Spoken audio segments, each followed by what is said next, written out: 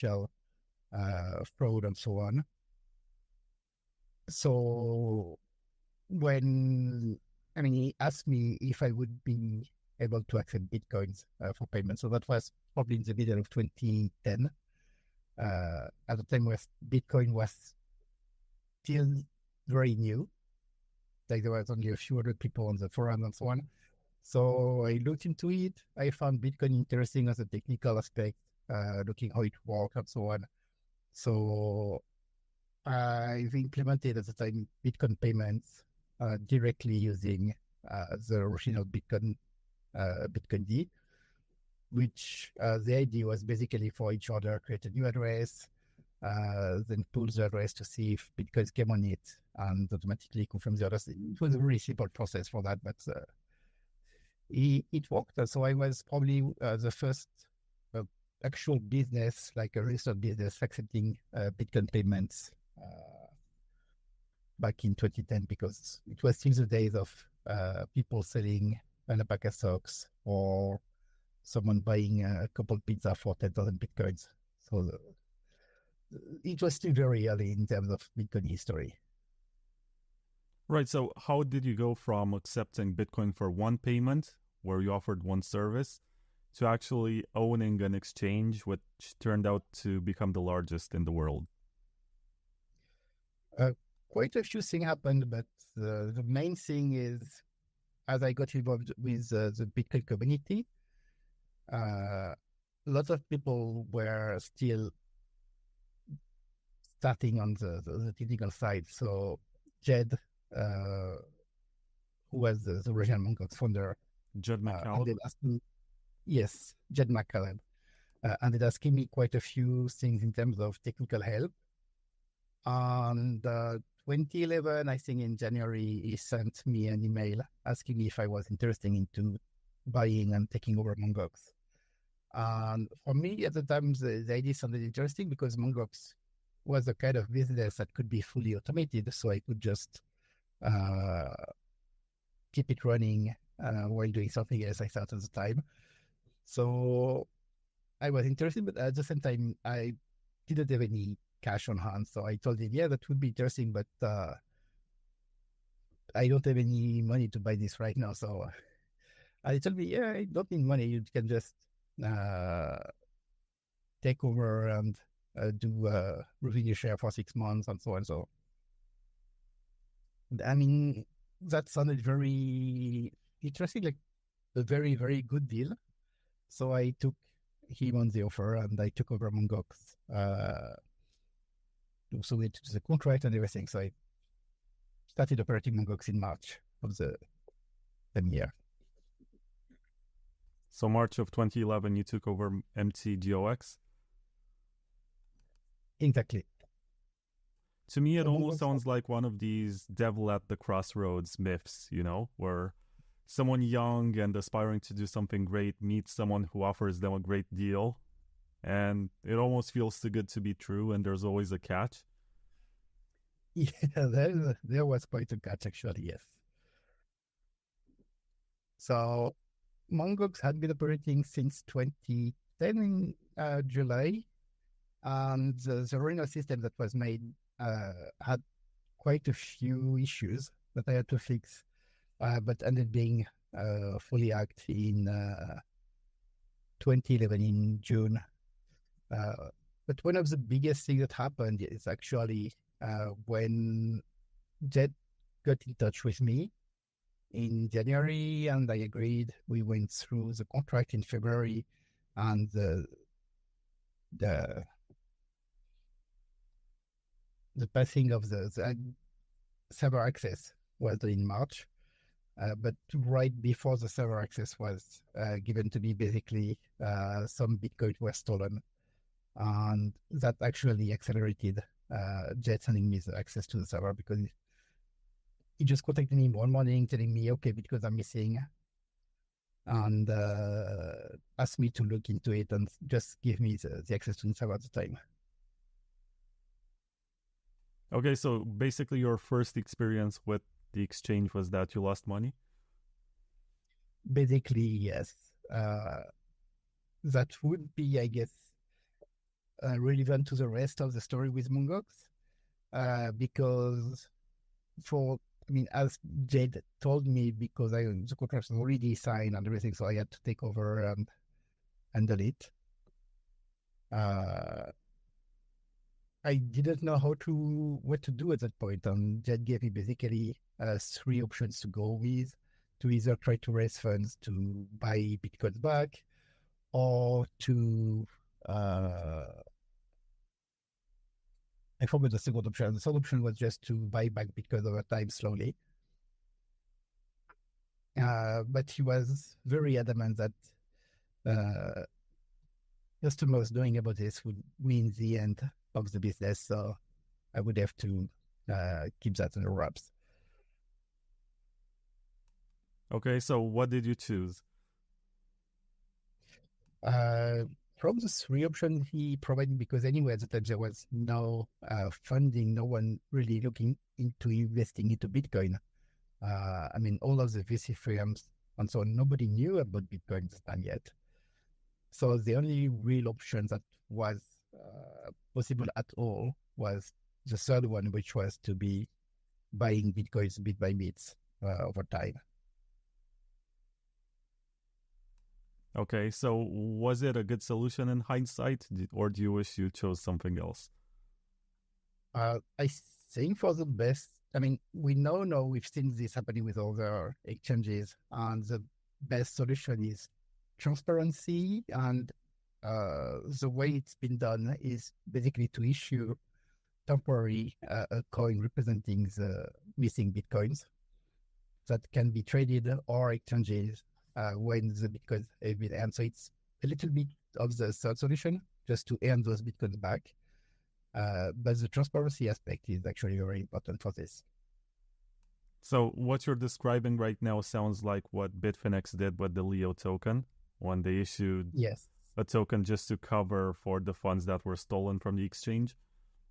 I think that's probably the best way to handle this kind of case, because we've now seen it done, we've seen it working, and of course at the time back in 2011, Bitfinex didn't exist yet, so there was no it was still to happen, but in hindsight that would have been the best way to handle this.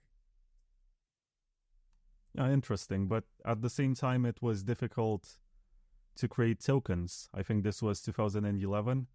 There was no colored coins as far as I know. There was no counterparty, there was no omni layer. How are you supposed to issue something like another coin? Just, I don't know, fork Bitcoin, create another blockchain, and give people coins? You don't actually need to have a blockchain. It could be just a coin inside the exchange.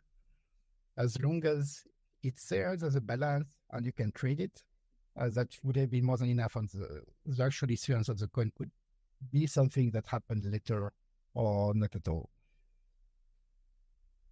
Okay, interesting. In hindsight, you could have done that. So would you describe your experience with Mt. Gox from the first couple of years as positive? Do you think it was a good decision to take on this business? Or obviously, do you have any regrets about it? I do have some regrets. If I had to do it again, I would do it again, but not the same way. There's quite a few things that would have been different, including the way the original contract was written and made. One of the things is the agreement that was made with Jed was made with that. I didn't have some funds even to get a lawyer at the time, so I assumed everything was done in good faith, and I didn't question anything. But inside, I probably should have questioned quite a few things about this. So depending on the way the contract was made, things could have been handled a lot better. The other thing is, when I took over Mongox, I didn't rewrite all of the source code immediately. I waited a couple of months, and because of that, the exchange was hacked in June. And that's also something I should have handled a lot faster. because the very first thing that happened with Mongox were mostly linked to the way it was originally built. Um, and there's a lot of things that could have been built better in the original platform that was made by Jed. But do you feel like Bitcoin became big so fast that you couldn't keep up? Like there obviously there was a short list of things you could have done better, but the growth and the interest in the project went up so fast that maybe that you were overpowered or you couldn't work Yes, fast enough to keep up with all the challenges. there's a lot on that too, because after taking over Mongox, very quickly, there was this article in the Time magazine, I think, that brought a lot of people to Bitcoin. And just looking at the growth between March, when I took over, we had like 6,000 customers on Mongox or something like that. And in June, when the hack happened, there were 60,000 customers. So that's a lot more customers to deal with. That was also a lot more customer support to the handle. People sending bank transfers all over that had to be handled still manually for some of those. So this took some time to streamline the process. And while I was working on this, then we had some US senators, or I don't know what kind of people, that made a letter saying that Bitcoin was a bad thing because of Silk Road. I think that happened around June. But this became not only a business that was growing very fast, but it was making enemies with governments and politicians, which is not something you want for a business, because that meant dealing not only with growth, but with compliance much faster than I was expecting. I think Satoshi went through a similar process, but with WikiLeaks. When WikiLeaks listed Bitcoin as a way to donate money, Satoshi said that we kicked the hornet's nest and they're coming for us, and he basically disappeared shortly after.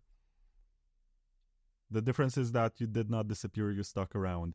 But there are still people, okay, and these are different kind of allegations or stories. Some people say that you might be Satoshi because you built such early infrastructure for Bitcoin and you believed in the project when very few people did, and you made onboarding much easier. And there are people who believe that you're involved in the Silk Road story and that you might be one of the people behind the Dread Pirate Roberts account. Is any of this true, or is there any merit to these claims? I'll start by saying that none of this is true. For Satoshi, obviously, there's many things that show that I'm not Satoshi, but at the same time, I do think that everyone that's involved in cryptocurrencies and Bitcoin should respect Satoshi's will of not being tracked.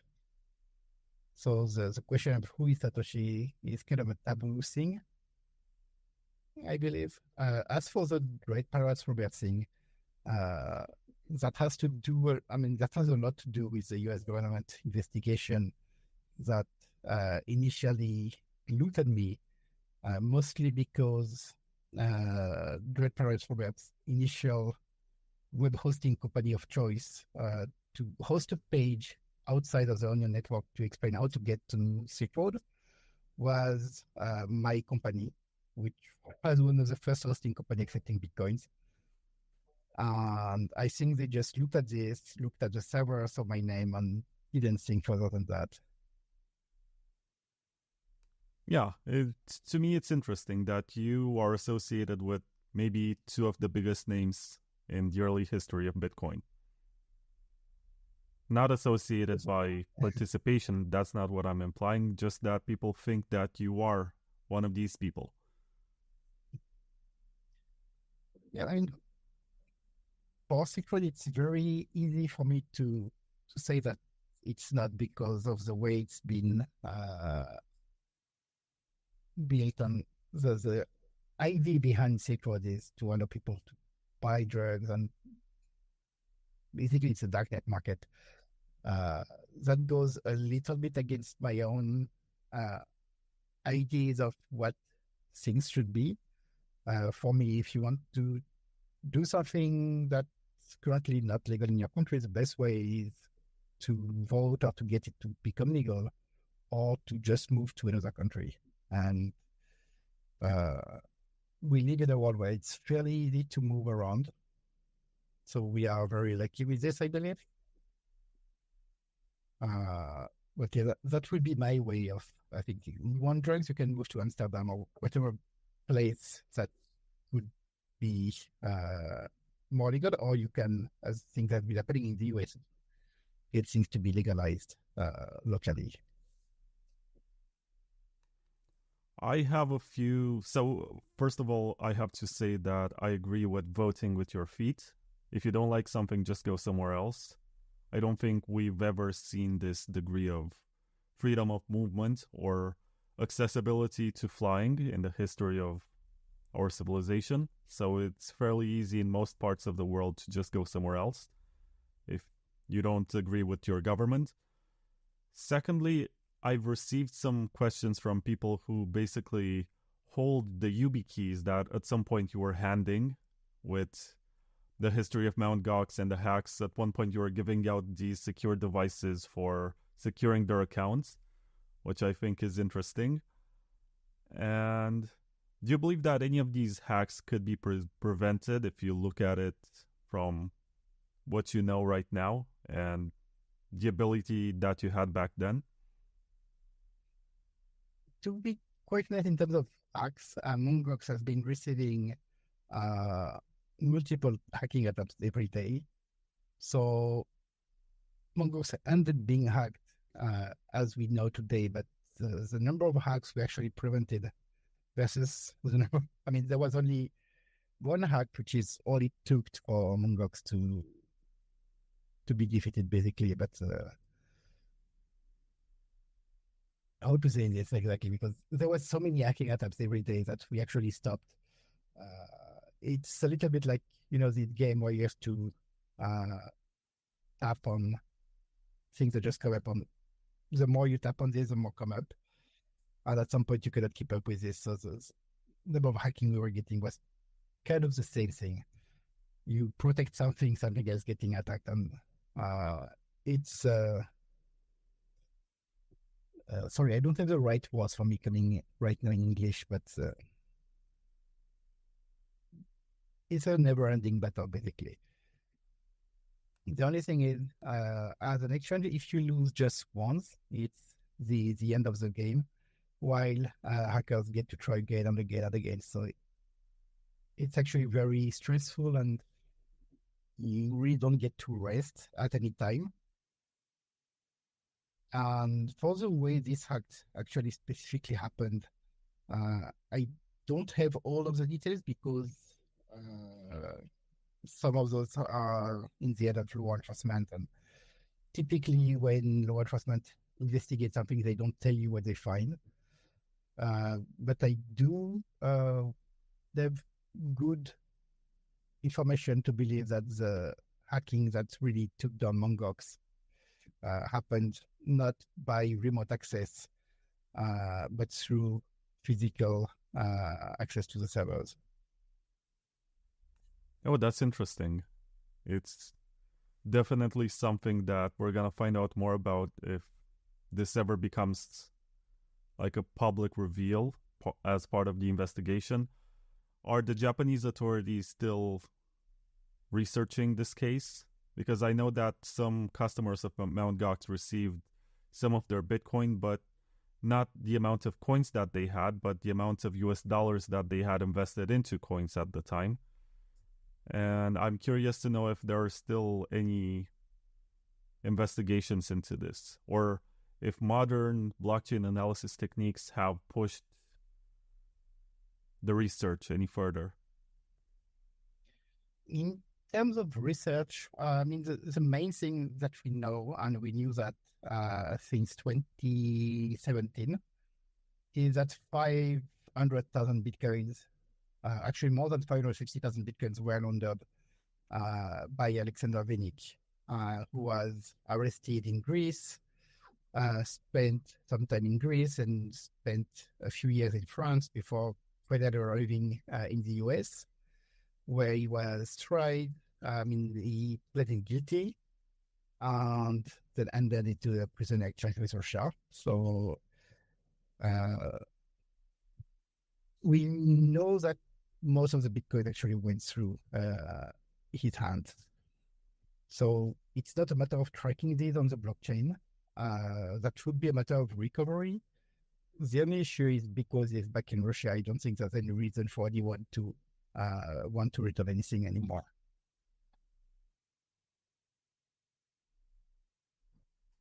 That's a bit depressing. Yes, as to the repayments are basically based on not the dollar amount at the time. That was something that was due to happen a few years ago during the bankruptcy, but the price of Bitcoin increased. The repayments are now based on the pro rata amount of Bitcoins available from the cold wallet that remained, which is about 18% compared to the number of claims, basically. It's funny how you say number of legs.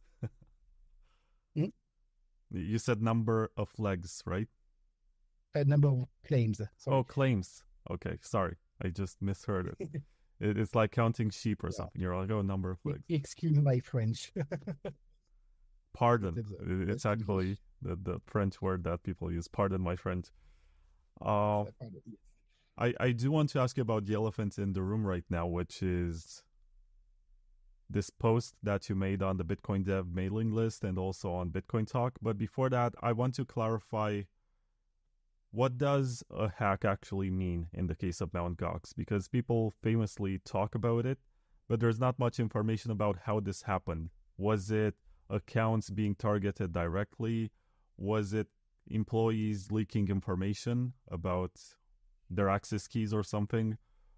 Or, as you suggested, do you believe that there could have been an inside job with internal people who had physical access to the keys compromising the system? For the specific case of Mt. Gox, typically a hack can be any unauthorized access to private keys or to the ability to transfer Bitcoins. What I believe happened with Mt. Gox is that back in 2011, Mt. Gox moved away in September from the old Bitcoin Satoshi Bitcoin thing to a better Bitcoin storage system. And around the same time, we had some trouble with the servers, where basically the servers had RAID, which basically we have number of hard disks, which are automatically duplicated. And if any hard disk fails, we can just replace it. And I remember from the support at the time that we had one disk specifically that would fail often. And that was a little bit weird.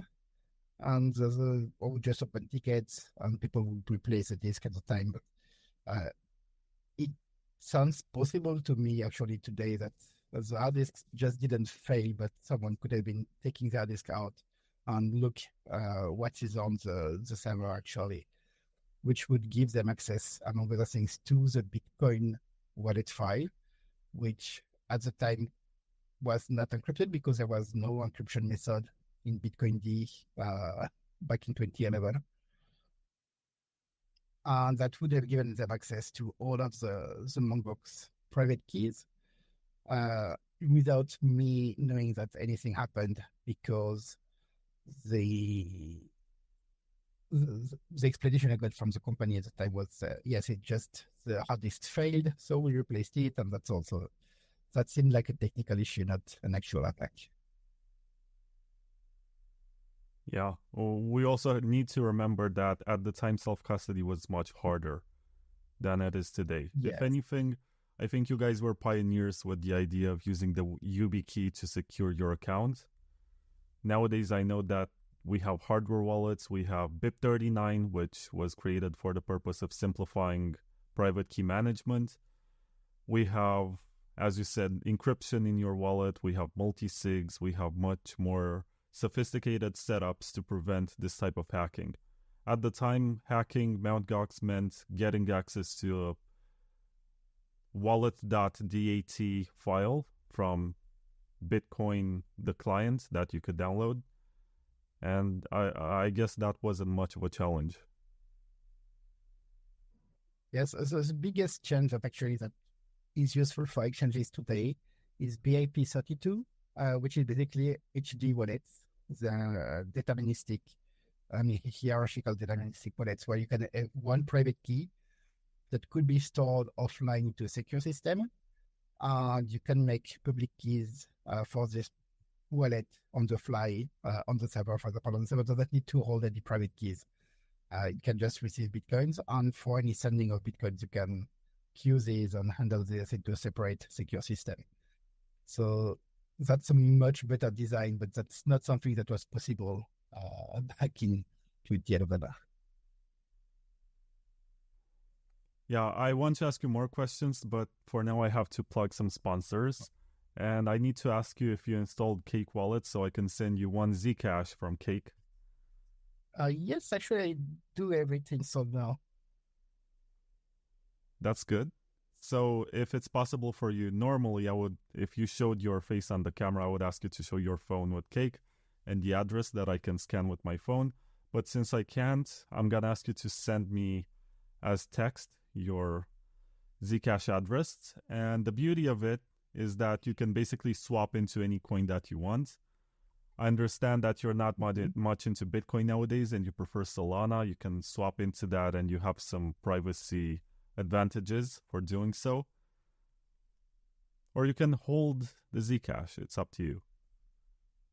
Anyway, for everyone listening to this, you also get the chance to win one Zcash. You have to download Cake Wallet.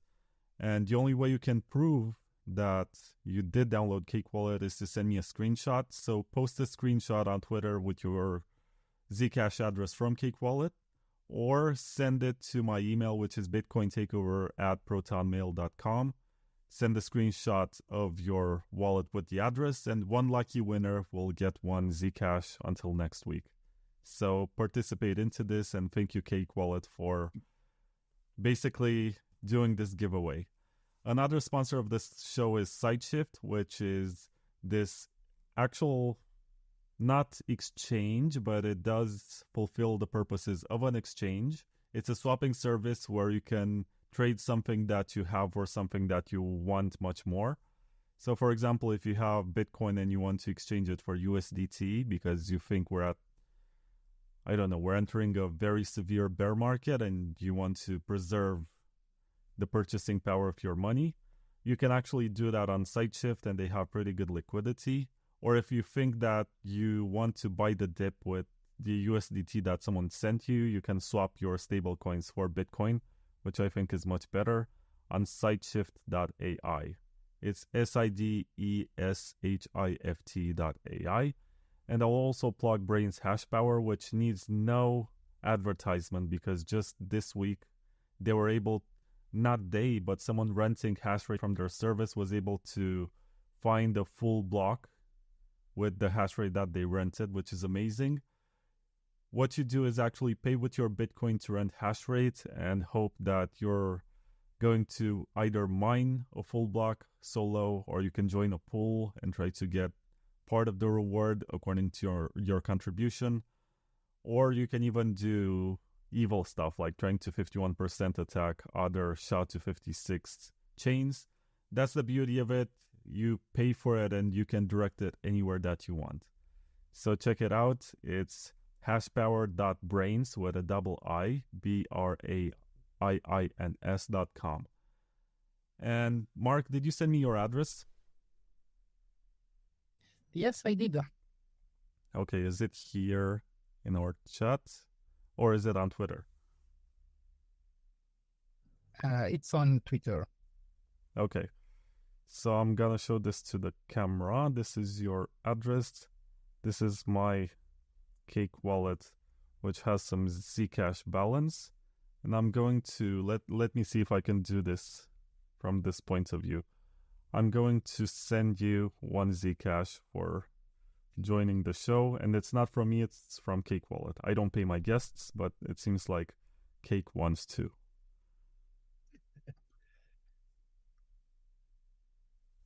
I'm just waiting for it to synchronize, and then I push this button, and then I swipe this button right here.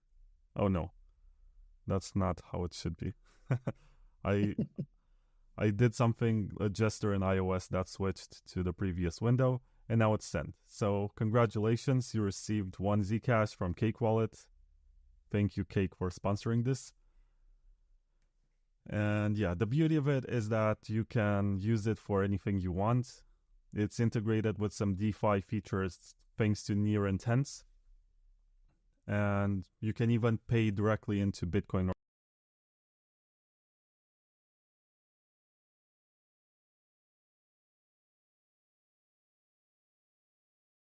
Solana or Ethereum or whatever it is that you like, using directly Cake Wallet. And yeah, I want to ask you, how come Mt. Gox was so big for such a long time and had more than 90% of the exchange trading when, for example, there was also BitInstant in the US, which was started by Charlie Shrem and Eric Voorhees and Roger Ver. There was also TradeHill, also in the US.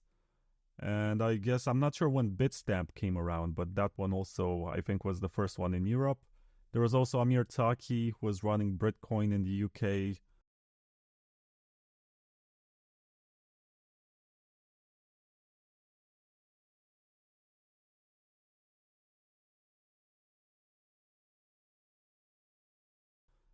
And in all of these exchanges that were out there and maybe were easier to access, people still preferred to wait a few days with the traditional banking system to get their coins from Mt. Gox. Because at the time, the purchases were not instant. If you were from the US or from Europe, you actually had to wait for the banking settlements until the money reached the Mt. Gox bank account, and then they had their balance filled with Bitcoins.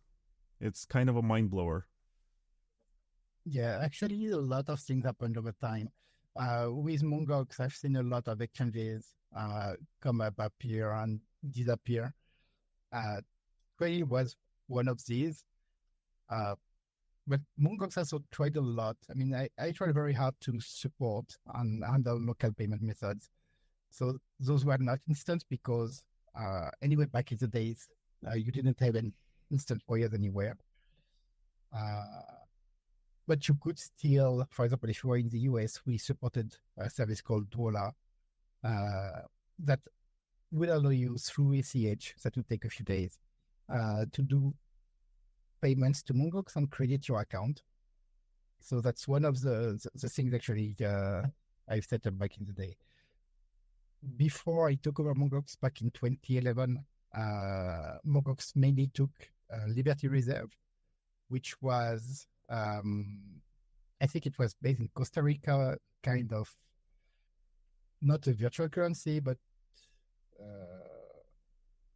how to say that? It's the illegal banking system where you can just get Liberty Reserve dollars and send this to people and they have a balance. Except it's not run on chain, it's not run on anything. It's like a stable coin, but without the transparency. And people were using that in the very beginning because when you sent Liberty Reserve, it was not refundable, so it was a guarantee of payment. And when I took over Mt. Gox, I started accepting wire transfers. That would, of course, require some verification to make sure that the origin of the funds were fine and it was not anything illegal. And over time, for your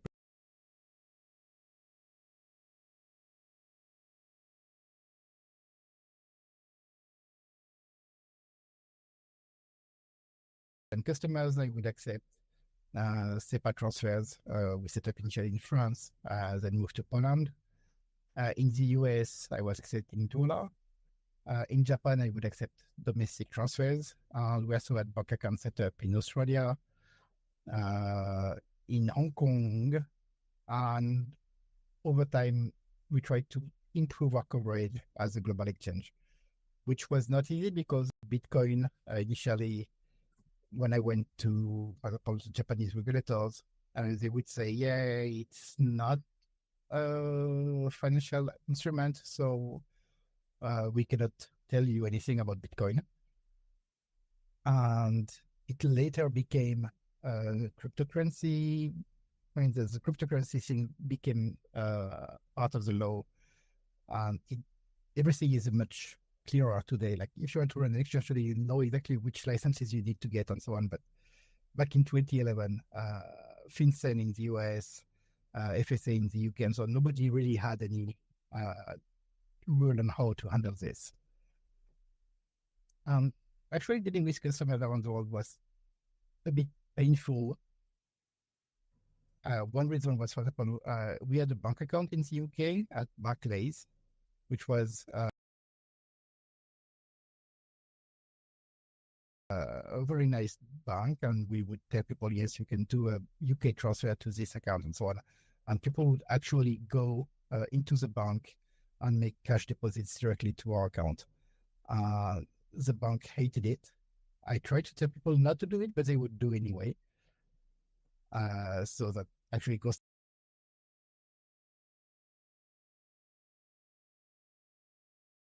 us our account over there.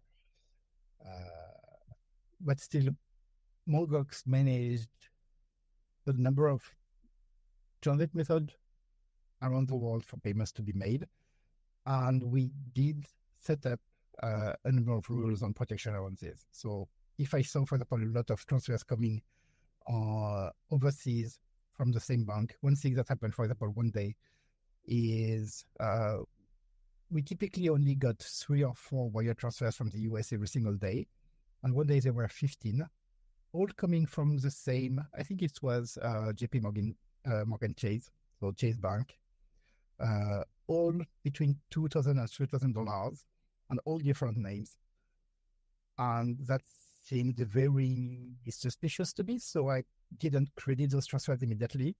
And 2 days later, actually, we had a recall on those transfers because all of those were actually people that had been victim of phishing, so they put their banking password into some fake website, and the hackers tried to get the money out by wiring it to Mongox, likely to buy Bitcoins.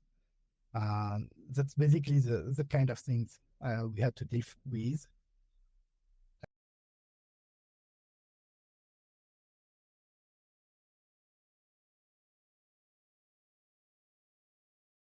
Typically, wire transfers cannot be, I mean, we could reject requests from a bank, for example, to get the money back.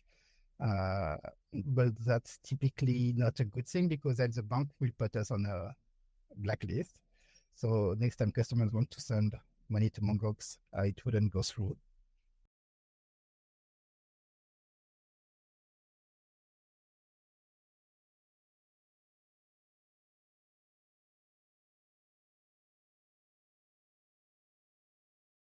So we need to be able to play well with all of this. And that's something also that happened to TradeHill.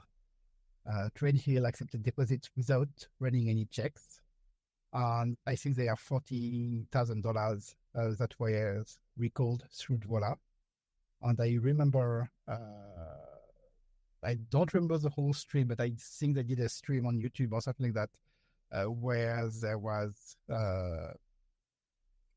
I don't remember the name of it, it's been a very long time, but they were really angry at Voila.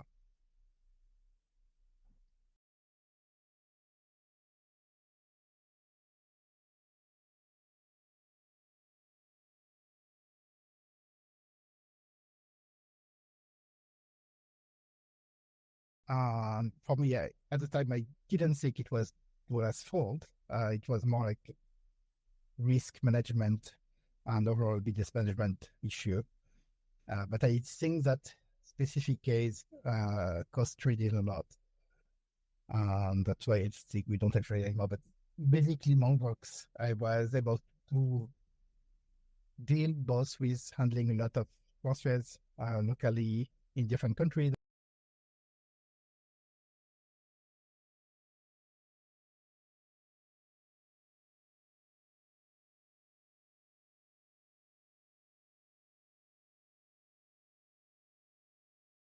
And also manage risks involved with accepting transfers from many source of payments and do some checks based on velocity and so on that allowed us to run worldwide fairly nicely. And those are some of the reasons why Mongox stayed at the top. And of course, Mongox had most of the volume already. So even if you wanted to start a new exchange, when people had to choose an exchange, they would typically go to the one with the largest volume.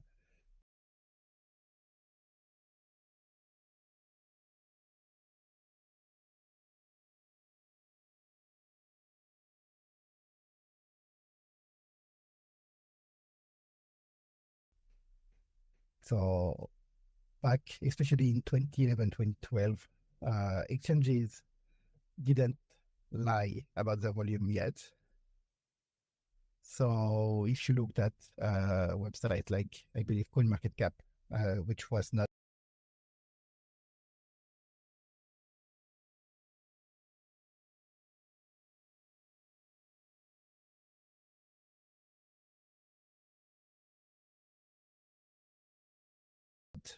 taken over by Binance yet at the time, you could see where all the volume was and just go there.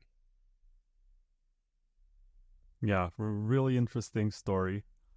And I do have to ask you, because in the US, if you watch the documentary, and you don't have to watch it from the US, I sort of misphrased this, but if you watch the documentary The Rise and Rise of Bitcoin, which is available for free on YouTube right now, and you can also find it on a few other streaming platforms, you're going to see how Charlie Shrem mentions that he needs to hire a lot of lawyers and he spends a lot of money on legal compliance and making sure that he's not breaking any laws. Was it more relaxed in Japan, or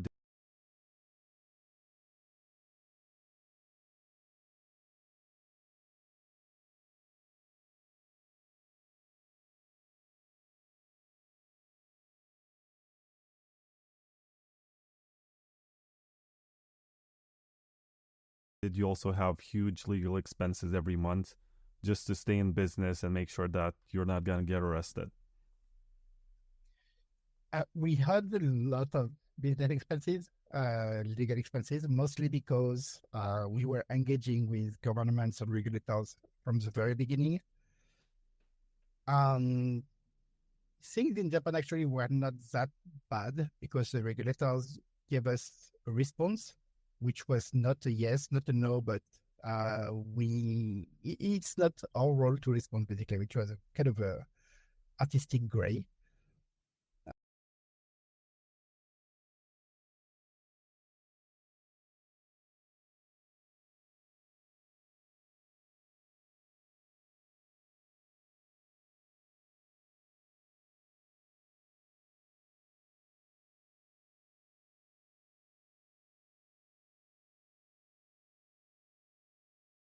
Very common in Japan. But the other thing actually we had going for us is that we had virtually no customers in Japan. So the website was only available in English. I think at the end, Mongox had maybe one.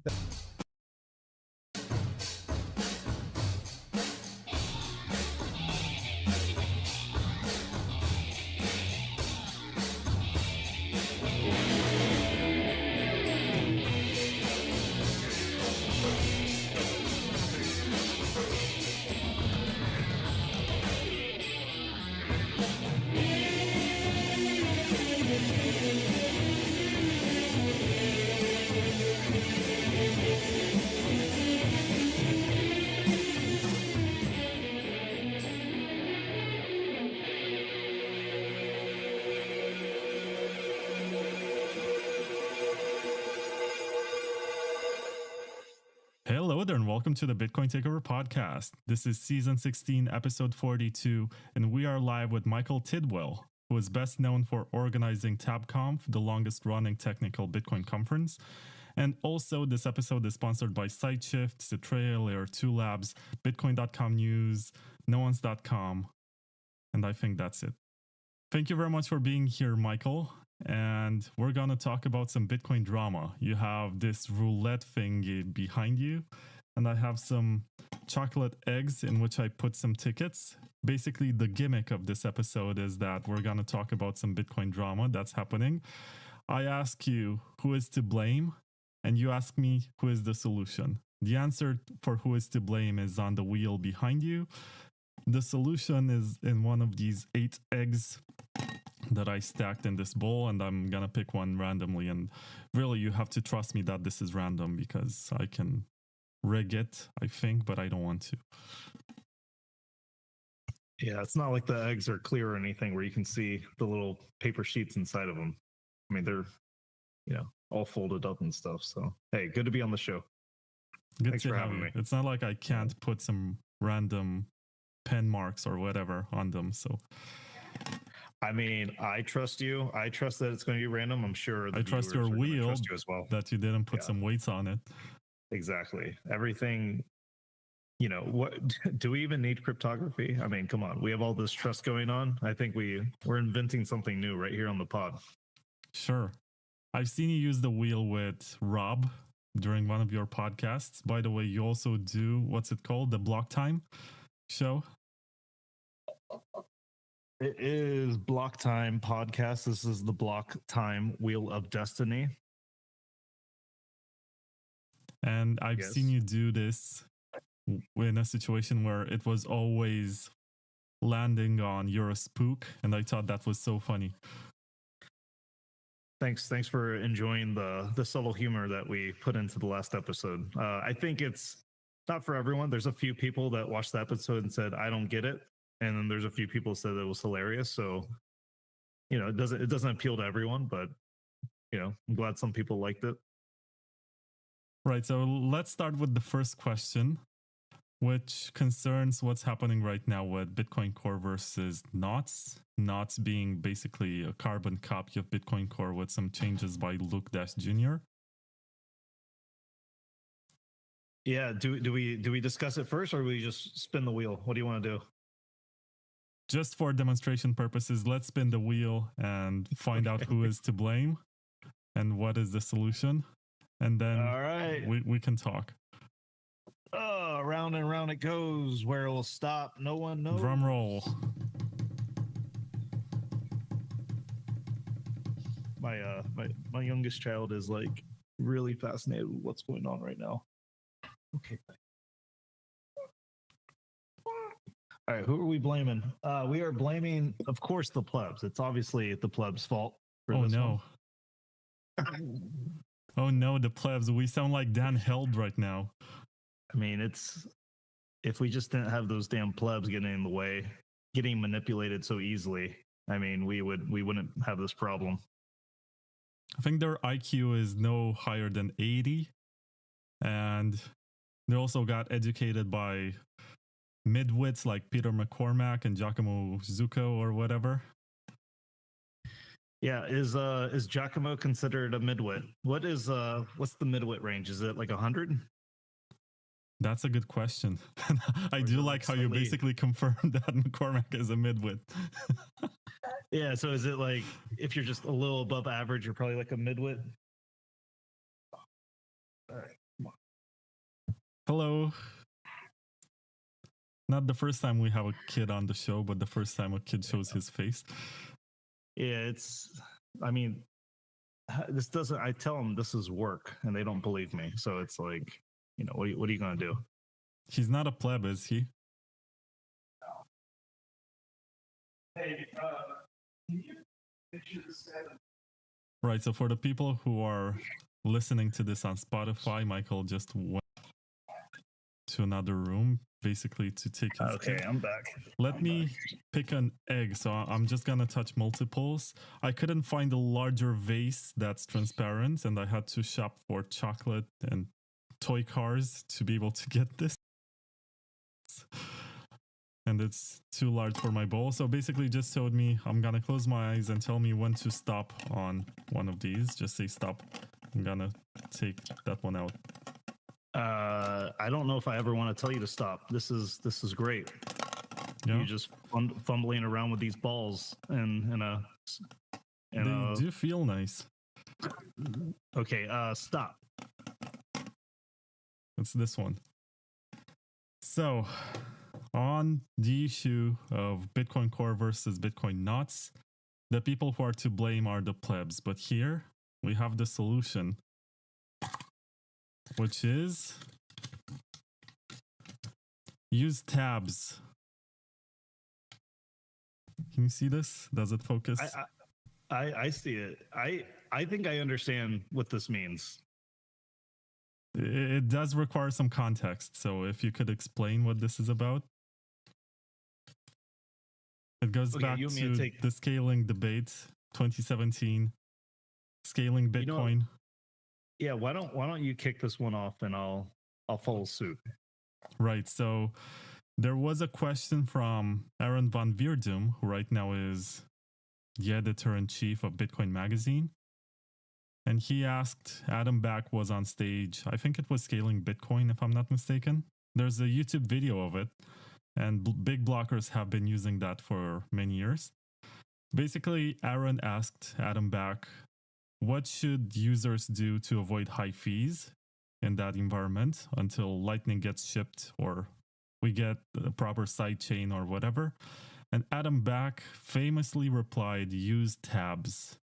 And in this case, use tabs basically means to avoid using the base layer, to basically use some other type of accounting and only settle transactions after it's clear that you really have to send a larger amount or you are done engaging in economic activity with that person. It's like entering a bar and instead of paying for every drink that you're buying, there's going to be a tab, or just eating at a restaurant, right? Because you eat at the restaurant and you pay at the end. You don't pay for every individual item. And that was the idea of Adam Back, who basically implied that you should not be using Bitcoin. So the first person to make fun of me for the name TabConf was, like, in terms of this story, was Paul Stortz. And he thought it was very funny that I called the conference TabConf without knowing this backstory ahead of time. So that's how I originally learned about the story, was getting razzed by Paul. We both like Paul, I guess, right? Paul is lovely. Yes, I like Paul very much. Which is funny because I got to meet Paul and the very nerdy and lovely side of him. But I did ask a couple of people and they said, oh, he's so arrogant. He's so narcissistic, so self-absorbed. I'm like, I guess you haven't really met him. Yeah, that's what happens when, so maybe all those things are true and maybe they're not, but like from my experience with Paul, it's been very positive. And when he became a pariah in society and then people didn't know who he was, he only has this one perception of just being like a total asshole on Twitter or, you know, also on podcasts. But I think it's, he's sort of taking the approach of he has to be like over the top to even get people to start talking about important stuff. So I think that's like his strategy, more or less. And it must be very difficult being him because he was right in some regards and he was ahead of his time. And right now I think he's just waiting for the right time for his idea to happen in some way. Yeah, there's a bit of like, he kind of knows he's right about certain things. So he's had like years and years and years of built up sort of, you know, calcification and hardening against like some of these topics. So when they come up, he doesn't really have time to be nice about them, I guess is what's happening. I don't know. Is Paul a pleb? I mean, I got to be honest. I don't even really know what a pleb is. That was going to be the follow-up. What's a pleb? I don't fucking know. I don't even think plebs are real. I think they're like birds. Oh, birds aren't real. I think like plebs aren't real. Either we're all plebs or like we're not plebs, or pleb is just like someone who doesn't know what they're talking about, or pleb is just someone new that isn't technical. Like pleb means so many different things. Even like Jeremy Rubin runs plebfi, and it's like very well educated technical people that attend this conference. And it's like, okay, are plebs just like people who aren't like world renowned? They're not like popular, but they're really doing things behind the scenes. They're actually very technical, very competent. Like maybe that's a pleb. Maybe pleb is just like someone who is trying to make a difference in their own way, like running like a bidax or something. Like, I don't know what a pleb is. It's a marketing term that I can tell. I was part of lots of pleb Telegram chats. I was part of pleb Twitter chats. I interviewed people who called themselves plebs in season 3 of this show, and that was 6 years ago. What was really interesting is that after the scaling debate, when I guess the 2017 generation of Bitcoiners came along, they tried to find their own place, and they sort of figured out that it's harder for them to accumulate as much Bitcoin as the OGs. So this new term of the pleb came along, and it goes back to a very simple philosophy of just being humble and buying more Bitcoin and making fun of shitcoiners, and that's kind of the pleb philosophy. Yeah, I mean, we're going to get into like what is a Bitcoiner after this, right? Of course, we have to get to that point too, and then we get to what is Bitcoin. Then we get to Then what is it? What is the id? What is, we start getting, this just becomes a philosophical show at that point. Always has been. Always has been. Anyway, I think the best definition of a pleb, or the representation of a pleb, is Hodlonaut. He's like the king of plebs. Speaks his own mind, says whatever he wants, gets sued, and then goes through this David versus Goliath type of battle with Craig Wright. It is a nice story. Too bad he blocked me. That's the cat in the spacesuit, right? Oh, you don't know Hodlonaut? I don't think I've ever met him. Is he anonymous, or is he just a Twitter person? I did meet him in person in 2019 at the Lightning Conference. So Okay. he is a real person. Very nice guy in person, not so nice on the internet. Yeah, I do remember. I think so. I think I follow him. What's his handle? Hodlonaut. Hodl. Hodlo. N-A-U-T. Hodl O-N-A-U-T.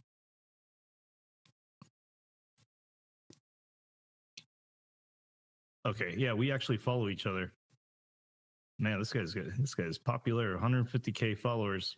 Yeah, he says whatever is popular.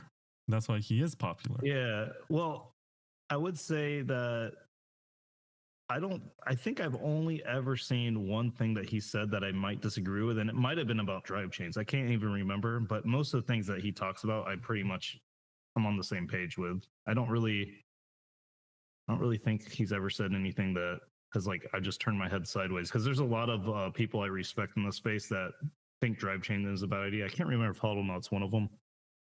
I think he is, because he's like the poster boy advocate for the Lightning Network. As he started, so why he initially became famous is that he started the Lightning Torch back in 2018. Yeah, that got really popular. Yep. And people started tracking how many hops it goes through, to which countries it goes, and also whether or not people run their own nodes or use custodial wallets. That was another interesting study. And yeah, so why did you know what's funny about the whole story of the Lightning Torch? That if you go to the website that monitors what happened and to whom it went and who stole the torch and blah blah, you're gonna see that Peter McCormack received the torch on his own node And then like 6 months later or a year later, he tweeted famously that he never ran a node and he doesn't know what that is. Yeah, I don't know. I mean, Peter McCormick is a whole can of worms. Let's stop. Let me ask you, why did Hodl not block you? He seems like a nice cat in a spacesuit. Why did he block you? What did you do? I interviewed Roger Ver last year. Oh, that's it? Just the fact that you interviewed him? He became very angry and started making fun of me and underwent this interesting campaign of character assassination. Like if you search Hadlonada and Vlad, you're gonna see basically everything that he said about me. At one point, I even told him, maybe you should share the revenue that you're making this month from Twitter, because you're milking my name, and got a lot of people to also block me and unfollow me. And oh Lord, he saw the fact that I interviewed Roger Ver as some sort of betrayal. Oh no. I stepped into the territory which is haram or something. Oh my gosh, Vlad, I didn't realize how bad it got. Jeez. Oh, you found the tweets? No, I just did. I'm listening to you. It's just, that sounds terrible. No, the tweets are even worse. All right, well, you're gonna make me want to look them up. Jeez. The worst part is that I know the guy in real life. I donated money to his legal defense, and I don't feel like I should escape scrutiny, or he shouldn't disagree with me just because I was nice to him. But he could give me the benefit of the doubt and be like, we can agree to disagree or something. But instead, he went full on social justice warrior with me. Vlad rages at the dishonesty and malice of NVK, Dorsey, Safedine, Richard, what I don't know what that name is, and Sailor, while praising the virtues and values of Roger Ver and helping him sell his book and try to rewrite history and whitewash his reputation. Get real or GTFO, the truth will wipe you out. Hey, you know who else sort of pumped Roger Ver's book, which was kind of interesting? Oh man, I hope I don't get this person wrong. I believe it was James O'Byrne, but I really don't want to get that wrong. Well, he was on my show like 3 months ago, and he was advocating for bigger blocks. Yeah, okay, then it was probably James. So James is someone I respect quite a bit, and he's the other person that I think has ever said that that's been a good book. Are you trying to say that Roger Ver wrote a good book? It's not that bad, honestly. I've actually read it. Yeah. James was Have pretty you much read like, Hijacking Bitcoin? I don't know how to read. I don't read books. I listen to audiobooks, and I work on code when I can. But I really respect people who can read. I think it's a valuable skill to have. Okay. That's fair. So you're saying something about James O'Byrne? Yeah, I thought it was interesting. I think James tried to say like there are going to be some things that are super biased that he disagreed with in the book, and don't let that pretty much distract you from some other messages in the book. I thought that was an interesting take, that he just pretty much went to, I think it was Bitcoin plus plus, or I don't remember where he said this. I think it was Bitcoin plus I think plus. it was Up Next. Up Next then. Yeah. Oh yeah, that's right. It was Up Next. Yeah. I have a very good memory when it comes to this stuff. Yeah, I remember who. I don't remember the where. The who and the what, not the where. Anywho, so Roger Ver, obviously, Hodlnot hates this person, or he dislikes this person greatly. You interview him and talk positively about him, and that was it. I'm not even sure if I talked positively about him. The most positive thing I ever said was that he did a lot of nice stuff for Bitcoin, and I want him to come back. But Okay. I did ask him all the hard questions about, for example, being involved in Bitcoin Cash for half of his journey and losing money, losing friends, getting sued, getting into a lot of ugly situations, going from hero to villain. Yeah. What do you say? That was part of the conversation. Well, it's in the spirit of open source to create forks and disagree and see what the market thinks about stuff. Like, he's a hardcore libertarian, and I've met him in person twice after the interview. And I think, honestly, the worst part about Huddlenaut, and there was someone else, I don't recall their name, Jefferson something. Anyway, they were accusing me of having been paid by Roger for the interview. They were saying, well, Roger needed to sell the book. He did a bunch of interviews that week, like 6 or 7, and one of them was on my show. And for some reason, my interview ended up being the most popular of all of them. And everyone saw mine, and they were like, oh, Roger's back, and Vlad brought him back, and he got paid for this. And like, guys, you're crazy. But nobody wanted to believe me. They said there's no way you can actually prove. And I think the worst part, the reason why Huddlenaut blocked me is that at one point I said, I can actually sue you because you made claims which are provably untrue about myself, and I can prove I never got paid. I have all the messages. I have, transaction IDs and bank accounts, whatever. I can prove to you that there was no payment whatsoever from Roger. And people were saying, well, there's no proof that you cannot receive a future payment from him. Like, after you do all of this free promotion, he can still give you some money. And I was like, I can't win. You can't win against people who are willing to, argue like that. That's an unbeatable argument. So you got trapped there. So if it makes any difference, Vlad, I believe you. All right, what do you want to talk about next? Maybe this is. I don't think we actually got into the knots versus core conversation, but let me plug a couple of sponsors before we get to that. Let me tease the plebs. Actually, I don't think I have any plebs listening to this. And there was actually opcode.network who said, beware, watching the Bitcoin Takeover podcast lowers your IQ by 20 points per episode. So if you watch like 7 of them, you're going to go negative. Best advertisement ever. So let me start with Layer 2 Labs, because we did discuss drive chains. And the advertisement for Layer 2 Labs is basically that you can try the software today. You don't have to just listen to podcasts and listen to Paul talking at conferences and listen to what others say about drive chains. You can just go to layer2labs.com/download. There you're going to find the drive chains launcher, which is working on Mac OS and Windows and Linux. You download that one, and then you can access on the Bitcoin Signet a bunch of sidechains that emulate the features of Ethereum and Zcash and Namecoin. And there's also something else. Oh yeah, a big block version of Bitcoin. That one's gonna be fun. It's called Thunder. And yeah, layer2labs.com/download. That's where you find the software. It can be a fun week. Try this, and if you need some testnet coins, I think it's Signet, not testnet, but anyway, if you need some coins, go to the Drive Chain Talk Telegram channel and someone will send you some. So you can actually send some transactions to people and have fun with this and discover what the potential of this technology really is. And there's also Citrea, which is actually launching later this year. Basically, if you like Ethereum, secretly or openly, it doesn't matter, you're gonna love Citrea because it uses the security of Bitcoin to bring some of the same features. And there are some contracts that can be ported one-to-one directly from Ethereum.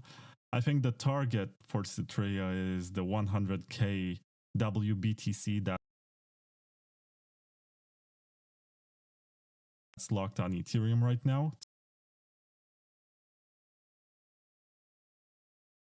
To bring that to a Bitcoin layer. I can see you're not happy with Citrea,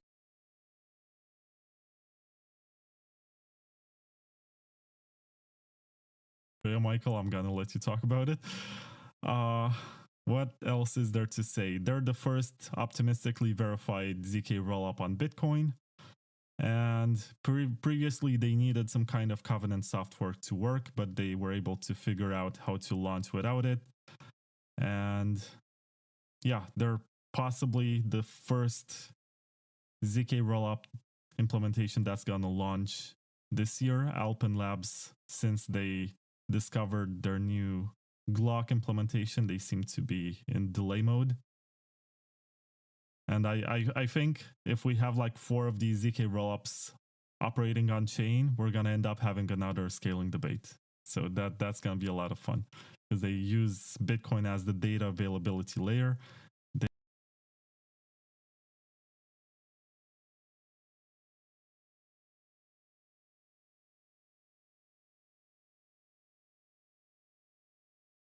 They put ZK proofs on the Bitcoin blockchain as inscriptions or up returns.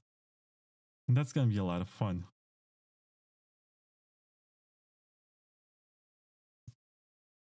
Man, you got a lot of sponsors, man. I know. I sold out. Yeah, you sold out. You're doing all the most hated sponsors. Like, no wonder. I'm guessing Giacomo is a big fan of this podcast. He was on the show like 4 times, and he blocked me since last year. So, yeah, that's so funny that he'd come on your show 4 times. Is this my first time on your show though? It is. Yeah. All right. Well, maybe this is what happens. People come on your show and then they block you afterwards. I mean, this is how you actually interact with me as a person, as opposed to a Twitter avatar. And well, once you figure out what I'm into and what I actually think, you're gonna be like, oh, I thought this guy was based. He was tweeting such nice memes or whatever. Yeah. The how do you pronounce that BitVM sidechain rollup thing? Is it Citrea? How do you say it? Oh, it's Citrea. Citrea? Okay. I've been always in my head calling it Citrea. I don't think it matters how you call it. I think that the biggest challenge is to actually get users for this because it sounds nice. Basically, they're bringing Ethereum borrowing and lending and DeFi stuff to Bitcoin. The question is, will Bitcoiners care? Yeah, I mean, did Bitcoiners care about Liquid is a question as well. Because if you take away the trust model, the one of n sort of exit model, is that even interesting enough to not just run something like a Liquid type federation, right?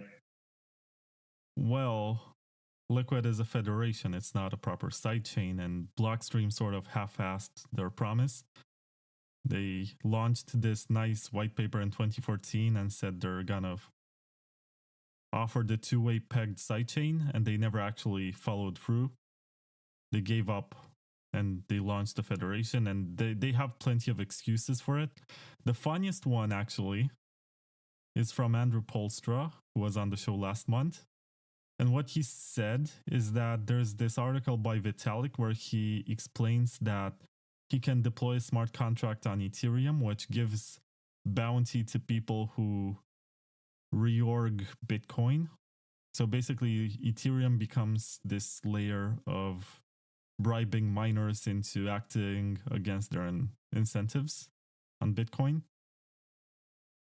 So I think the security model for the two-way pegged sidechain by Blockstream was to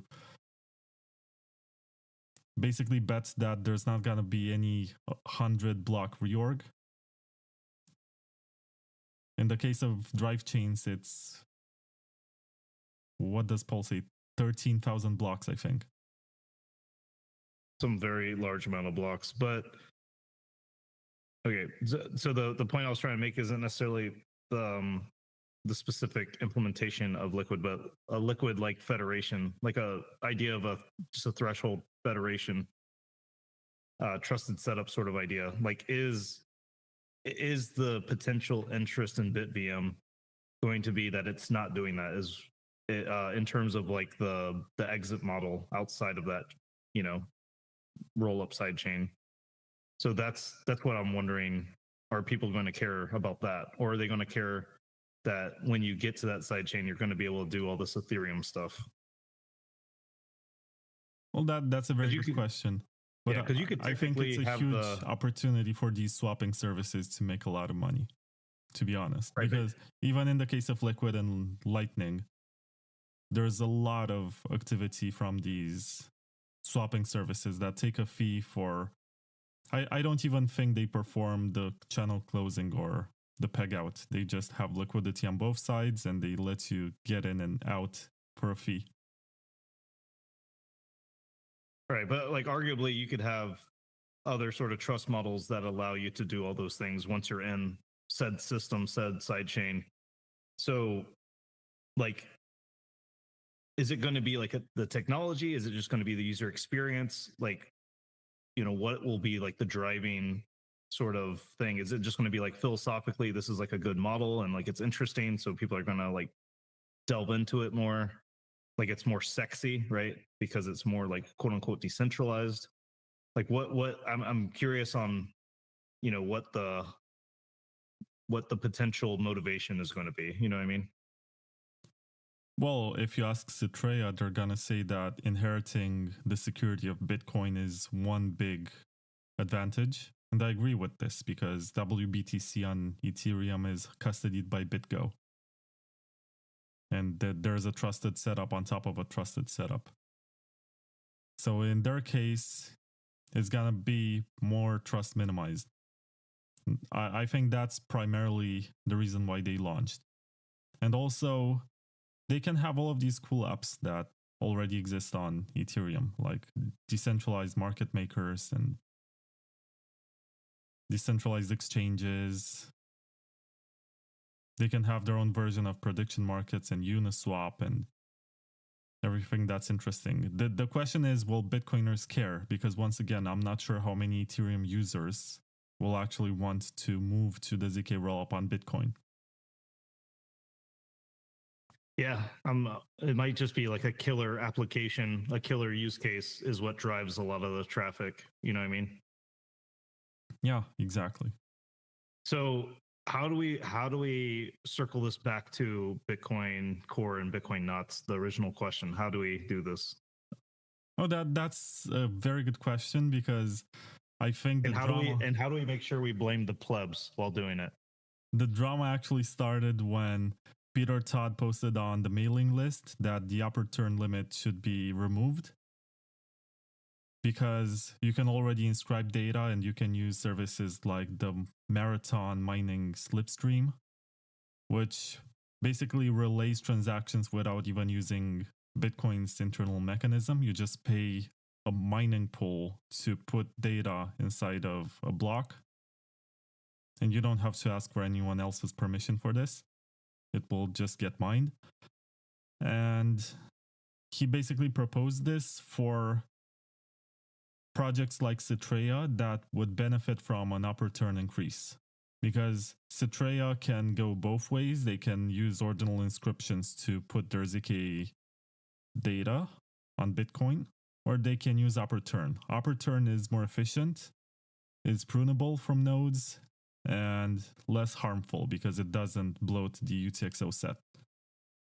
And it all started from this, and then Jameson Lopp went on and said, well, I'm an investor in Citrea and I believe in its future, and I think it's the more elegant workaround to have this on Bitcoin, which I agree.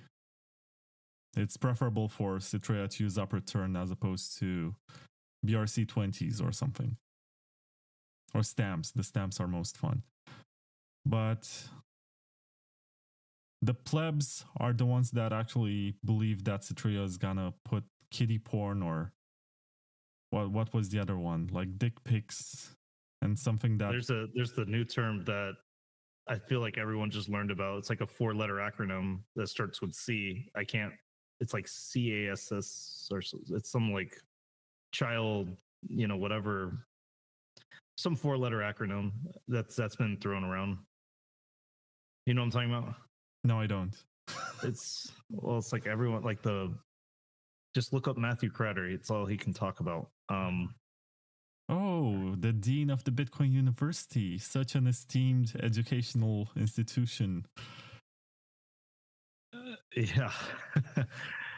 It's like, just scroll through. It's all he can talk about is CP and CSAM. child. Is that a radio station? CSAM. You are listening to CSAM. I don't think that's a good radio station because I think it stands for something terrible. Yeah, I don't even want to Google it, but it's something to do with like kitty porn or something. I think it's just a more generic term, but anyways. Just for the record, it's kitty for YouTube algorithms. It's kitty with a T. Okay, don't shut down this account, please. For the feds watching, you know what this is about. You have been infiltrating the community for many years. It is a bit crazy that this is where the current talking point has gone. I think it's going from like laughable, like where before, like just, trying to make this a non-technical discussion and making this purely cultural, was like, okay, like this is like we're agreeing to disagree. A lot of people are saying this is only technical. A lot of people are saying, what are you talking about? This is not technical. This is like a cultural sort of debate. No, it's discussion. Not cultural. It's emotional. And, it's about the spirit of Bitcoin itself. Yeah. It's about keeping Bitcoin only for financial transactions. Right. So there's that sort of like talking point, but then, and that's when it was like, okay, this is like taking a lot of effort, and like this is like funny, fun, like maybe tiring at sometimes, but now it's gotten to a point where it's just disturbing and sad. Like I don't even think it's fun now. It's not even like this is no longer a debate that I think anyone wants to have. I feel like you're just having one side of this discussion. I don't really even want to call it debate, because this is like there's nothing actually being debated, in my opinion. That's like that actually means anything, or that actually makes sense to me. So you're just making it right now where like you're just shutting down the discussion like hardcore. Like it's kind of sad. And a lot of people are pointing out, like, when people do this, it's like the inevitable, like, this is how you get your way. This is how like people lose their freedom. This is like, blah, blah, blah. This is like, you're like using the same methods that like the government uses, to like pass like bizarre, crazy, totalitarian type bills.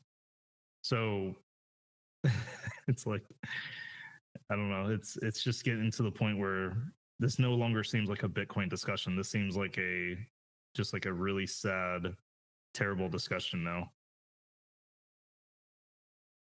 Well, yeah. And the funny part is that the stuff that they're mostly afraid of has been on the chain for like 10 years or longer. Like, it's already on your node. Don't worry. Well, I don't think they're afraid of anything. They just want to get their way. So it has nothing to do with this is my opinion. I don't think it has anything to do with illicit content. It has to do with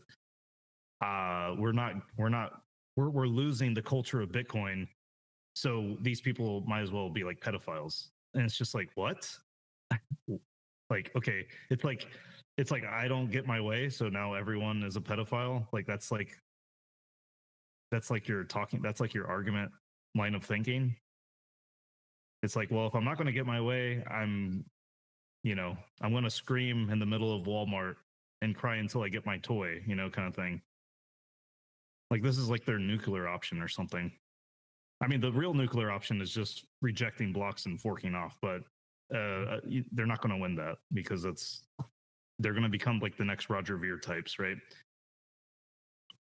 I disagree here, because from what I recall from 2017, the conversation, even if there was a lot of emotional stuff, like people saying, well, this can be the end of Bitcoin, or we're going to destroy it if we do this, or if these people are in charge of it.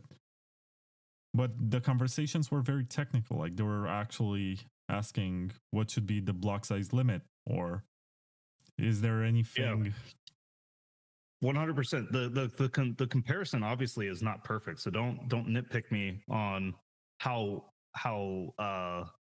one before things were justified or not. I'm just simply saying that forking off, whether you're right or wrong, is just going to be like, it reminds me of the similar sort of fork of community. So yes, there's going to be a lot of like things where you can say like before, especially like Bitcoin Cash, people were more technically justified in their approach or whatever. that's not. I think we can agree on that or whatever, but that is not the comparison I'm trying to make. Just the fact that this is happening was more or less the comparison I'm making, if that makes sense.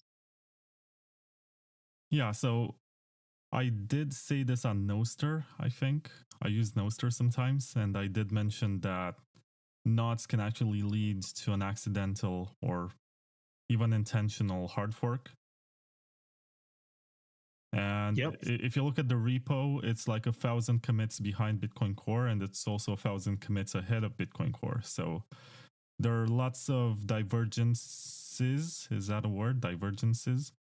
There's a lot of diffs. So like Merch did a nice dive into this.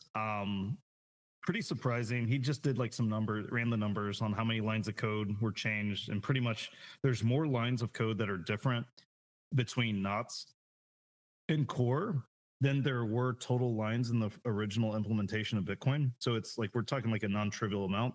When Luke was pressed on this, either on Twitter or Telegram or something, the question was, hey, let's say knots, are we planning on making knots closer to the version control history of core? And he said unlikely, right? Like, is one of the goals like to get this like back in line with core? It was not. So I don't know like what that really means. Like, I assume Luke is smart enough to make sure any significant changes that happen in core that he wants to bring into knots, he can figure out. I'm not trying to say like this is actually a big deal, but there is like a big misconception on like how big the diff is. The other thing that you're sort of bringing up that was sort of surprising, it seems like a lot of people who have gotten into Bitcoin and have become quite popular. I love Guy Swan, so I'm just going to use him as an example. Don't, Guy Swan, I love you. But Guy Swan made like a pretty like kind of silly tweet the other day that was like, hey, at what point was why, like, all of a sudden, like, at what point was it weird to want multiple implementations of Bitcoin?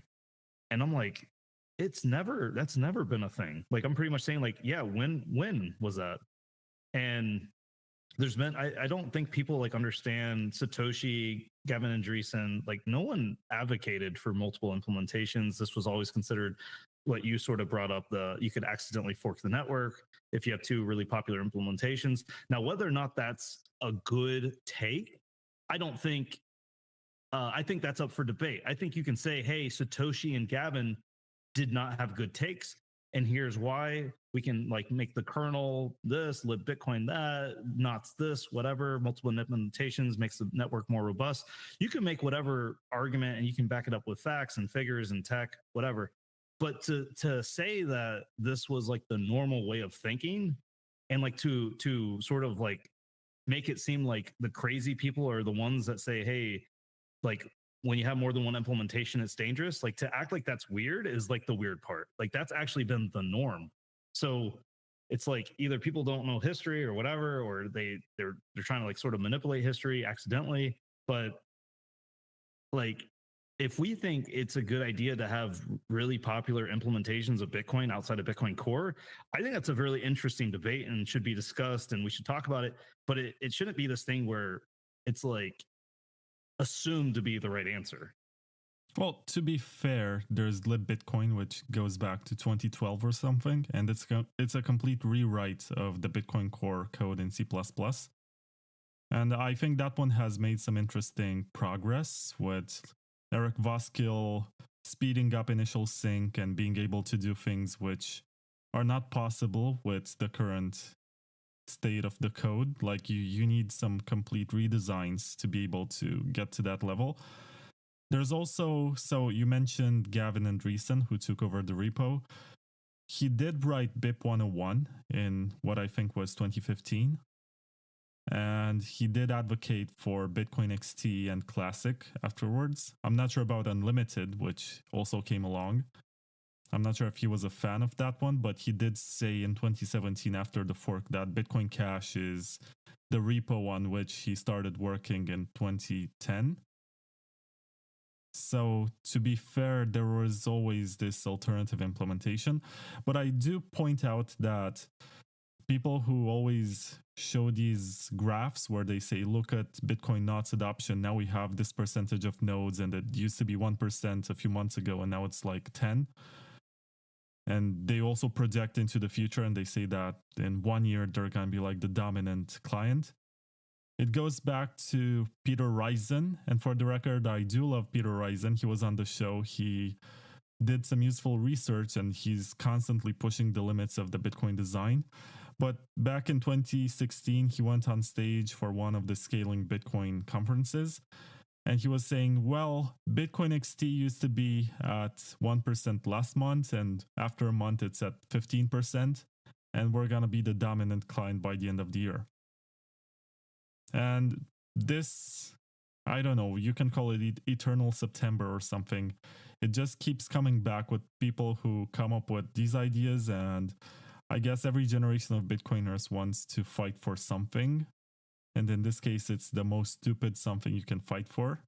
Like the most trivial thing, but they think it's some sort of spiritual crusade. And they're saving the spirit, the soul, the something from the people they don't like. I think ultimately it comes down to preventing people they don't like from building on Bitcoin. I think that's sort of the end game. And I don't know where this is going to end, but I do predict that there's going to be a hard fork in a year or something. It looks like 2016. I think I've seen this movie before. Yeah, we'll see. It's not really clear because I think I'm not convinced there's going to be a hard fork yet, because a lot of the people that are also, like, I would say pretty opposed to Core also are really opposed to people like Roger Ver and Bitcoin Cash. So I think people are going to understand inconsistencies and understand, like, okay, like, yes, let's maybe just keep this at the relay policy layer and not touch consensus. I also want to mention that things like Lib Bitcoin, I think, probably take the right approach because they're essentially just using the same, as far as I know, like the same like C++ code for their consensus as Bitcoin Core. Is that correct? No, it's a complete rewrite. They're in consensus, but they don't copy anything. I think it's a complete rewrite with the caveat that maybe I can look this up, but my understanding is their consensus part of the node is like perfectly in line with Core, like to a T. And I thought that meant that they also use the same sort of, like, I don't know, files or consensus code as Core. Other than that, I thought it was a full rewrite. Am I mistaken? So it's a full rewrite, but also in consensus with Core. Like, it's not attempting to make anything, like any radical changes, but it does make some different kind of optimizations. For example, we all know that the UTXO set is stored in memory. It's actually in the white paper. You can read that. In LibBitcoin, you store that on your normal storage, which over the years became much faster. Okay. So there's also, I know there's also like some work with like a Bitcoin kernel idea where you can sort of make different node implementations that sort of still have the same kernel. I think that's probably like a good approach if you want to do multiple implementations, by the way. Yeah, it's also interesting that once Bitcoin Cash forked off, they basically paraded with this idea that they use multiple implementations. Like, there's no Bitcoin Cash Core. There's Bitcoin Unlimited, there's Bitcoin XT, there's Classic, and then they also had SV that forked off. Yeah. And then Roger was like, we're going too far. I'm staying on Bitcoin Cash. Well, I don't think so. To be honest, I think the whole propaganda about big blockers being stupid and clueless was wrong about the Bitcoin Cash side, because they were not crazy. They knew what they were doing and they did not push the limits beyond any reasonable threshold. But in the case of SV, it was just nihilistic. And the fact that SV was created in the first place sort of discredited the efforts of the BCH side of the debate. Yeah, I mean, so from the point of view of a core supporter, Craig Wright did a lot of harm in terms of his lawsuits and his distraction and stuff. But did he actually do a favor by fracturing the Bitcoin Cash community and saving Bitcoin Core? I think yes. Because if you look back, is that a spicy take? it's not. Like the big blockers are very pissed off because they had this moment in November of 2017, if you remember, when Vitalik famously tweeted, "Congrats on this, seriously." Yeah. And Bitcoin Cash was number 2 on CoinMarketCap. It went to like $9,000. I remember that night. It was very interesting because for the first time you could see the market basically trying to figure out which one is the real Bitcoin and putting their money on it. And some people will argue that, well, it was just a couple of exchanges and they were manipulated and it was just some people who were trying to create this illusion that BCH has users. But I'm not sure if everyone who claimed their free airdrop in BCH dumped it immediately. Like, I guess there were some people who just waited. They were like, well, let's see which one is going to be the one that gets most of the users and gets the miners, because that's also part of the fight. And honestly, I still see BCH as a blackmail sort of chain. Just in case something goes wrong, they're here to take part of the miners. Okay. Well, what else do you want to talk about? Oh, we ended with this topic. Let's try spinning the wheel to see who is to blame for the fact that big blockers failed. Round and round it goes. We have to ask like who will 8 questions. Blame? No one knows. Drum roll.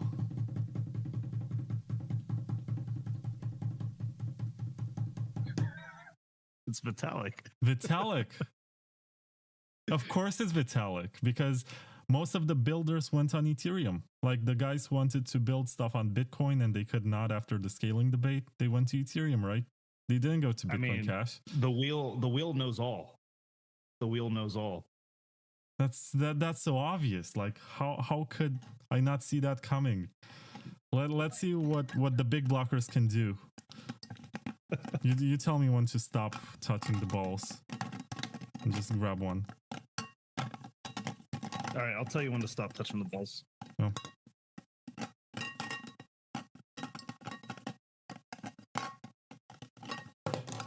I dropped a couple.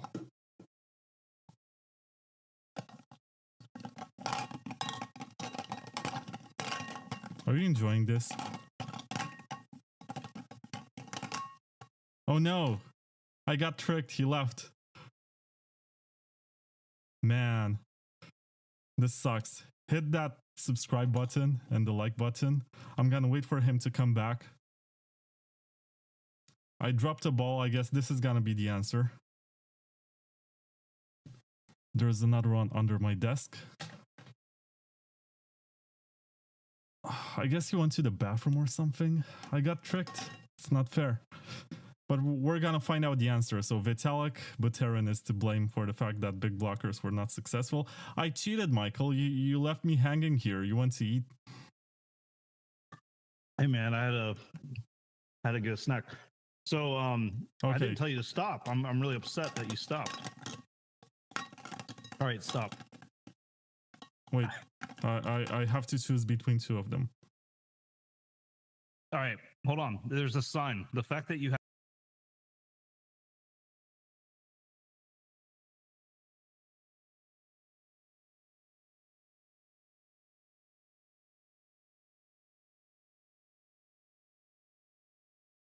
two balls in your hand and that they're blue. This is a sign. This is a sign here. I say we go to the audience. Left or right? Just left or right. Left ball, right ball. Just first left or right you see in the comments, you go with that. Yeah. Are we streaming on what? Twitter, and also YouTube. Okay, But so YouTube I think there's a comments would be slight good. delay, like 20 seconds until people see this. So left ball, Okay. obviously, said CoinJoin Chris. Also said that he likes my shirt, but I look like, just a second. So CoinJoin Chris said, that's a great shirt, Vlad. Didn't know you were a Persian club promoter. What's a Persian club promoter? It's someone who stands outside of a club and gets people to come in, I think. Yeah, but what's a Persian club? Like, well, what happens in there? Well, you have hookah, you have music, and you have darkness. I have the best answer. It's Activate CTV. Ooh.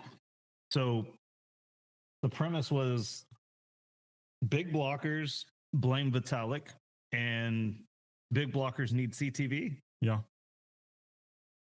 All right. But I think There they we do go. have something like CTV. Not CTV particularly, but they have UpCat and they have something else which is like CTV. I'm not an expert, but I know that they activated some soft forks because they did something called cash tokens. They were trying to do Ethereum stuff on the Bitcoin design. I'll just have to take your word for it. I know nothing about Bitcoin Cash. I mean, I gotta give them credit for some of the experimentation that they're doing, which Core has been much more conservative to attempt. They are trying to get another kind of users and do other stuff. And the fact that they have UpCat, I mean, you can try to break it, right? Like people who say, oh, UpCat is not safe. UpCat is gonna destroy Bitcoin. Try to destroy Bitcoin Cash. Make some money. Yeah. You can be a hero. Bitcoin Cash has UpCat, is what you're saying? Yeah. And why isn't, I mean, UpCat is all you needed to like pretty much do anything in the most complicated way possible with just UpCat, right? Sort of. Like you can pretty much do like anything as long as you're okay with like the most complicated script possible with just UpCat, pretty much. Yeah, that's correct. So time to break Bitcoin Cash if you really want to make sure they don't succeed. You know, they're on the tail of Bitcoin right now, about to activate a sidechain using UpCat, and they're going to overtake Bitcoin. So make sure you go there and exploit UpCat, everyone. Oh, you know what's interesting about Bitcoin Cash? I read very recently that they're trying to activate and basically build their own ZK rollup. And they're saying, well, we're going to scale off chain. And I'm like, man, this is unheard of. From the same people who are saying, well, everything should be on chain, on the base layer. We're going to scale for as much demand there is. I think they even have dynamic block size right now. So if there's high demand, you can have very large blocks, but I don't think they actually had that. Yeah, instead for Bitcoin, we just put sub one sat fees. We don't believe in dynamic blocks over here. So that's a good topic. We got to talk about that. Sub one sat. Yeah, but let me present 2 more advertisements before that. Actually, let me finish with the ads and then we can just have a free-flowing conversation. Bitcoin.com news, Michael. What do you know about Bitcoin.com? All I know is it's a great way to get your news for Bitcoin. Are you being ironic? I am just saying that anyone who would sponsor this podcast is a friend of mine. Well, if you go to Bitcoin.com right now, you're going to see that they're orange. They're not green anymore. They don't tell you that Bitcoin is slow and you should use Bitcoin Cash.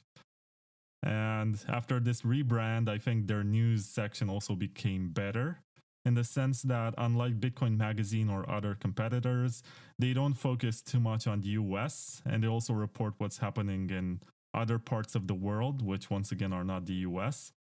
And they also have coverage for gold and silver and some other stuff which might be interesting. So check out news.bitcoin.com.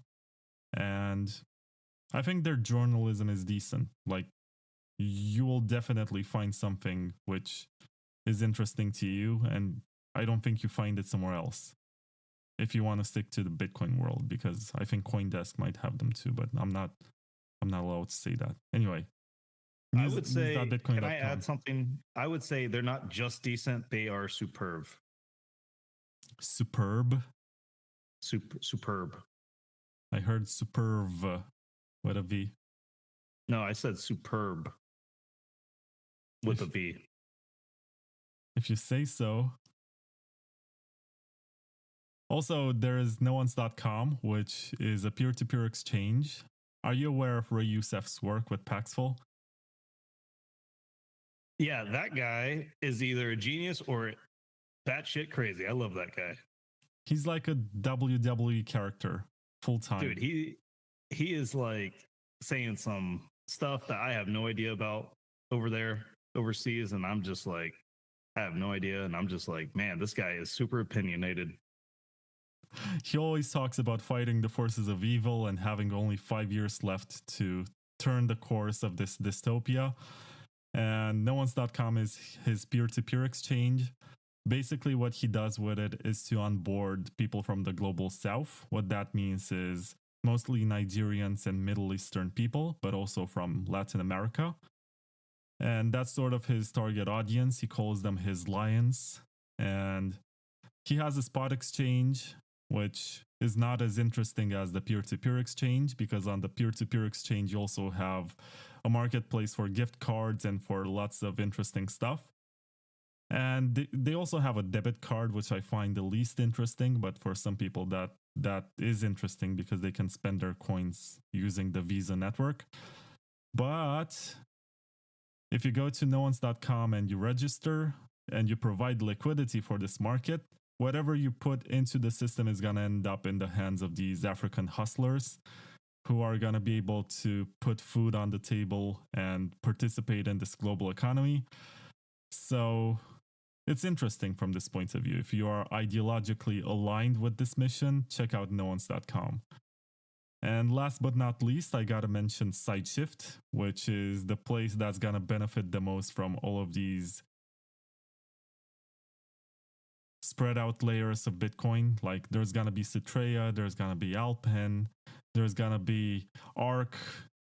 There's going to be lots of stuff happening by next year, I guess. And SideShift is one of these services that support multiple networks, and you can swap between these layers. And of course, there's a fee, but they have pretty good liquidity. Not available in the US because of regulations, but if you can watch porn in Texas without putting your ID, then you can also use SideShift. I'm not going to tell you exactly how and what you need to do, but I guess you're smart enough.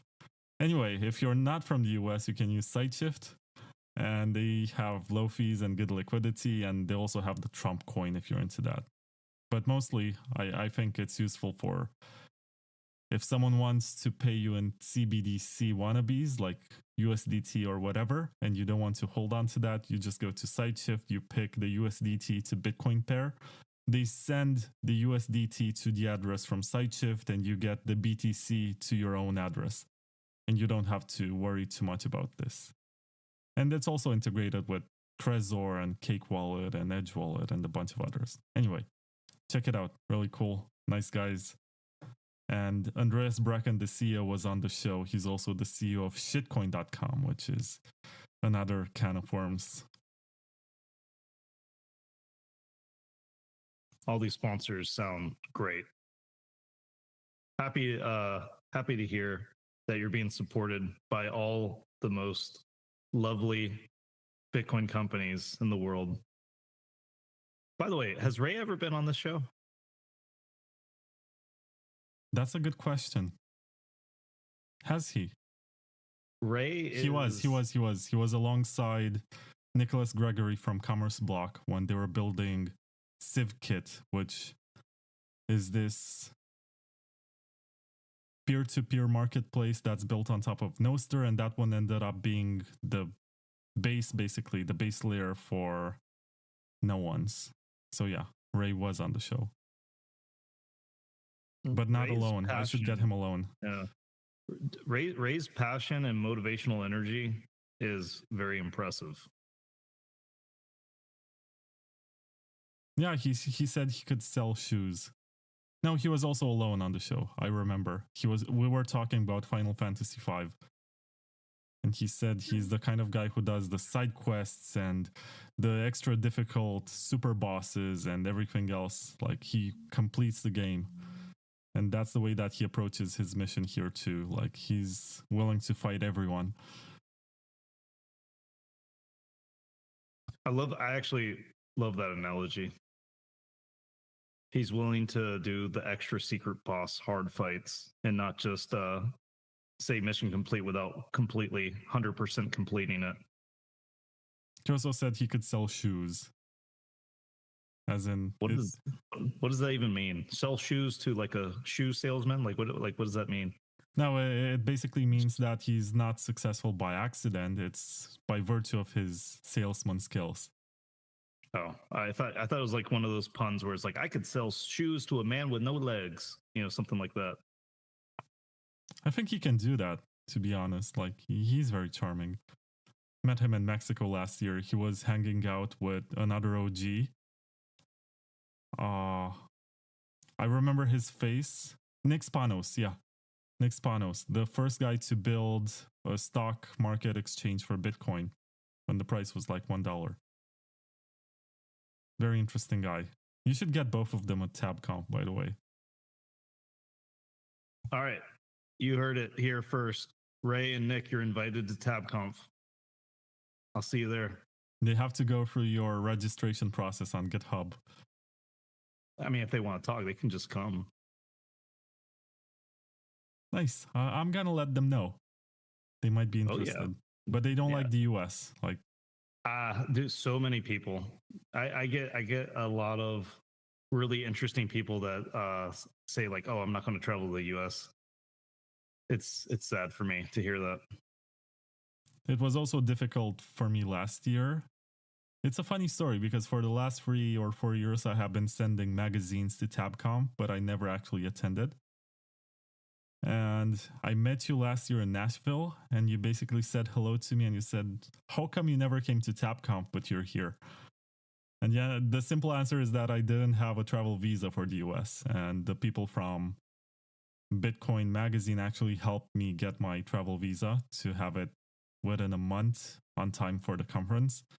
Now I have it for the next 10 years, so I can participate this year in TabConf. I don't know what my excuse is going to be if I don't show up, but I do want to come. Like, I feel like it's one of these events where you get a lot of signal. Of course, nowadays you have competition from the BTC++ event series, which I think is also excellent. And there's also Blockspace Media, which started doing sort of their own events. But I feel like both of these have kind of a hidden agenda where the organizers are aligned with some company or project, where in the case of TabConf, it's more pure. Like, you also had Chris DeRose take his clothes off on stage. Yeah, that's a highlight of a previous, I think that was the 2019 TabConf. Yeah, so I do think that it is likely I'll want to focus in on some projects for TabConf, not necessarily projects that are like company based, but projects like, hey, we're going to really focus on like freedom communication. And what does that look like? We're going to focus on maybe like also supporting ways like certain hardware wallets and methodologies that we agree with. There might be like recurring projects that we kind of lean into where it's like every year over year, we sort of are iterating on some like cool like conference thing, but it would be like not necessarily like a company, but like a conference project that like meets in person once a year. The example I was giving about like the freedom communication stuff is like if we're building apps and stuff around Meshtastic and app protocol, like, hey, this is like a way for us to like have a meeting space once a year where it's like, we're connecting Tennessee to Carolina, helping connect Tennessee to Carolinas to Atlanta and beyond. Because right now, as far as I understand, people are using Meshtastic to talk from Atlanta, Georgia to places in Tennessee and Carolinas, and that's a big step from a year ago. And I think, us leaning into this idea where it's like you don't need the internet to broadcast a Bitcoin transaction or a secret message is going to be like really, really interesting as, we build more stuff around that protocol. So these are things where I think we could have like recurring sort of projects that repeat. Another one would be like Warnet. So last year we attacked Bitcoin Core, a bunch of Bitcoin Core versions. And I think like leaning into that and supporting that project. So again, not like there's not like a real like company necessarily that we're trying to promote, but like just the idea of having like a red team sort of hacker vibe where we're trying to break stuff as like a recurring annual thing, I think is a kind of interesting, having like these 3 or 4 kind of recurring events every time, but also like a bunch of other like random stuff, I think is maybe the direction we're going to go to. Yeah, and from what I've seen, because I did watch the live streams on occasion when I could not attend, it's very focused on technical stuff. It's the kind of event that attracts people like Peter Wille, who is maybe the most knowledgeable developer in Bitcoin right now, from the ones who are still active. And also, you had that famous debate between Peter Todd and Paul Storz about drive chains. That was a highlight of TabConf a couple of years ago. And I do know some backstage stories about that because I found out later that Paul actually sought to receive some sort of professional training to be able to not look awkward and not basically he has that when he's thinking very hard, he doesn't move much and he looks like he's actually scared or something. He doesn't have good body language. And once he got on stage, he forgot everything. And Peter Todd, I didn't know about that, but I would say that a lot of people hated that debate. So a lot of people thought that debate was super unfair for Paul. A lot of people thought Peter Todd skirted around Paul's line of questioning. So that a lot of people said, "Oh, that was great. That was a lot of fun." But what I noticed is a lot of people who didn't know shit about Bitcoin. So like these are like people I invited to the conference, coworkers, friends, etc. They watched that debate and actually thought like Peter Todd was full of shit. And there's a lot of people that watched the debate and thought like Peter won. Dude, the opinions were just all over the place on that. There was no consensus on whether or not that was a good event or not. I'll put it that way. So who is to blame for the fact that these people don't know much about Bitcoin in the first place? And they have opinions. Round and round it goes. Who will blame? No one knows.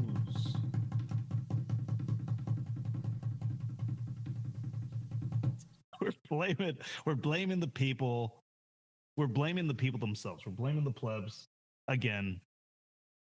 Yet again, it's the plebs' fault. Man, that's so for deep. Just being plebs. It's like, who are we blaming? We're blaming the audience. You should look in the mirror. You shouldn't blame anyone. Anyway, so what's the solution for that? I should for having bad panels, debate panels at TabConf. Stop. I have 2 of them. For the love of God, stop. I was kidding.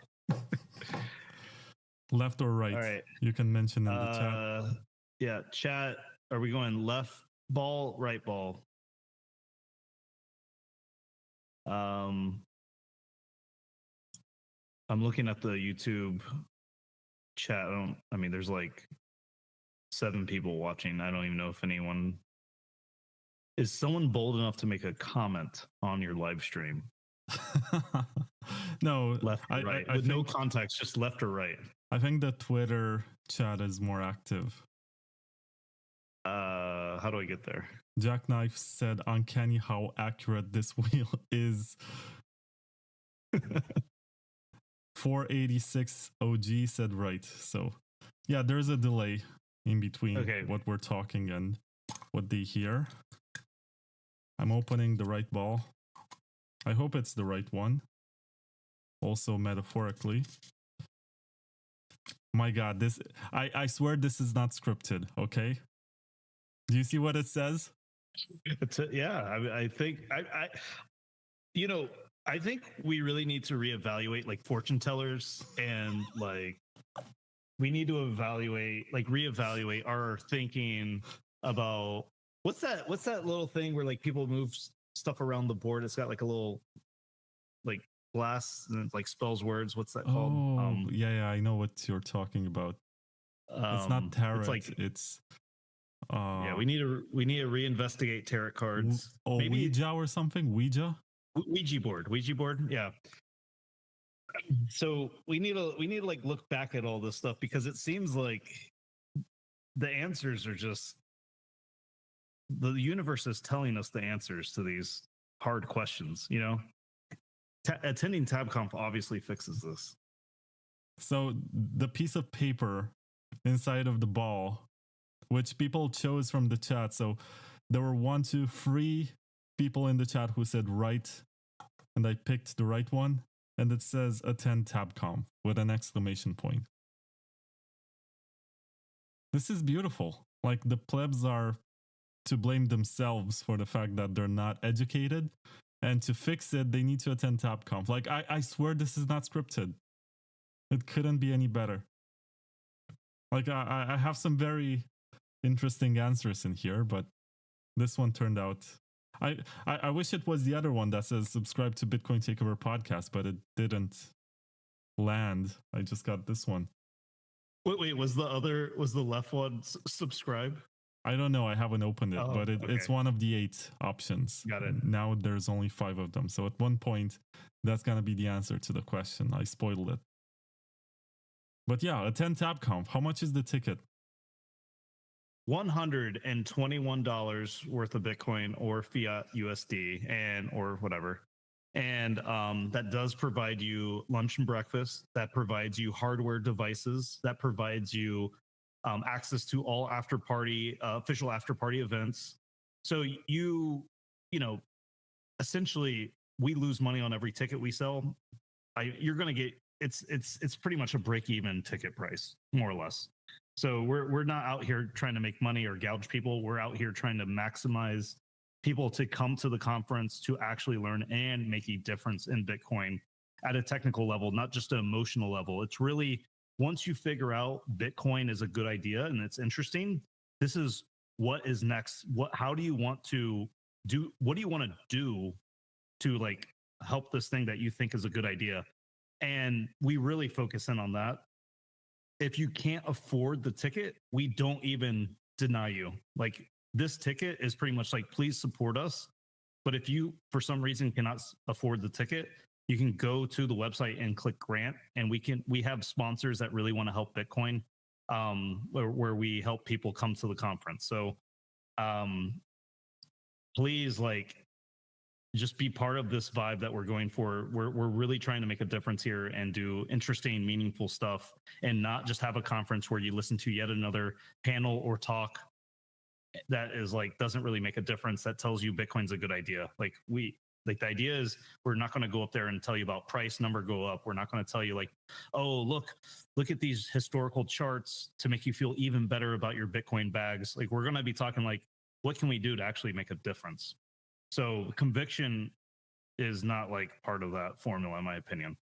You get convicted through actual doing, actual building, and like learning how this stuff actually works. So I don't buy that, hey, I'm not technical, hey, this isn't for me, because we have stuff for all the way from very like beginners all the way to very advanced. So there is no like idea where it's like, oh, I don't want to use email, I don't want to learn text messages, I don't want to learn how a doorknob works. Like, all these technologies are going to be in your face, and to be truly self-sovereign requires a minimal level of competency. So, and as Bitcoin is not solidified by any means, and as it gets improved, you're going to want to make sure that you stay up to date and on par with how the stuff actually works. So that is sort of my pitch for people to attend the conference. Man, I love it. Once again, $121 plus a flight to Atlanta, and I guess a hotel room, but that's pretty standard. How come you haven't learned anything, Michael? I mean, I saw you in Nashville last year. Do you have any idea how much they could charge for these tickets? And people actually paid for that? Yeah, we could probably charge like $400 to $600 if we're looking to like make good money from it. But also, this is not like a full-time job. I also like to set expectations very, very low. Like, let's set expectations like at the dirt and exceed them. So I want this to be like a very like low stress sort of conference. We'll probably keep ticket prices pretty low in the foreseeable future. Really trying to make that up in sponsorship, obviously. So if you are a sponsor and want to sort of help with this idea, not trying to steal any of the sponsors here, obviously, but other sponsors that don't support this, if you are you saying you don't want my sponsors? No, I'm just saying I don't want to take away from you. So if you are a sponsor watching this and you've decided, hey, I don't want to support this amazing takeover podcast, but you want to support TabConf, then that, or but yeah, I mean, we could easily charge more money. The funny part is, I have a funny story for you. In 2018, we sold tickets for $10, and the point of that was not to make money, but to ensure that you'll actually come if you get a ticket, because we're limited on capacity. So we sold out very quickly at the $10 range, and then people were upset because they wanted to attend, but we were sold out. So people started selling the $10 tickets for over $100. And it's like, well, shit, we can't sell these for $10 because that's like, there's like secondary markets now for like resale. So we started charging like at least $100, to avoid that problem again. Well, you are Mike21 on Twitter, and you're charging $121 for TabConf attendance. Yeah, I think that's beautiful. Yeah, well, there might be ideas where we have to like up the price eventually, just because of logistics and maybe having people help throughout the year, and like actually trying to build out the conference might need more people to like help out and actually pay out our first like paid person. We haven't done that quite yet, but we might go to SHA 256, 256 price point in the future. I don't know. Like it's up in the air. We'll see. I can't promise these prices forever, so take advantage of it while the prices are this low. You can also have like a whale pass, whatever, for $210,000. So one thing that I don't think we're ever going to do is ever have any sort of tiered classism sort of idea. Like, we like to think that you have a ticket, it gives you access to everything. There's no like, hey, I can only get into this like whale lounge area or something if I have like the badge or the whale or the industry pass. Like, everyone's sort of on the same level. You can't buy your way on stage. Like if Michael Saylor, for instance, and I'm not even joking, if he wanted to present at TabConf, he would have to go through the same GitHub submission process that everyone else would, right? And if his talk wasn't of interest, we would decline it in public. So like, we're very transparent, everyone's on the same kind of page. You're only like, you're good for what you've done, but we're also trying to value what people have done in the last year. So a lot of people have the chance, like new names have the chance to be on the forefront of interesting things going on. So, I don't think we're ever going to have the whale pass thing. Maybe we'll have some weird version of it in the future, but nothing like, I guess, what you see at other conferences.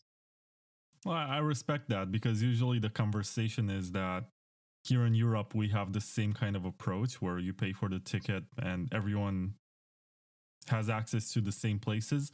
But in the US, it's like these events specialize in creating these VIP areas or situations where there's an incentive, if you want to meet other wealthy people, to pay for the kind of ticket which gets you in some sort of VIP lounge or gives you backstage access to meet the speakers or something like this. Right. Yeah, I just don't really feel like it's the vibe of what we're going for. I like the idea that you could be having like a complete novice not know who Peter Woolley is and be like, hey, do you know about Bitcoin? Can you help me with this? And Peter's like, sure. And like, you know, it's not like a big deal. You know what I mean? Yeah, and I'm looking at the webpage, which right now is 7.tabconf.com, which means it's the 7th annual event. Yeah, and eighth year, 7th conference. We skipped COVID 2020. Yeah. Who's gonna speak? Like, do you have any submissions which have been accepted? Yeah, we have some accepted talks. So it's if you go to GitHub or if you click like the schedule link on the front page, it'll take you to our GitHub and you can look for the accepted tag. The schedule is very much a work in progress right now. We don't have the schedule solidified yet.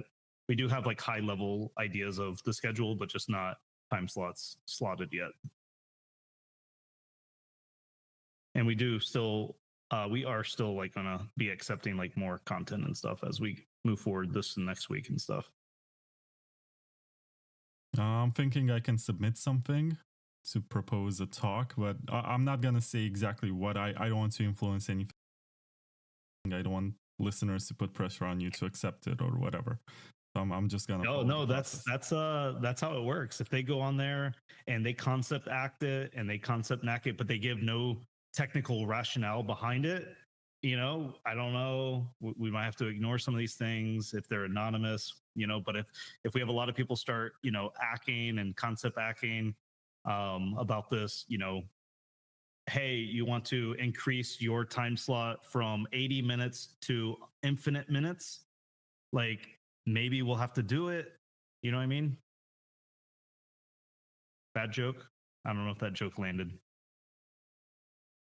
I'm just gonna pretend I haven't heard the joke. Anyway, I have this comic book that's called Bitcoin Year One, and it tries to tell the story from a very well documented, or not just a very well, like lots of very well documented sources, like what happened in the first year of Bitcoin. And that's when you had the first mobile wallet, which I'm gonna ask you, do you even know what kind of phone was used for the first mobile wallet? It could also mine. Nokia flip phone? N900, the Nokia, yeah. So it wasn't a flip phone, but it was sort of a very early smartphone. And you also had the first contributors and the first exchange that emerged, and the first time someone actually sold Bitcoin for quote unquote real money.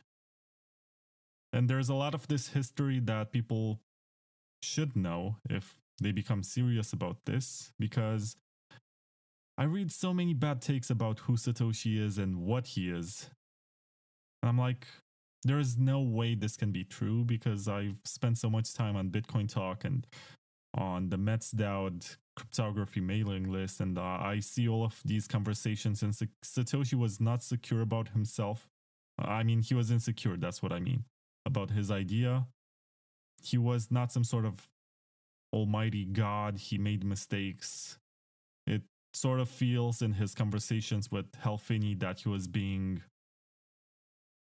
what's the word for it? Pestered? Or Helfini acted like this more experienced person and Satoshi was just trying to get it right.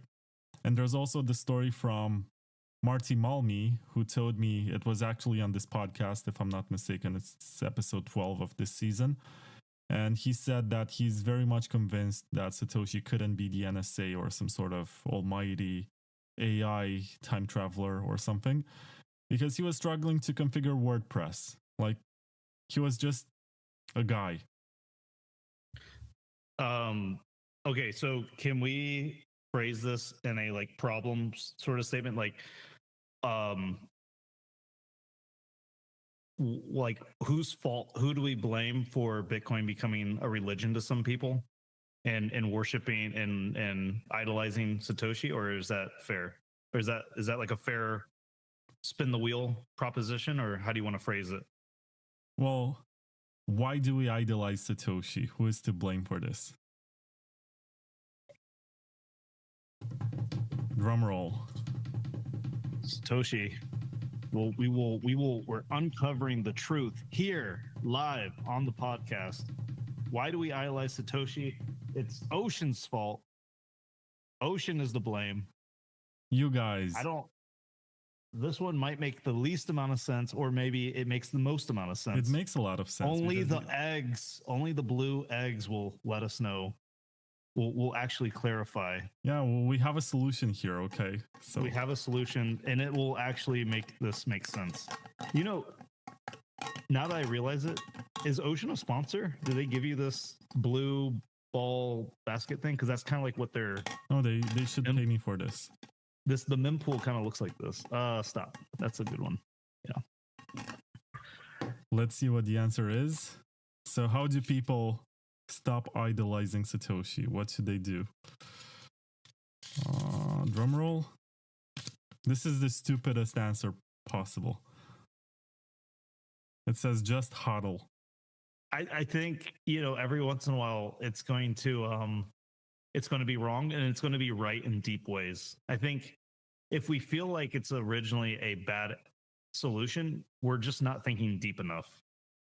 So I think what this really is, I think you just have to interpret this, that it shouldn't matter if Ocean or whoever is to blame for this, because at the end of the day, just hodl, it doesn't matter. That's a good way to frame it. But you're not going to get better opinions of how Bitcoin works or the first year of Bitcoin if you just hodl. Like, you have to do some digging. And I gotta say, nowadays, when you have access to Grok or ChatGPT or whatever, you don't even have to spend many hours browsing through the Bitcoin Talk forums. Like, you can just ask specifically what you're interested in, and it's gonna give you sources, and you go directly to the source and you read. But people are too lazy for that. I don't know. There's also, so you can trash big blockers and bitcoin.com all you want, but also have this useful resource. It's called Satoshi's Archive. And they have basically all the emails and all the conversations on the forums with a search box. So even if you hate AI and large language models or whatever, you can go there and you can type, for example, you want to see where Satoshi said the word retarded, which he did to Marty Malmy. And you're going to be able to find exactly where that happened, in which conversation. So is that why Shinobi says it so often? Oh, yeah, it's a Satoshi reference. Do you have any concern that people are making Bitcoin their religion, and that seems to be like a thing? I used to be concerned about it. Now I sort of take it for granted. Just hodl. Now you just hodl. Oh, it is a religion to a great extent. And you do have high priests, and you do have sermons, which usually happen to be podcasts or Twitter spaces or something, where people tune in and they say how much they love Bitcoin and how much it changed their lives. And I think I was fortunate enough to have Chris DeRose on the show during the first year of me podcasting. And he asked me some of the harshest questions someone can ask a podcaster at the time. He said, do you think you're the guy who can promote with absolute confidence that Bitcoin is the one solution that's going to fix all the problems? I was like, why would I do that? He said, well, that's sort of what podcasters are doing. Like, you're not going to be successful in the circuit unless you're that one guy who comes up with the memes and says all the stuff that gets people to retweet and whatever. And he was always ahead of his time from this point of view. He foresaw the rise of the pleb influencer, because there's a bunch of them nowadays, and they get more views than I do, but they don't get a much better audience, of which I'm really proud, by the way. So all the people in the comments and everyone listening right now, you're awesome. I would not exchange you for a billion generic absent-minded listeners who... Wait a minute. Billy, let's scale those numbers back just a little bit. Hundreds of thousands. What do you mean We hundreds wouldn't of trade them. thousands? We wouldn't trade them for hundreds of thousands of mindless people. So you're saying there's only hundreds of thousands of mindless people in the world? No, I'm just saying we need to negotiate here because we originally were talking about billions, right? You're saying you wouldn't trade them for billions of listeners, but I'm thinking, as your agent here, let me negotiate for you. We wouldn't trade them for hundreds of thousands instead.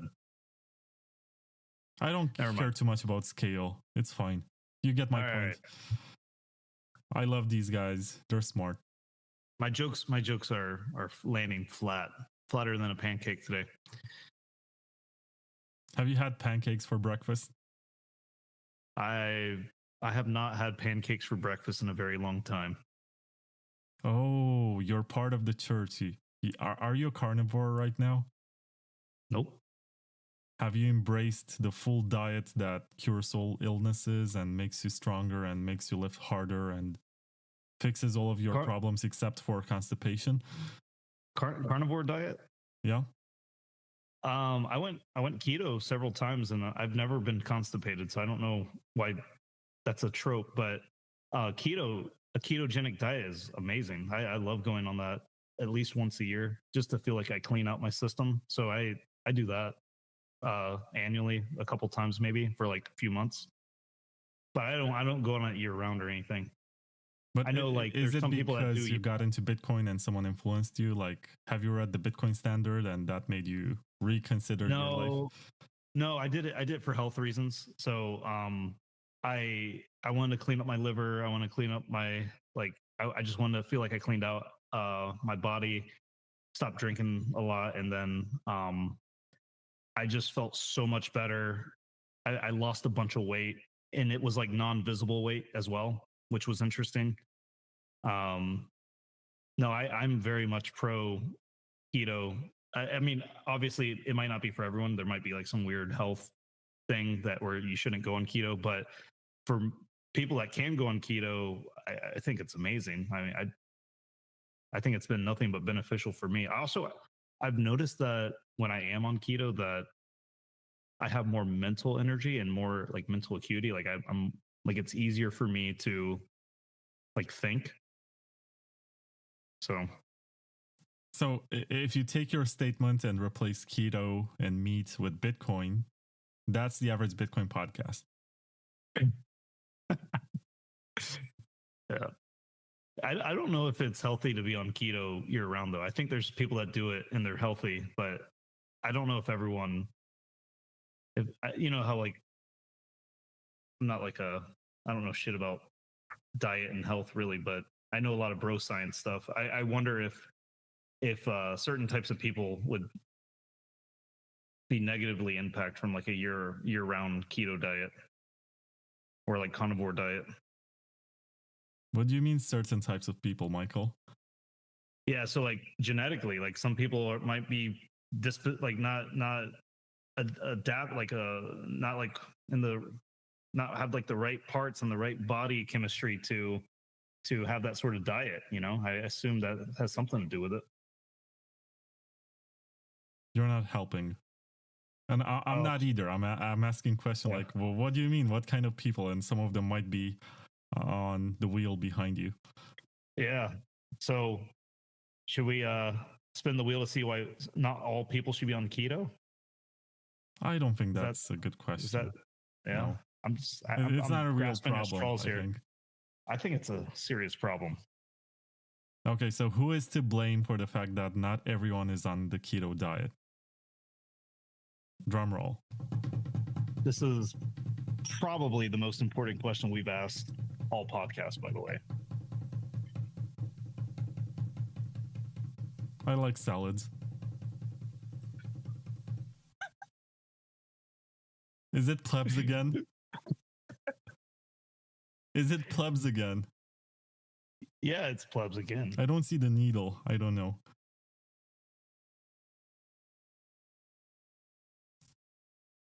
Yeah, I see it now. Oh my God. All right, so we can let's see what the solution is, even though it's obvious that you should eat some sort of steak, but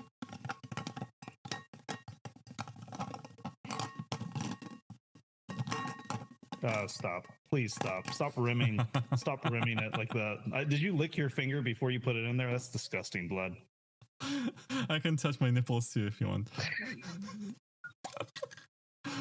Anyway.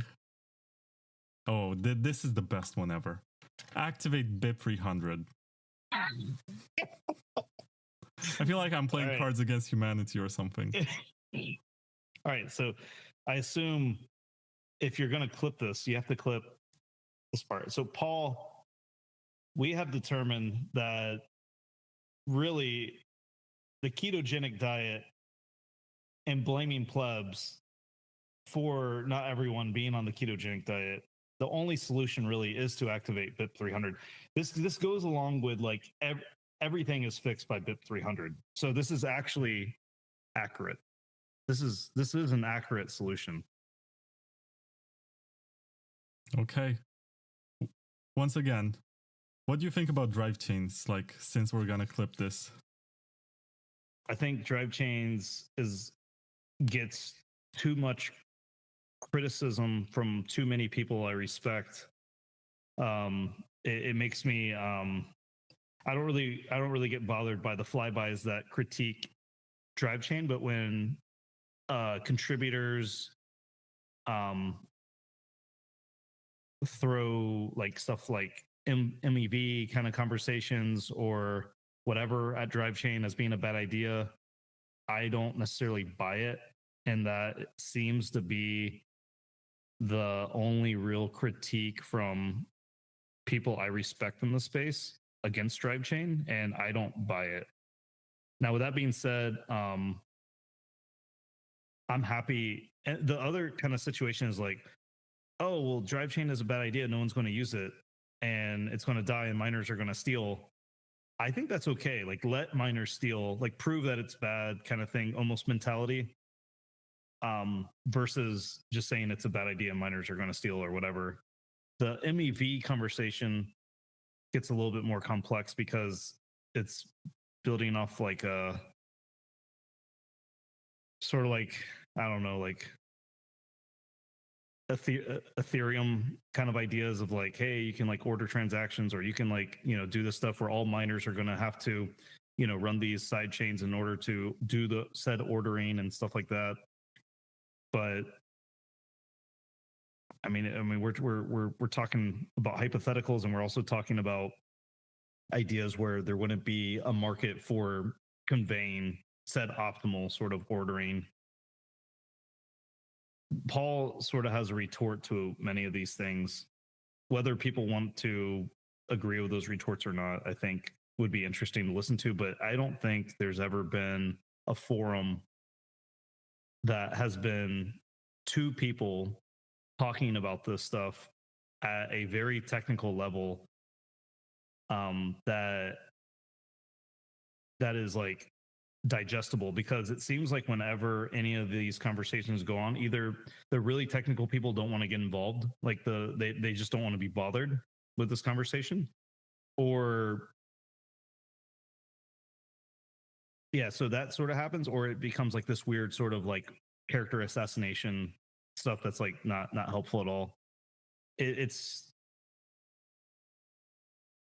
I mean, maybe I'm wrong, but today I haven't seen a prominent Bitcoin contributor that is like against Bitcoin, besides like maybe Matt Corallo with like his MEV conversation, come out and like have a long form debate. We attempted to do that with Peter Todd, and I don't think it was productive at all. Peter Todd, I think, came like he wasn't prepared. He sort of like, winged it more or less, in my opinion. And yeah, I'm waiting for someone to be willing to have the patience to have that debate and stuff. I don't know if Paul's even the right person to have that debate on the pro drive chain side. I don't know who it would be, but yeah, I guess you could say I'm not satisfied with what I've heard in the conversations that have happened so far in the space around it. to be convinced that it's a bad idea. At least, like I'm still on the side pro drive chain side of things, if that makes sense. Yeah, we're gonna have to ask the question about why we don't have drive chains yet, but I do want to make 2 mentions before that. First of all, there seems to be a very big movement in Litecoin, and they might try this first. And I think that's going to be interesting to see if the miners are going to do any of the stuff that some people claim that can be done on Bitcoin. And there's also the fact that on the topic of MEV, we have already had a bunch of blocks that have been organized with transactions that basically draw pictures. If you look at the mempool.space explorer, we had a bunch of them that purposely drew pictures. And this is already a sign of MEV. It means that the miners are not acting under best financial incentives, or the best financial incentives are not in the mempool. Yeah, I mean, this is, and also it's like, where do you stop? Because MEV, depending on how you want to define it and the scope of it, is like the whole world of ideas and transactions and tertiary sort of ideas around Bitcoin. Like, for instance, I have a game, right? And my game is a map of the Bitcoin blockchain, right? So it's like a giant map of the Bitcoin blockchain. You can zoom in and out, stuff like that. And every time a block is mined, a new piece of land comes onto the map, right? And the hash of the block, right? The last byte of the block determines the type of terrain that the land will have. Okay, does that make sense? Okay, so the type of terrain. Are you following me? Are you following me on this? Can you explain again? Yeah. All right. Listen this time. I'll explain again. So there's a map of the Bitcoin blockchain, right? And every 10 minutes, when a new block is mined, roughly, a new piece of land spawns in the video game. Okay. Mm-hmm. And the last byte of the hash of the block determines the terrain of that block. Right. Okay. So technically speaking, if your civilization or your village or whatever would benefit from a mountain versus a stream versus a field versus a forest, that's like some weird esoteric type of MEV on Bitcoin, which is like ridiculous to it would be ridiculous to say that that's a type of MEV, but technically, depending on how far you want to go, that's a type of MEV. Like, depending on your definition and depending on how extreme you want to go, right? I can tell you've played a lot of SimCity. I have not, but this is a game I'm developing right now, so we can talk about that later. But I'm just saying, like, these MEV arguments can get ridiculous, is what I'm trying to say. Hypothetically, depending on how far you want to go. Yeah, if you want to define it in a certain way, you can say everything is MEV, as long as it doesn't follow some arbitrary rules that you just make up. But let's find out why we don't have drive chains yet. Who's to blame? Is Paul on this? It would be funny if Paul was also on this wheel. So he could blame himself. Yeah, pretty much. That'd be a drum roll. All right. Oh, Paul is up against the spooks. No wonder it hasn't been activated yet. Ah, that's rough, man. Paul is up against the spooks. Paul, I am so sorry for you to figure out that you weren't fighting against developers. You weren't fighting against Matt Corallo. You weren't fighting against the mob on Twitter. You just didn't know they were spooks. Damn. So deep. Paul, you got to tell us if you have any suicidal thoughts. You got to get it on record. Well, yeah, we need to have Paul come out with a tweet that says I'm not suicidal. First off, we also, for you uncovering this, I think they should up your sponsorship by just a little bit, because you're like providing real feedback value. This is not easy information to gather, so maybe they should sponsor TabConf. Because That'd be nice, you're too. the one who brought the wheel, so we couldn't find this out without your wheel. Layer 2 labs discussions, drive chain discussions, and sponsorship, independent of each other, all welcomed at TabConf. I don't know if Paul is interested this year, but more than happy to have Paul involved. All right. I basically have 3 balls in the ball. I think that's normal. I think it's normal to have 3 balls. Oh, I dropped one. I guess that's a sign. That's a sign. That's I'm gonna a sign. take the one that it's like the dropped. lottery. It's like the lottery when the balls are going around, the one drops into descends. The ball descends. I mean, the spooks have ordained this, so this is the solution. Can you see it? It says hard fork. Dude, this might actually happen. This might actually be how we hard fork is we might actually hard fork because of Paul doing something incredible. And then we have this big riff. So I could definitely this might be how it happens is Paul's like, look, the users have decided this feature, this drive chain is valuable. If you try to stop it, the miners will hard fork. Like, man, this is pure gold. This is pure gold. Like I couldn't make this up. Honestly, I would have preferred the one that says listen to the Bitcoin Takeover podcast. It would be funny if we get through all the ones and that's not even one of them for some reason.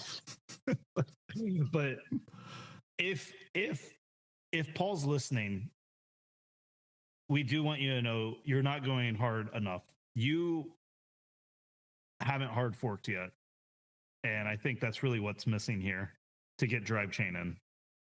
The spooks are just going to gatekeep you. So, I mean, is there any other way to do besides a hard fork, Vlad? Of course, convince everyone else, like talk to the miners. I think but how do you convince spooks? He had this CUSF approach, which means core untouched soft fork, that he was pitching to mining pools. I'm not sure what the success was for this, but yeah. What is that still the plan? I think it is. What I do respect about Layer 2 Labs is that they're not moving very fast, which means that they're very much testing this. And if you're on their Telegram chat, you can see that they do stuff to break their software all the time, purposely, because they want to stress test everything. And I respect that. They're not rushing the implementation. But if it happens on Litecoin, I can see it getting some users. If there's going to be a hard fork of Bitcoin with drive chains, I can also see that getting some users, but it's not going to be the one that's listed on stock market exchanges or whatever. So it's going to be grassroots.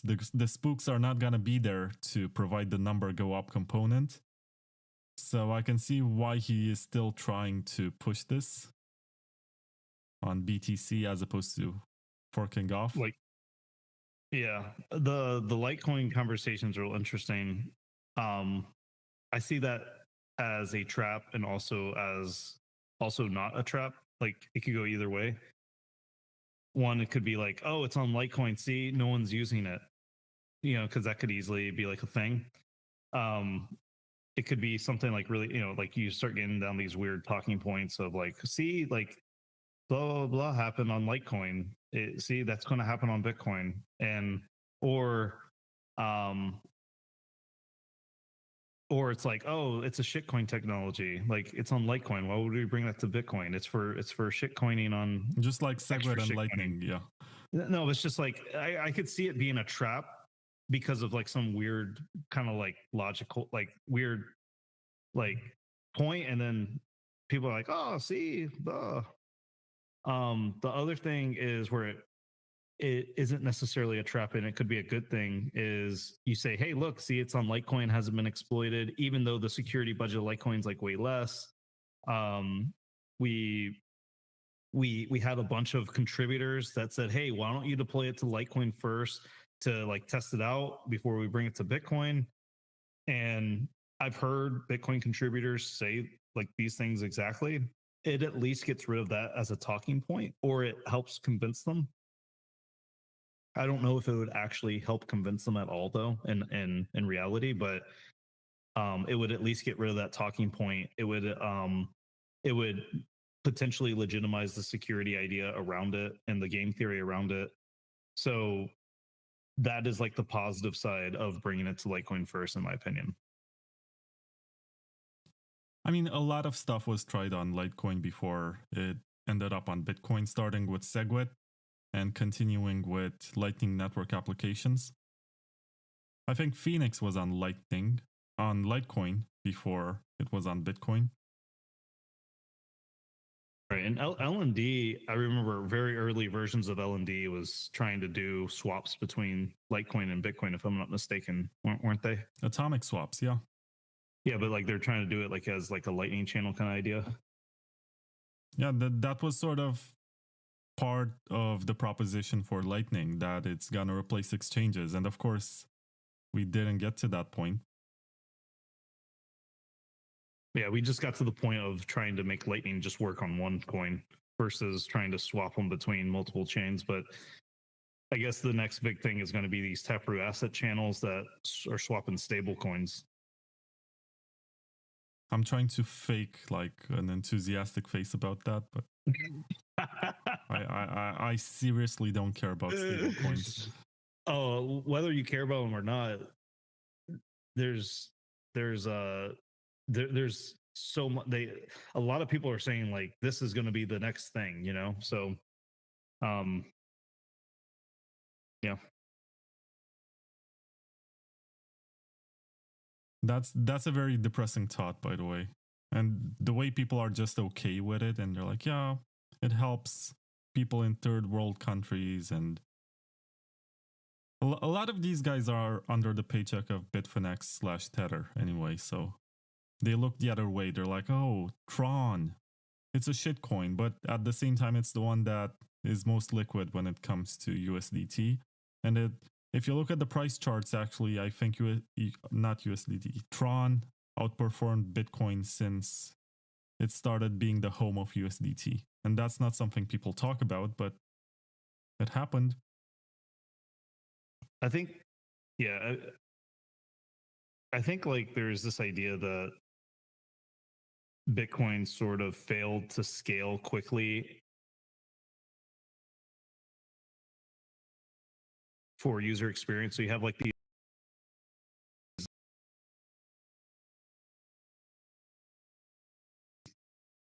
situations of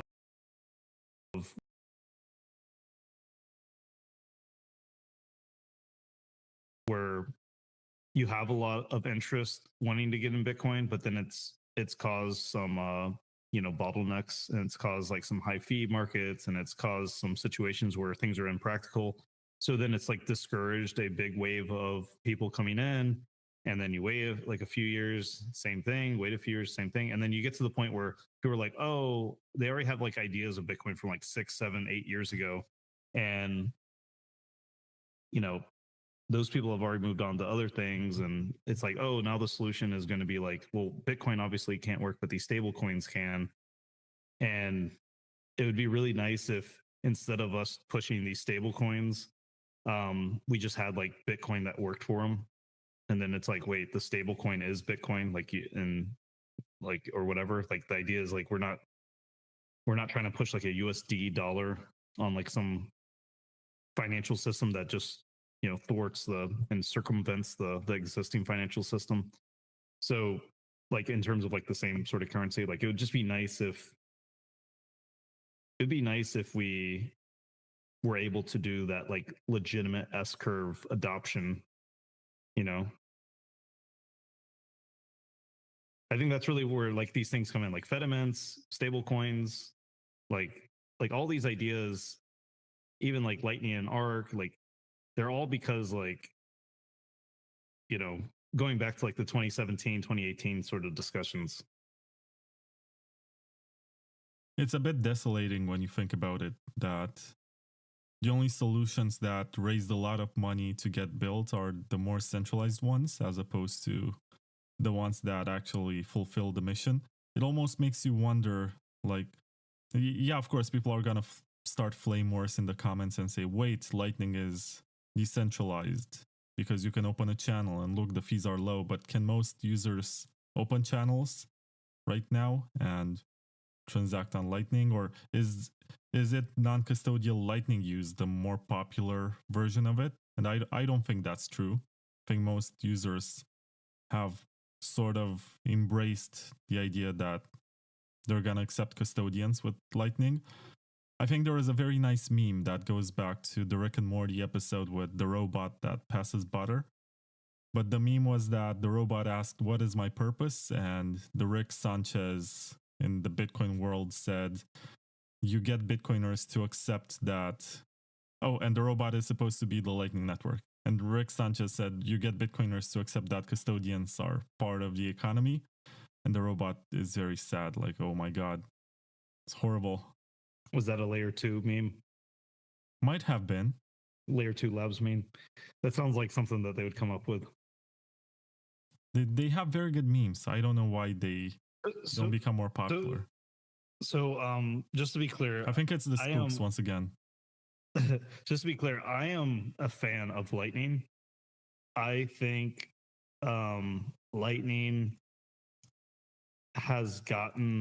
was marketed as something that it wasn't easily going to be ever. And I think the problem, and my theory is why people like Paul critique Lightning so hard, is because it becomes a distraction and becomes something where it's like, oh, something like drive chains doesn't then get more adoption and more like acceptance and more, energy behind it because of these things. I actually think Lightning itself is very interesting and very good. Marketed potentially like not correctly, but I think the bigger problem is we didn't also do stuff like drive chain and other like experiments and stuff. So I actually, I like Lightning. I think it's very like cool. I like the idea of making it even better. So I hope that's non-controversial. Well, for the record, I did use Lightning, and I do find it interesting, especially when you have this fungibility issue with your Bitcoins. And in my case, I receive donations to addresses that I put on the website, and some people send me Bitcoin for reasons I don't know yet. But I don't know where the coins come from, and I don't want to know where the coins come from. And what's my alternative? To send the coins like 6 or 7 hops or coin join them to make sure that some blockchain analysis from an exchange, because by the way, I do sell Bitcoin, unlike most cult members. So what should I do to make sure that there's no identity that's associated with them, and I don't have to explain to some sort of institution that I do a podcast and I receive donations and they're not going to believe me? So Lightning is very convenient because you can open a channel and you can send the coins with pretty good sender privacy to an exchange. And the exchange doesn't ask you where the coins come from. And I think Coinbase and what's the other one? Kraken and also Binance, I think, they started supporting Lightning. And it's useful for this particular use case. I think you can say the same for the ones that support Liquid. But for various reasons, I don't like Liquid. And where was I going with this? Oh yeah, Lightning. It's good for its intended purpose, but you should not pretend that it scales. You should not pretend that it's the ultimate scaling solution and nothing else deserves to be tried. It's not the gold standard by any means, and it's also very complex. Even for people who know what they're doing, they can make a lot of mistakes. And this is coming from someone who tried to operate a routing node like 4 or 5 years ago. And it wasn't such a good idea. I lost more money than I actually made because my rationale was that I'm gonna make passive income with my node, which was a very popular meme at the time, that you're gonna be this third-party intermediary that's routing transactions to others. I opened channels with all the large hubs. I even joined this Telegram chat that was called Rings of Fire, and it was about opening channels in a circular shape so that you're connected with the channels of everyone else. And I still could not get routing fees, and there are reasons for that because Lightning searches for the fastest route. And I was also using Tor because, of course, I don't want everyone to know where I keep my node. And that was detrimental to my mission. And I ended up spending a lot of money opening and closing channels, balancing liquidity, and I got nowhere. Vlad, I'm going to need you to concisely phrase this into a problem statement. So something that has someone to blame and has a solution? Yes. The problem is that one of these two solutions left or listen to the Bitcoin Takeover podcast, and we don't know that's true. That is a conspiracy that we have subscribed to, but we don't know it's true unless it's like Schrodinger's cat. We don't know if that's actually the case until we open it up. So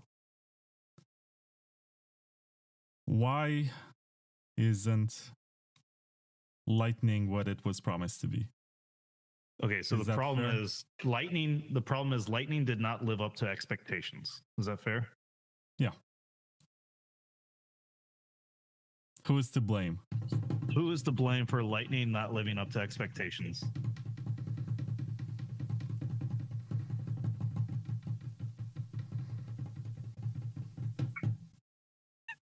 Jack Dorsey. Oh my God. And the one next to it was Blockstream, so it almost got to Blockstream. Oh my God, that would have been great if it was almost. I mean, it really, like, it was trying to, fate in the universe was trying to decide if it was Jack Dorsey or Blockstream on this one. But, you know, Jack Dorsey did, you know, is very involved with Lightning funding and Spiral and LBK. I mean, it does still make sense. Oh, when you think about it, it was Jack Dorsey who paid Matt Corallo to rewrite the Lightning code in Rust. I love Jack Dorsey, but man, he is appears to be the one to be blamed for this. He should come to TabConf and explain. Anyway, I have two balls. I'm not gonna play the same game of asking you when to stop. I'll just ask the chat left or right. And this is gonna provide the solution to making Lightning work as promised. Someone in the chat, Craft23 said LN is shitware made for banks. Just a guy who loves Caspa said right again. So I guess this means right ball or egg or whatever this is supposed to be. This is my right. I guess it's your left. Let's see what's inside.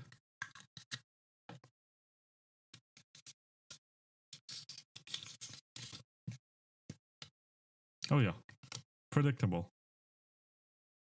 Listen to the Bitcoin Takeover podcast. I don't know if this is a solution to anything, but I had to put this shameless plug inside. Lightning didn't live up to expectations. Jack Dorsey's fault. But to understand and to remediate this, you have to listen to the podcast. It makes sense to me. That's all that matters. It's not the truth that's important. It's whatever's happening in your head right now. If it makes sense to you, I'm not even gonna try to elaborate.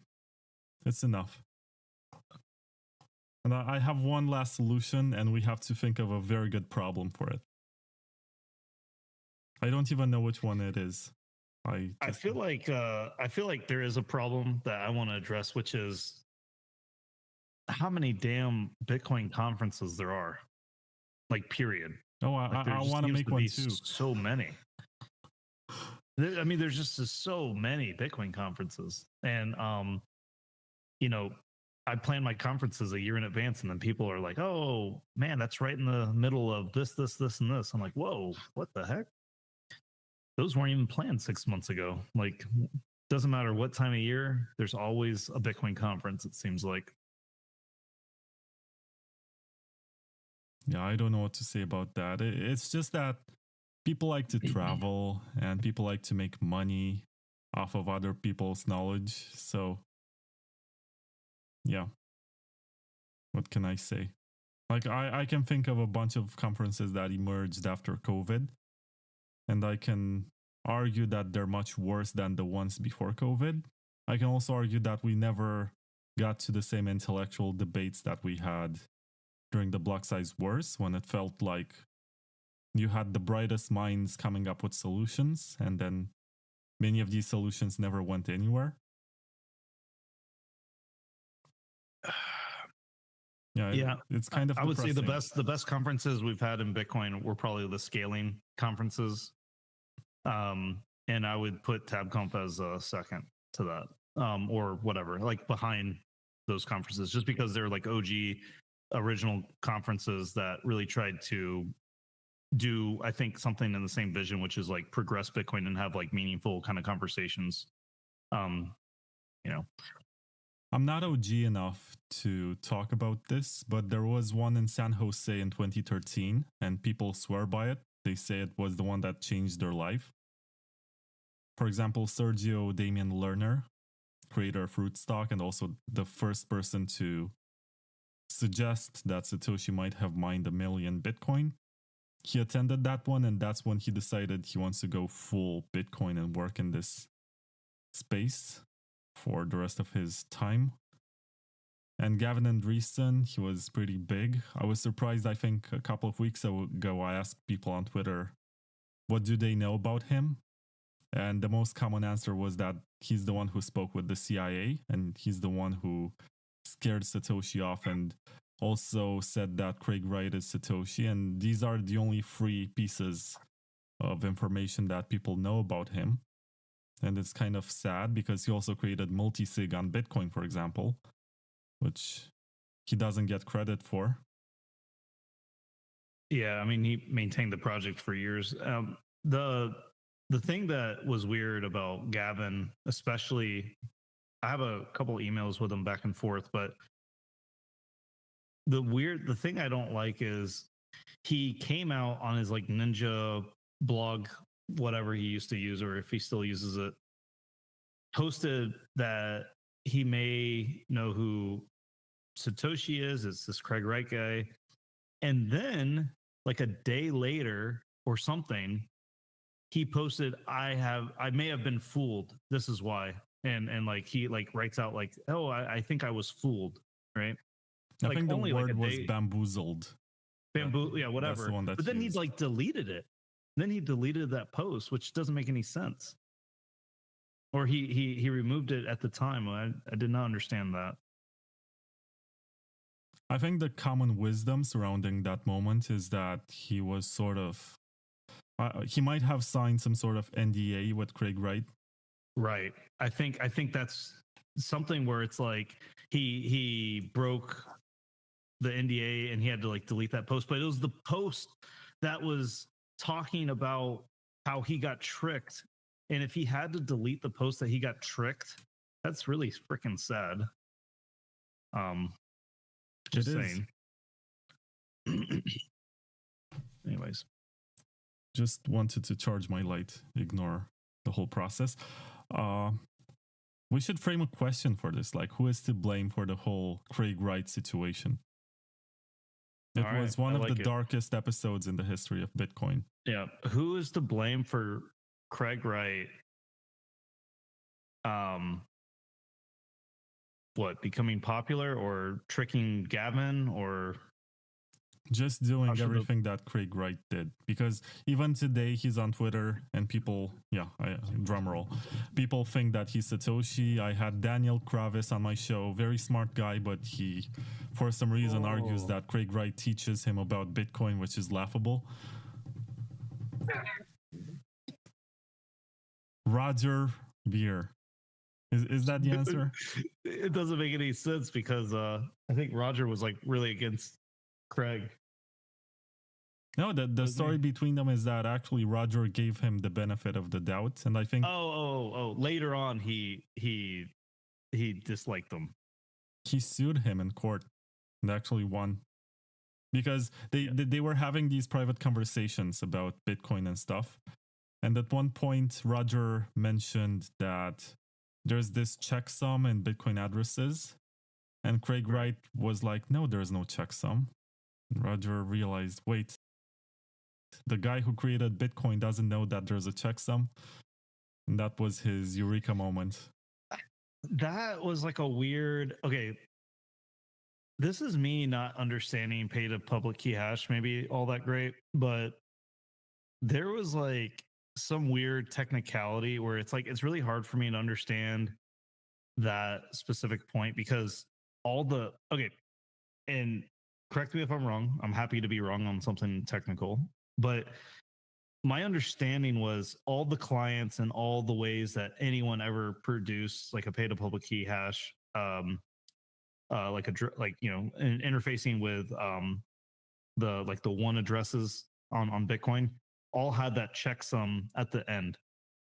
However, was it part of consensus? Like, could you hypothetically mine a non-standard transaction without that checksum in the address? And I think that could be true. So like technically Craig was like right, but like only on like a technicality or something. I'm not 100% sure what's the context. Right.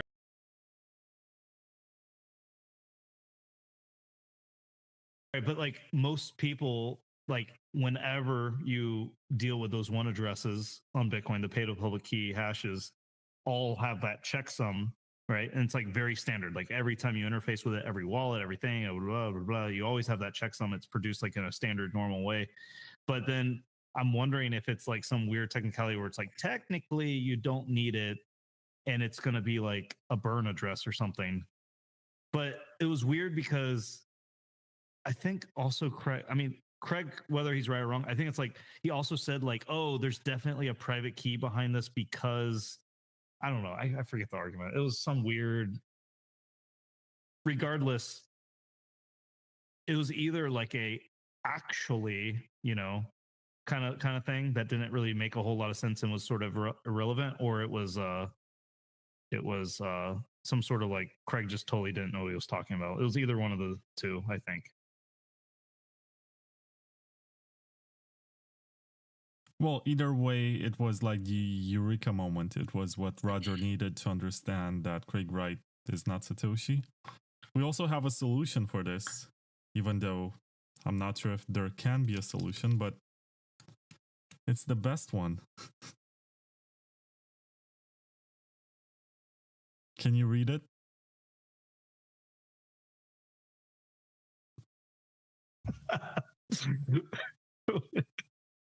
Yes, sell all your Bitcoin. Yeah. So wait, Roger. I mean, dude, I like how some of these things kind of line up in terms of theme. You know what I mean? And I also have to mention that there was no coordination from your side or my side in determining what these solutions are gonna be. Like I just made up something on time for our interview. I had to run after lunch basically to grab these balls. I had to buy some toys to be able to have them. And yeah, sell all your Bitcoin is part of the answer.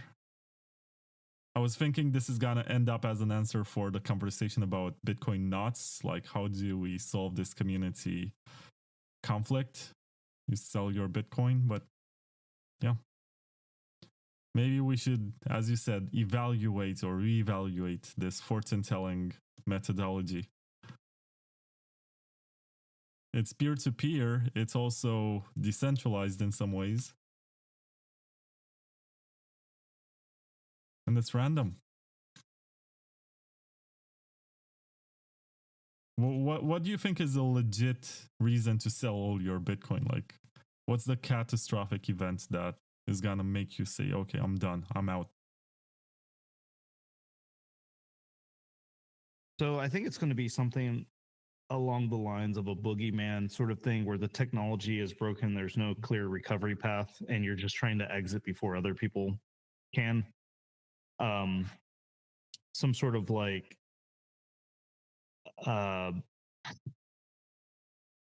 whether, I mean, I'm just putting out something random, like a quantum attack without any sort of preparation is, you know, I think very unlikely, but like that might be a situation. A situation where Bitcoin sort of crosses the line morally for that individual or ethically could be a situation. But I mean, there's not going to be many reasons in actuality. I do want to say one thing though, just to follow back up, because I like technical conversations. The checksum and the pay to public key hash addresses is not part of consensus. So yes, you don't need that checksum. Hypothetically. I mean, obviously you're not going to ever be able to spend those coins, but if you have like for instance, the counterparty address has a checksum. It's like one counterparty XXXXX and then the checksum or something. You technically don't need that checksum. I would love to be corrected on that, but I believe that's the case. I think it's part of maybe like relay policy and stuff, but I don't know if it's part of consensus. I think you literally just end up burning those coins and destroying them essentially if you send to like a fake address or something. Anywho, yeah. Not to defend Craig Wright or anything, but I think that is technically how it works or what you could do. Well, some so BSV I think people a lot of are like in awe right now because BitVM was discovered, right, by Robin Linus. They're like, well, Craig Wright has been claiming that Bitcoin is Turing complete since 2015. Yeah, dude, the BSV people are real interesting. I remember having I remember joining Clubhouse. Some people got me on Clubhouse, and there's a BSV group on there, and I joined and talked to them. And I said, at what point are you willing to understand that Craig Wright is full of it and that you're willing to abandon BSV? And everything was like, oh, well, he says he's going to do this in the next 2 weeks or this in the next 3 months or whatever. Definitely after that, we're going to abandon it. And I think slowly after time, I mean, I can't imagine many people are still on board with BSV at this point. I mean, is it really just Daniel Krawitz? Daniel Kravis, there's another guy who does a podcast that's called The Crypto Vigilante, which I think he inherited from Jeff Berwick. So there are some ties here. There's also a guy who runs a meme page, which is about Slavic squatting Slavs in tracksuits. That's what it's called. Squatting Slavs in tracksuits. It's really fascinating. It's an interesting topic because in Eastern Europe, squatting is quite a thing. Like when people are talking or whatever and they don't have a bench to sit, they just squat. And tracksuits are also popular, like especially the Adidas ones. Like everyone has one in their wardrobe. Are the Slavs like the real Bitcoin maximalists that don't have any chairs, not even in their house, but like on the streets and in their society, there's just no chairs? So they're the real Bitcoin maximalists? Yeah. Might be. Well, there you go. Good way to end on a squat note. Oh, you want to end this? Oh, I'm just saying we're out of balls. We're out of balls. I came here to look at your blue balls, and you've opened all of them, and we've uncovered all the mysteries inside of them. What else do you want to talk about? It's interesting that the contents in the blue balls is white. I do need to probably peace out in 15. Just FYI. Okay.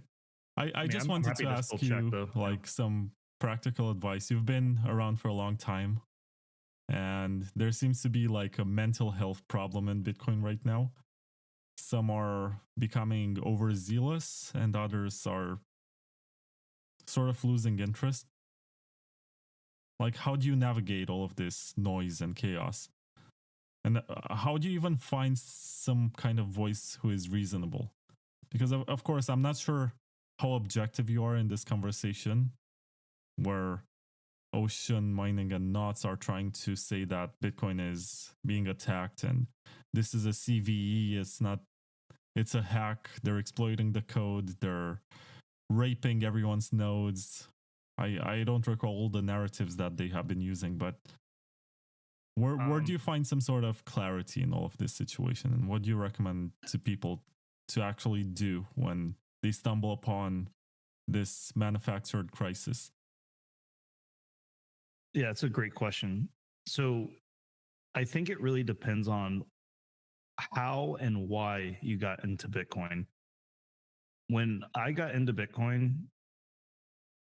for maybe about 6 months to 8 months, I spent nearly all my time trying to prove that Bitcoin was a flawed technology to my coworkers at the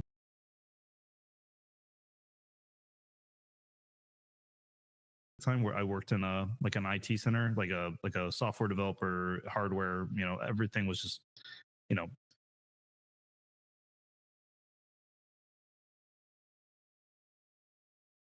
lot of smart engineers I worked with, and we discussed Bitcoin at length, and I thought this was ultimately going to fail and this was a bad idea.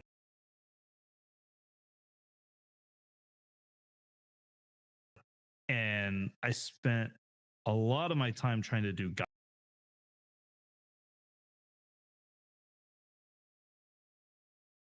gotchas and trying to be like, oh, well, this would happen, blah, blah.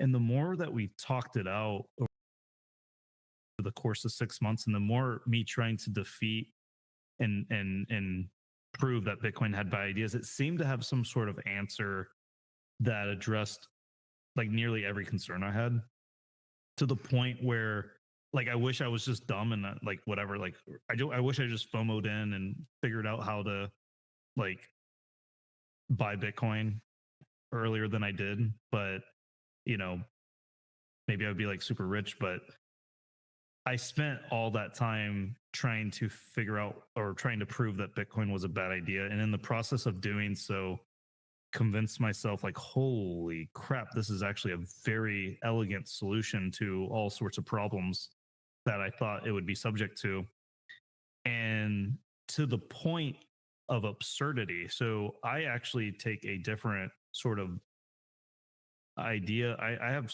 different ideas than most people. I think if Bitcoin, for instance, only had one miner, like completely centralized, that Bitcoin would still survive very easily. And it would potentially have periods of centralization and decentralization, ebb and flows. It would actually survive that long term. So over, decades and 100-year sort of periods, you would have periods of mass centralization and mass decentralization, ebb flow, and Bitcoin would actually survive these sort of events because of the technology itself. And ultimately the premise of you being able to wait for more confirmations and wait things out and stuff like this. So I kind of come at this with a completely different approach and a different sort of mindset, I think, than a lot of people. So I don't necessarily get like disturbed or whatever when non-ideal things happen. And I don't necessarily subscribe to a lot of the issues that other people have, especially like the cultural, emotional sort of ideas. Because I got into Bitcoin because I'm like, oh, it's actually immune to these sort of ideas through a dry sort of consensus technical process. And that's how you sort of squash these ideas, where you don't need a House of Representatives and a Congress to sort of facilitate, these policies at the consensus layer. So I would say that my understanding and conviction of the technology being a good idea came from a place that was maybe a little bit more based in my head, where a lot of things, like for instance, people inscribing JPEGs do not bother me at all, really. For instance, that bothers people ad nauseum. People are like, oh, people don't take us serious. People are going to price out financial transactions. People are going to blah, blah, blah. People are going to do this. Like, I'm like, bro, like, I've already thought about this I thought about these kind of things for months and months and months. And like, are you just now thinking about this? Like you've been in Bitcoin for 5+ years and now this is bothering you? Like what? So, I think that has something to do with it. You have to sort of understand that the premise around Bitcoin is actually a little bit more robust than we give it credit for. I remember someone saying like, if this were to kill Bitcoin, then Bitcoin was doomed already, and how this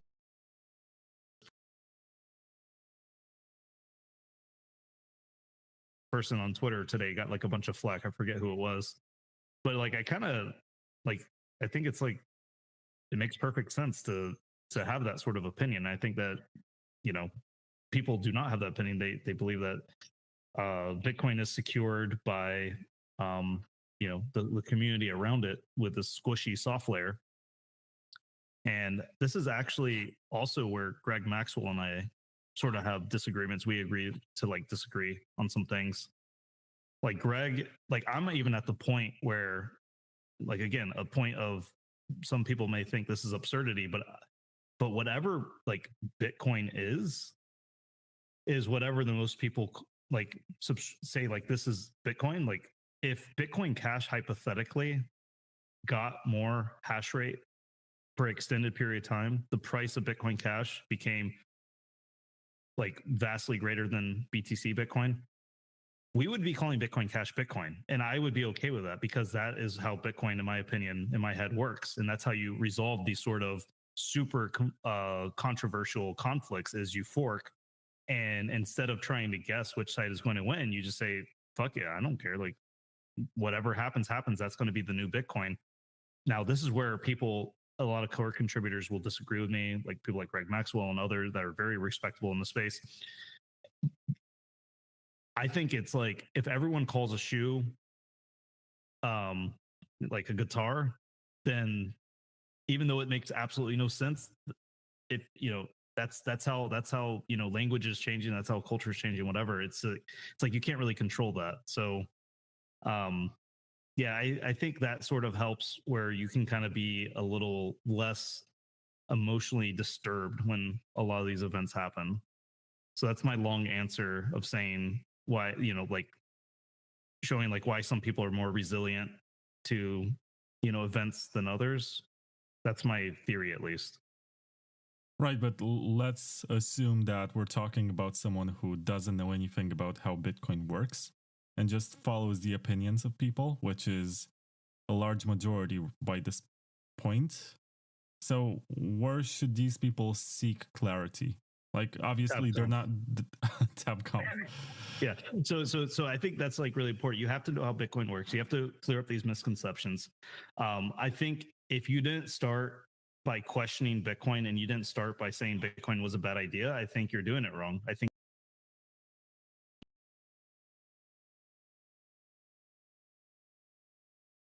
you should always assume Bitcoin was a terrible idea, and you should prove to yourself otherwise by coming to TabConf. I don't know. I earlier I said after you figure out Bitcoin's a good idea, come to TabConf. But maybe if you don't think Bitcoin's a good idea, still come to TabConf. Whatever. Maybe Taleb is gonna buy a ticket.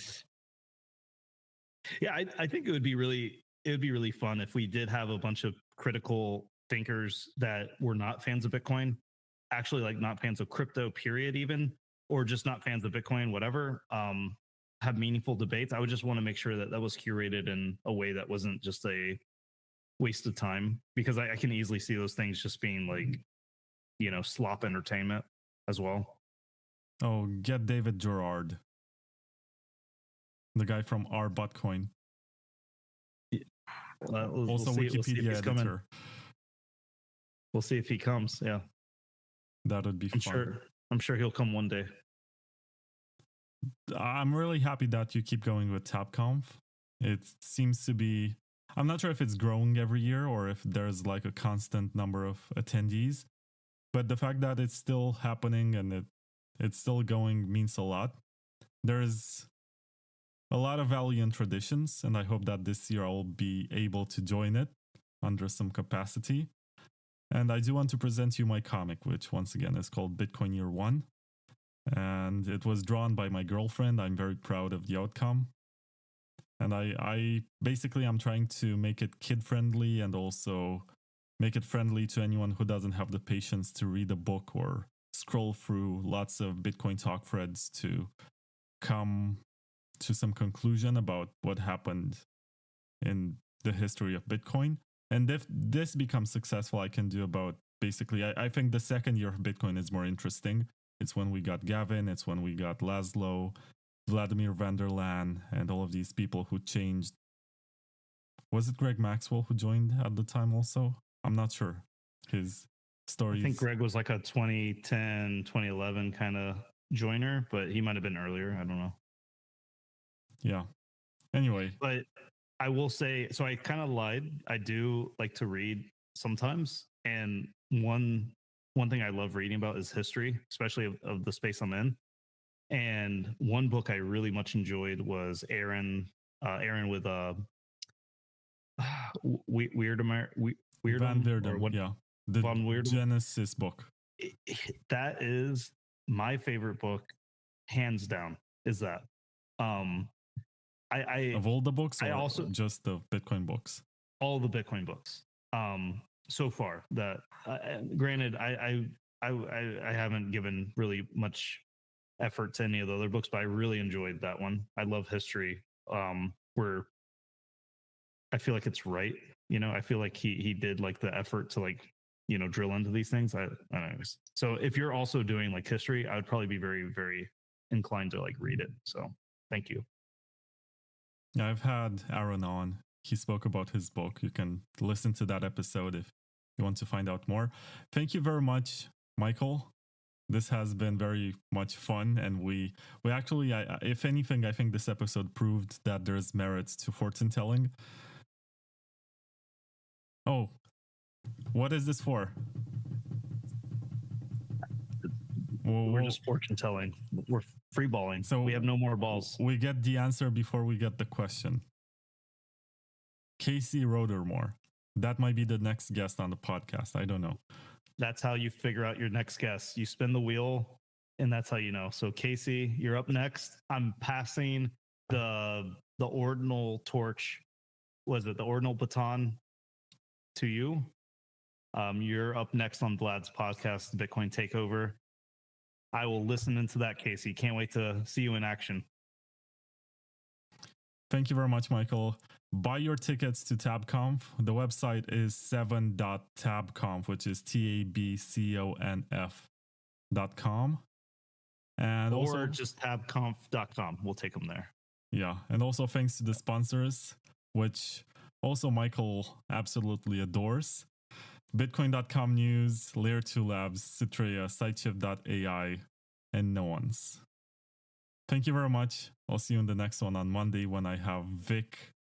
It's actually Vikrant Sharma. I think that's the way you pronounce it. CEO of Cake Wallet. So it's not Casey Rodermore, unfortunately. Oh, that's so nice. Vic from Cake Wallet. He should sponsor TabConf. I should tell him. Wait, are you talking about Vic? I think we predicted him correctly. Vic?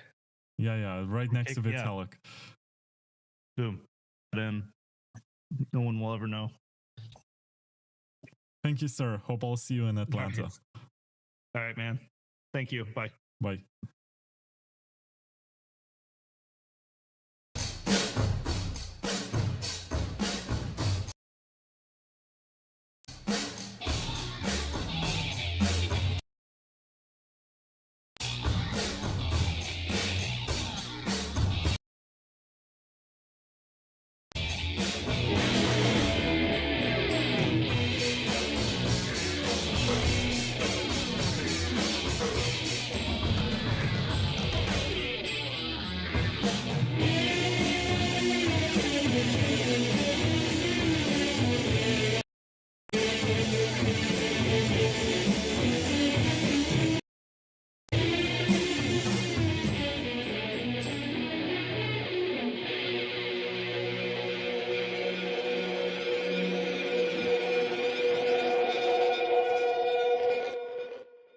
Hello there, and welcome to the Bitcoin Takeover podcast.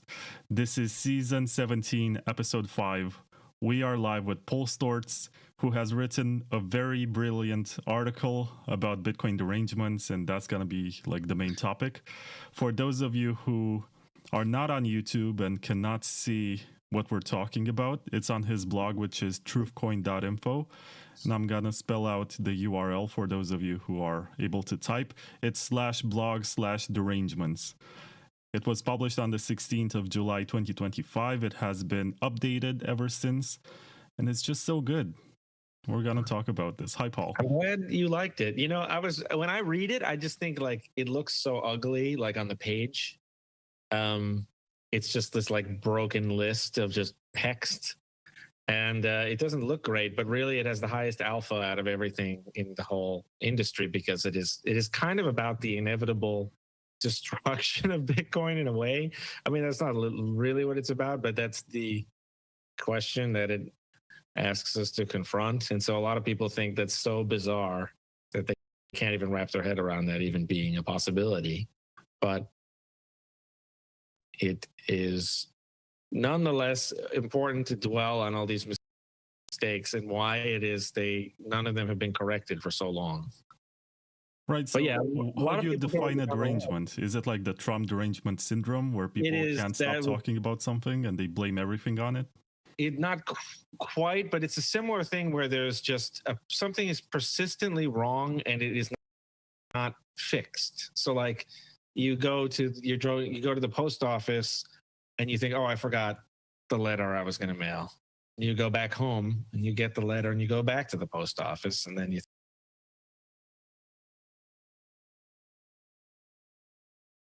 think, oh, the post office is already closed. You come back the next day and you send, but eventually the problem is solved. Eventually you can make it to the post office and mail the card, you know? But these derangements are like someone, you know, they go to the post office and like, you didn't put a stamp on this. And then they're like, okay. And then they try again without putting the stamp on. Or the post office closes at 5 p.m. every day. They go at 5:01 and it's closed. And they try over and over and over again forever. And they never fix the problem. And that's the derangements are just these mistakes that never get corrected. And it's kind of like this scar tissue that like doesn't like heal. They're just these wounds in Bitcoin that they are just, for some reason, we don't have a kind of rational corrective process for them. And so it's like the fall of the Roman Empire question of like, well, this just keep getting worse and worse and worse until this all just accumulates into an unfixable situation, which hopefully the answer is no.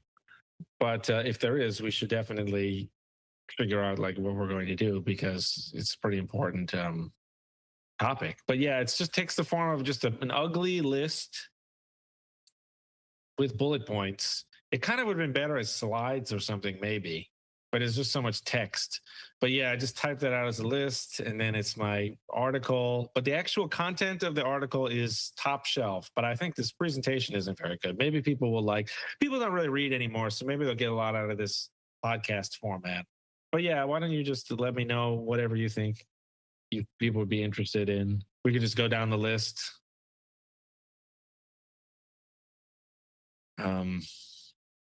Or whatever you think. Yeah, I also want, before we start diving into the specific topics, I want to mention that you actually classified these. Like, you have the severe derangements, you have the medium derangements, and you have like the minor derangements. I guess it's important to talk about the severe ones. And I also want to jump a bit to the conclusion section, because you say something which is very important, and I want people to pick this up very early on. You mentioned that there is like a battle between the truth-oriented and loyalty-oriented. I think this is beautiful. It describes very well what's happening with the culture and where people are right now. A lot of them are afraid to tell the truth because they're tied to some sort of loyalty situation, like they are friends with someone, or they're associated with some organization, or they're advisors in some sort of treasury company or whatever. And they can't say exactly what it is that they're doing or what is wrong. They will just pretend that everything is fine. I see. So in contrast to this article that you posted, I see more people talking about how Bitcoin is winning and how we are already the winners and we are part of the mainstream and it's over. Like the battle is over. We shouldn't try to do anything anymore. Bitcoin is complete. Bitcoin fixes this, infinity divided by 21 million, etc. Fix the money, fix the world. There is no second best. That type of thing. Yeah. So it's weird because the gist of the article is that like nothing can fix this accumulated disaster. But I hasten to add that I'm certainly a Bitcoiner myself, heavily invested in Bitcoin financially and career-wise and intellectually and reputationally. And I don't think that it necessarily means that anyone who owns Bitcoin today will lose their money or will regret it. That's not what I'm saying. But what I am saying is that the current culture is it's bizarre to say, but the current culture is so bad that it almost can't be fixed. Maybe it can. I mean, I hope I'm wrong about that. But I think it's very bad news overall, but it's just put into like a little humble article with a humble list. But hey, I'll let you then. But yeah, that is a very common theme that eventually in a rational world, everyone's loyal to the truth. They notice the problem and they say, oh, what are we going to do about this problem? Oh, we can't fix it. We'll escalate up to the big brains, it goes up from the sergeant and it goes up to the general and they fix it, or it would go up to like Greg Maxwell or whatever to fix, go up to the intellectual top of the tower. But in a deranged situation, it's like, we don't talk about that problem here, and it just gets worse and worse. And it's much more of like a Soviet type of a thing. So you could speak maybe to the Romanian experience of like this problem is being swept under the rug. And then of course that has artificial stability for a very long time before the big black swan event just erupts. And then I don't know, did you like kill that guy or something? You had like the most hated dictator of all time or something. So I don't know. No, I guess he was just the only one of all the Warsaw Pact dictators to not peacefully give up on power. And he had to be removed by force. So that's why it was such a big deal.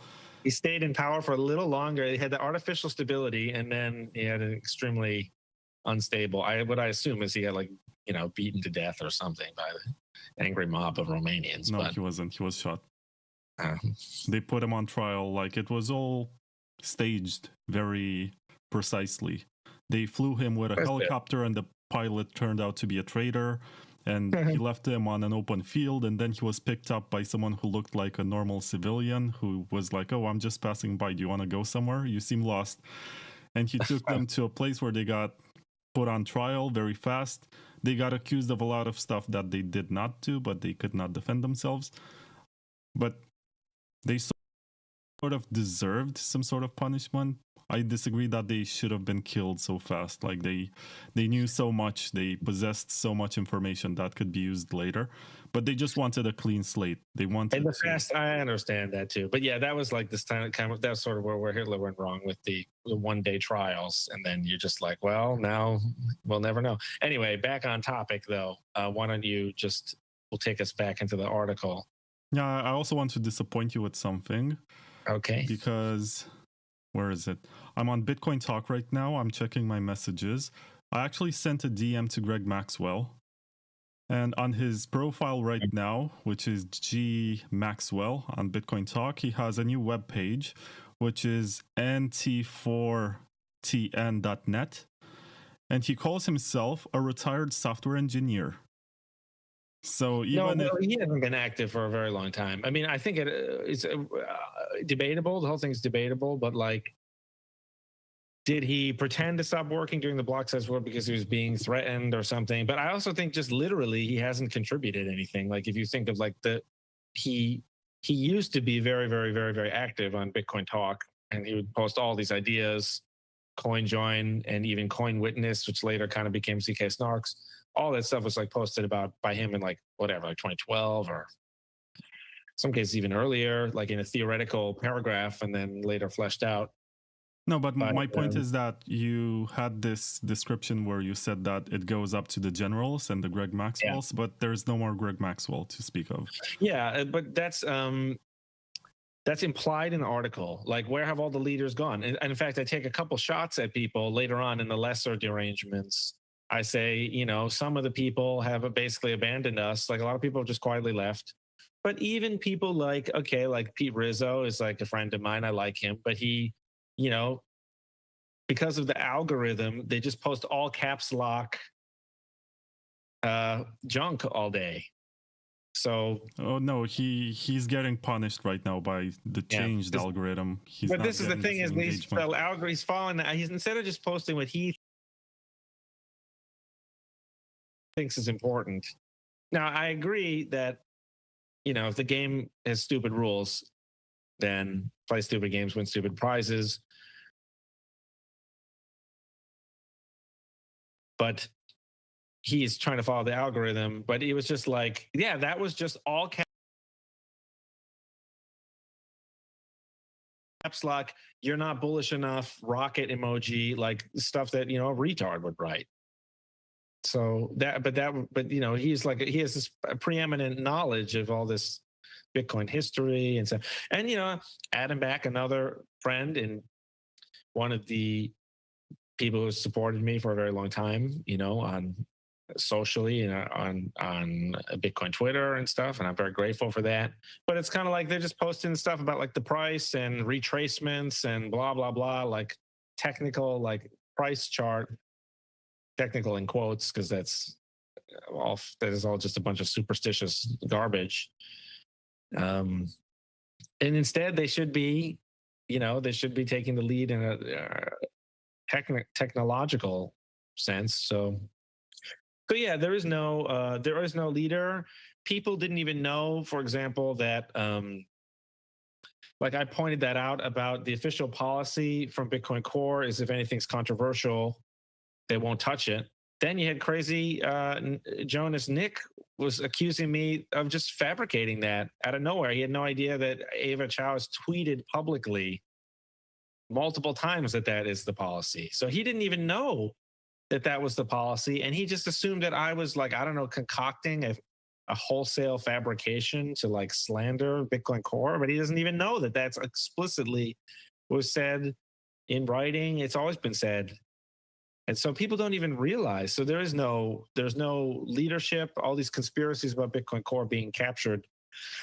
It's worse than that. There is no organizational structure at all. There's just Ava Chow being too cowardly to face any decision and just writing everything off as controversial, or just taking all this, you know, merging more unit tests and camel case. It's much deeper than that, because controversial is subjective. Like, controversial to whom? Is it just some troll on Twitter who's going to say that this doesn't have consensus, or is it just this council of well trained and, how should I put it, fluent in C++ core developers or whatever who are working on the core project? Something controversial. But the point is that if you read Roger Ver's book, which is called Hijacking Bitcoin, he describes the situation with Tamos from, I think it was the summer of 2015, when basically he did not allow any conversation to happen on our Bitcoin about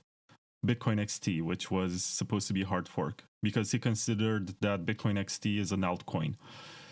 It goes all the way there, where he described consensus as having nearly anonymous acceptance among the elites. Right.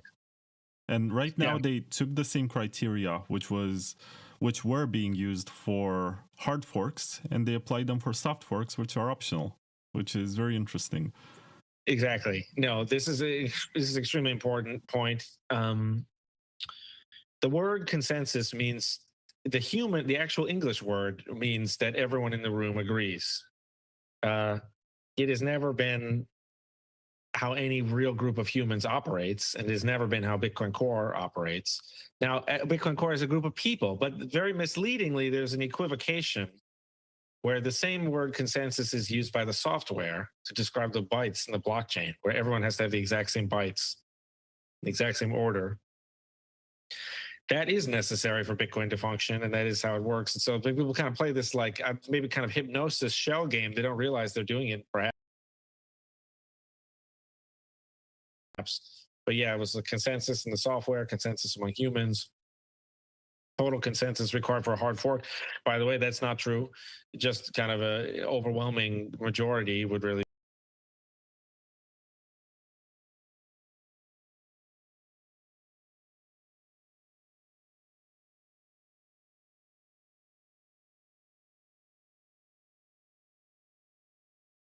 be what was literally an actual description of what's happening.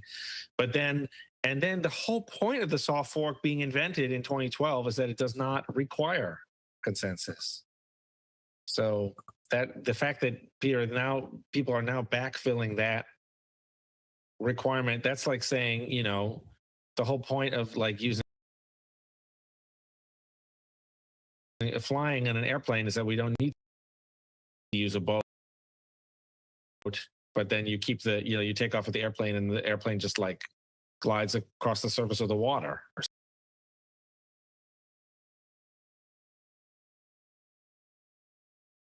something. You know, it's like we're going to take a plane from London to New York or something, and it's going to go like you're in like a 747, like on the surface of the Atlantic Ocean. It's so that's all this is very depressing.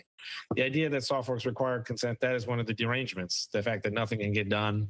We haven't had any soft forks in many years. There's no hope of having any in the future.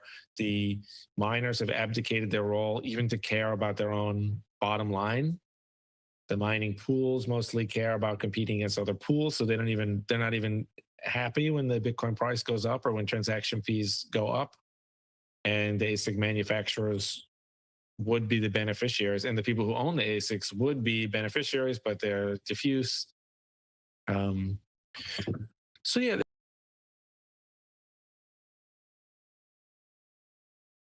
There's unfortunately a lot of like these problems, these derangements. These are problems that persist, and they're not really getting any better. And so I think it points to a question of, you know, start over with something new or try to continue to fix what might be broken beyond repair.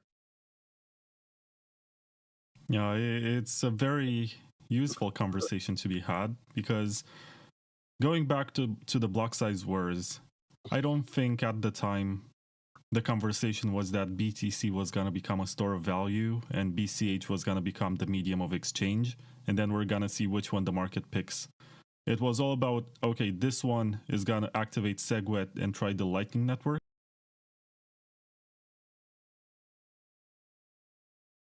which is a layer 2.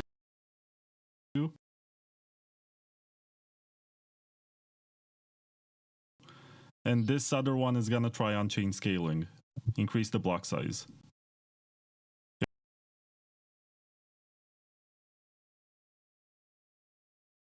It was two technical approaches to achieve the same problem, which was to make Bitcoin work as money.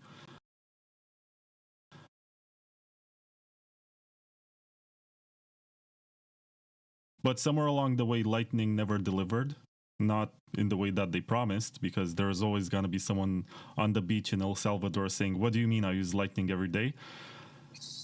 And yeah, BCH never took off for different reasons. First of all, because they kept on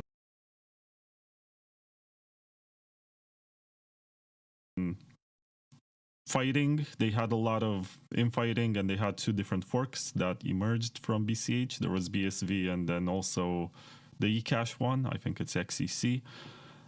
And they also had Craig Wright, who sort of destroyed everything. They made the movement look sort of crazy and cultish. And I guess also the market was not mature enough to handle these.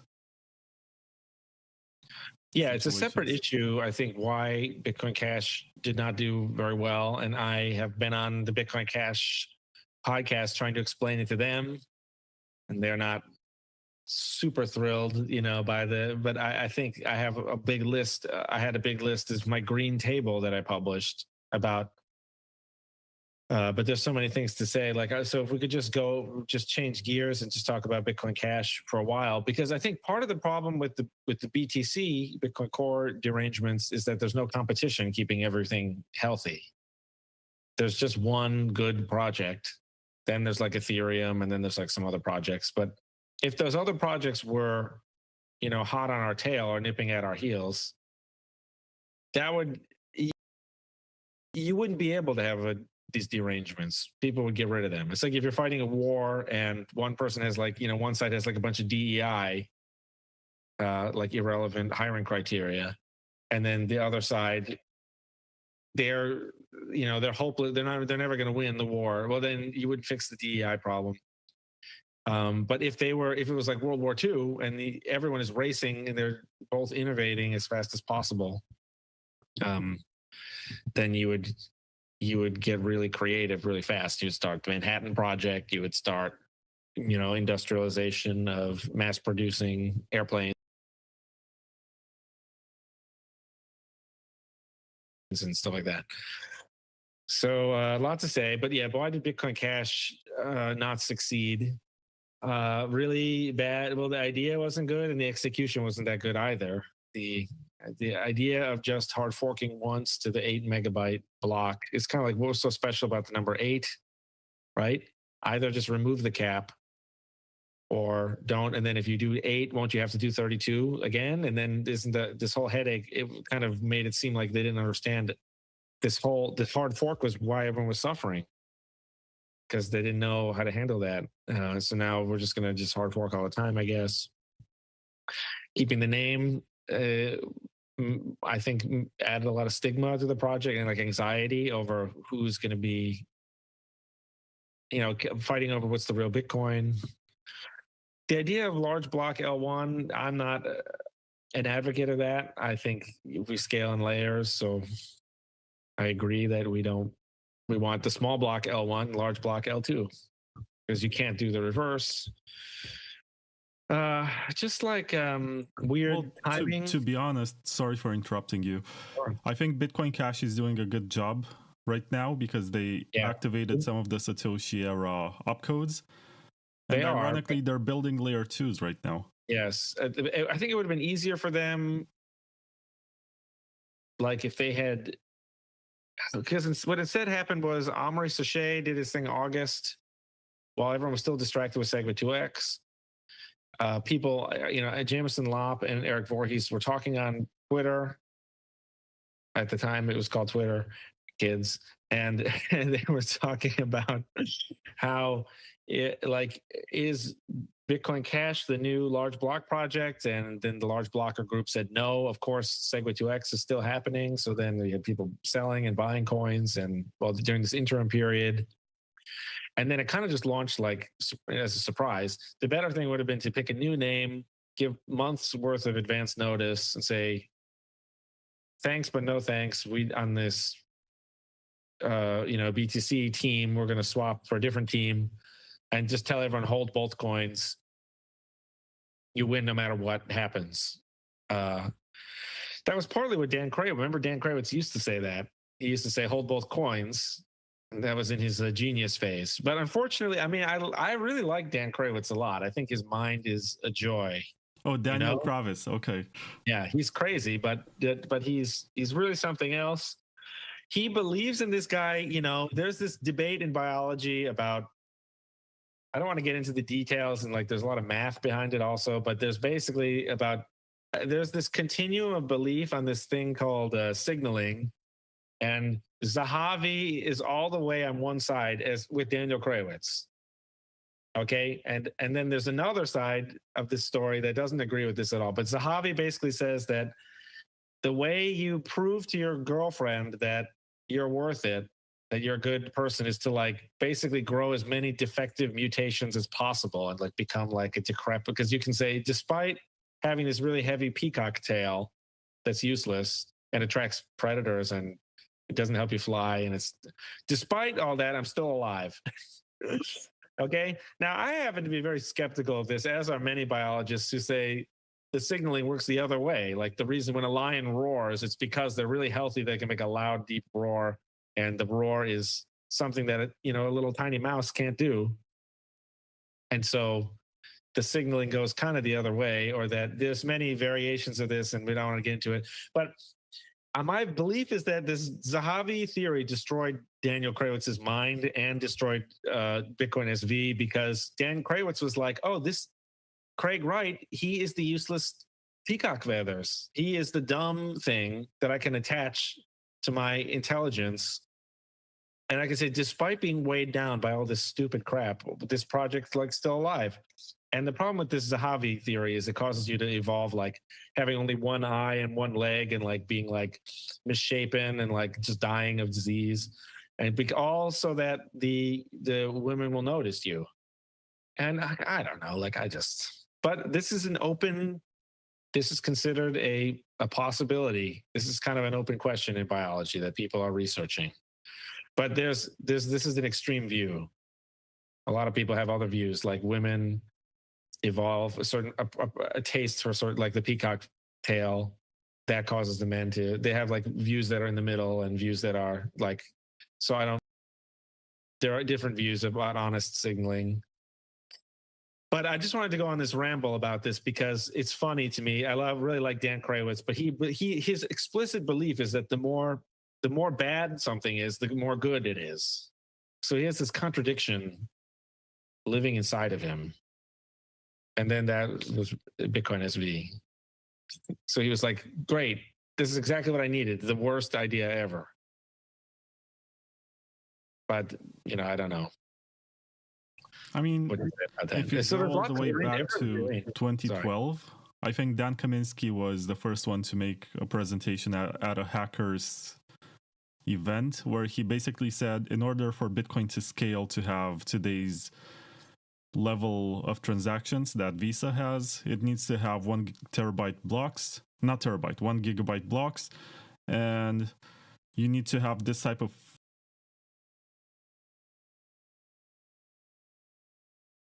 processor with like 64 cores, and you also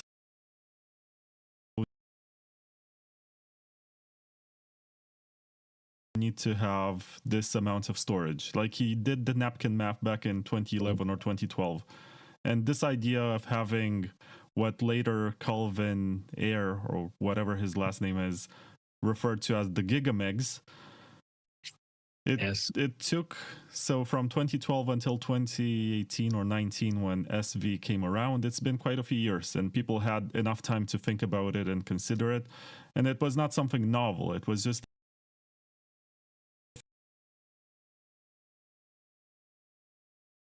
first time when someone put this into practice. What really sucks and is awful about SV is the fact that they enabled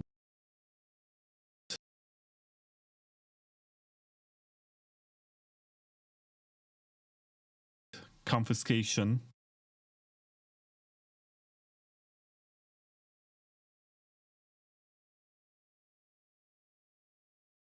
So they did something along these lines to make it easy to confiscate the coins. Well, I think, it's and they also say that they're like the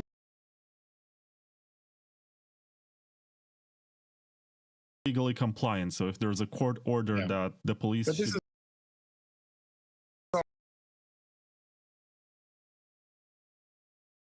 fake.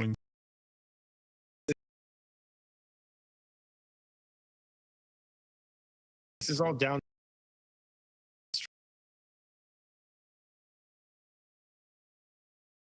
stream of Craig's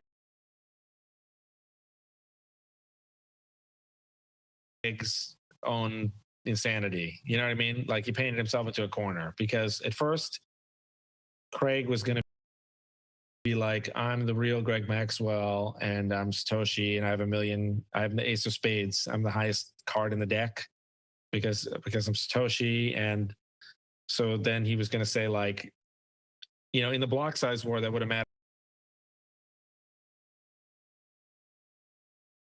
a lot, because most of the technical elite were small blockers. And I should say that also I was a small blocker, and I still am an L1 small blocker. And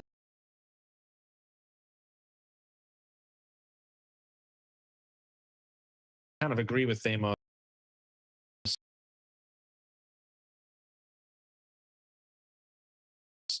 that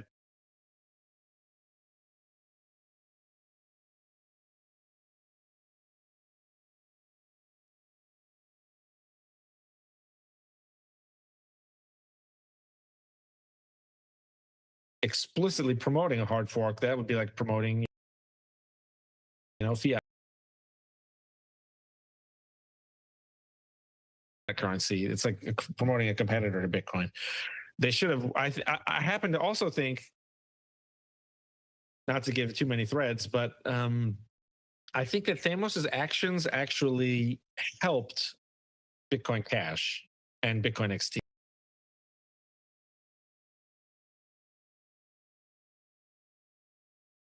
And hurt the small block movement. But that's just my opinion. I don't know if that. So I think he didn't realize that he was doing I think he was doing Streisand effect.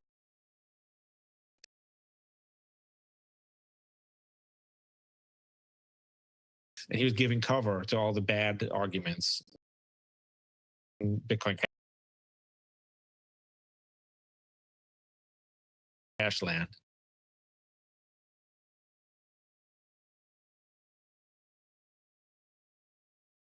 By saying, oh, listen,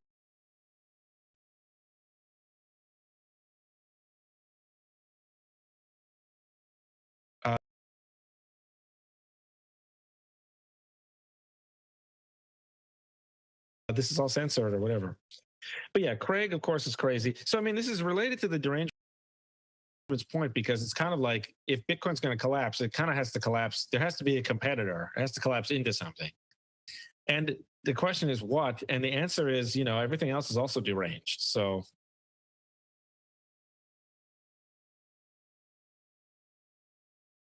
I mean, like, obviously the fiat currencies are terrible. 99% of the altcoins are scams. Ethereum is not that good. And so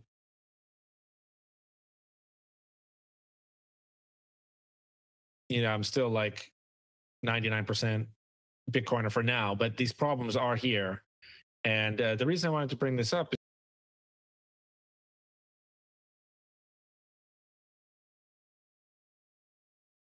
is because, Craig is obviously like an example of a derangement,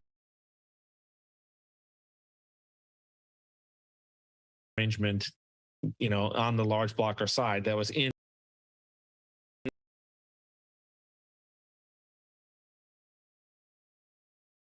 BCH and that was then in BSV. And Craig, he couldn't really. What could he do?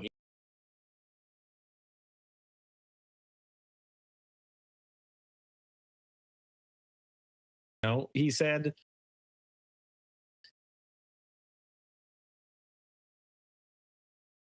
at first he was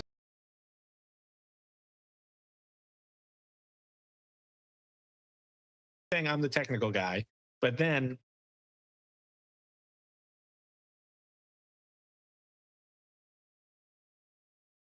it was tough. What was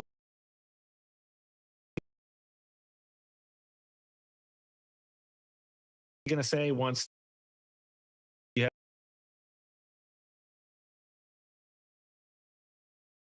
the other technical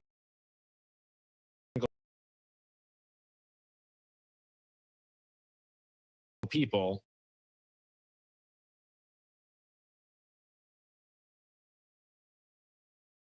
Such as Amory,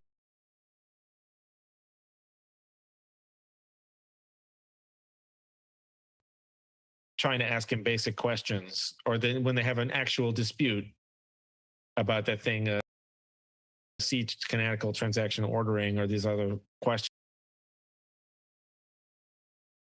they wanted to ask, then it's revealed that he doesn't actually know that much. And then it was like, oh, he's misunderstood genius or whatever.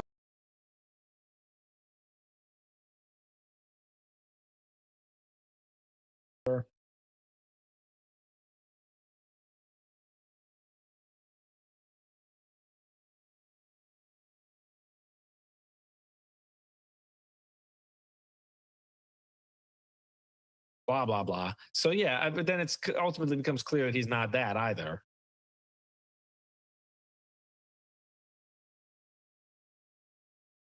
You know, so but yeah, wishful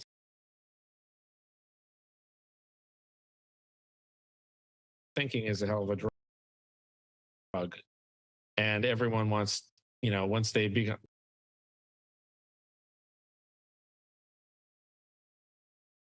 a bag holder, they won't hear a word against, which is partly why the derangements article, like a bunch of Bitcoiners are just going to, they're not going to read it at all. Or if they read it, they're not going to read it like in the right mood of mind, of like actually being curious about what it says. They're going to scan it for various phrases, and then you're just going to say, this is hostile to Bitcoin. This is not, you know, this is not what I'm used to hearing. I'm used to opening Twitter and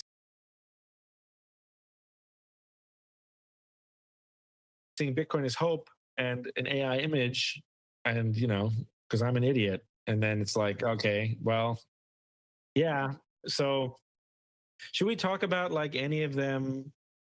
Do you have any that you like?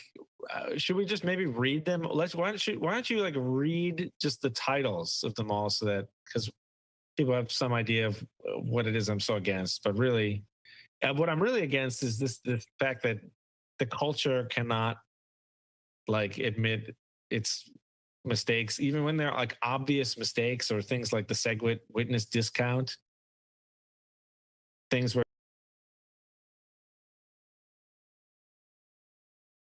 just like everyone is just has a wrong belief, but it just doesn't even matter.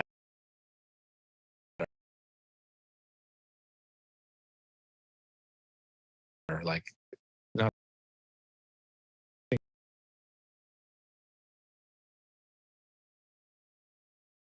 matters. So maybe we should give people some idea of what the article is about.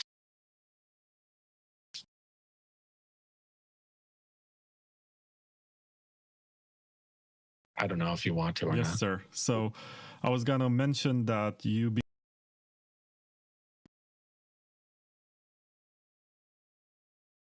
became quite iconoclastic from the beginning, and that's why some people will get to this page, which is truthcoin.info/blog/derangements. And you start out with Lightning, and a lot of Bitcoiners will read this and be like, oh, it's just Paul being Paul. There's nothing interesting here. Yeah. But I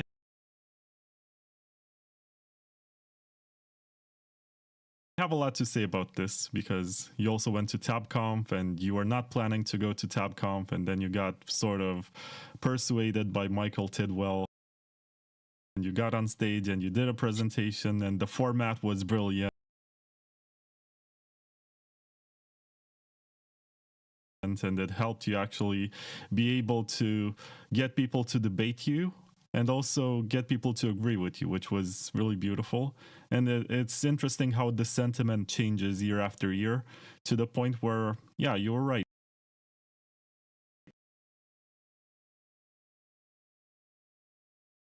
all along. But it's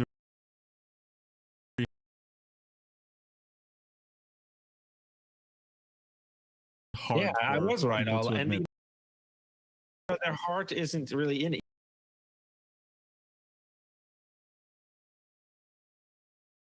You could see TabConf,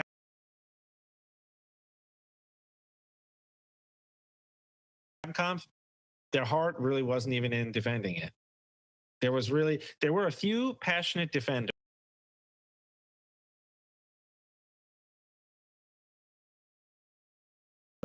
who are like the dumbest people in the room, who are like, you know, no offense, but like Shinobi and stuff. The TabConf room is full of like real engineers. And then you just have like some people, you know, they had a lot of passion. There was like two people. Also, Shinobi's objections were mostly semantic. Like, he felt like you were generalizing, and he just wanted to point out to the exceptions to your rule. But he did not Yeah. disagree overall to what you were saying. Yeah, there was no one who really disagreed. And then there were some people who are like, we get like, I hate to say this too, because I feel mean, but like we get like the Twitter marketing guy for like a Lightning, like they will disagree on Twitter, but like they're paid to do that. It's fake and they're not, and meanwhile we got Tad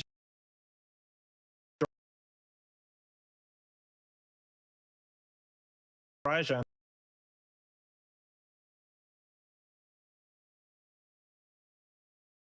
the stage with me for 10 minutes.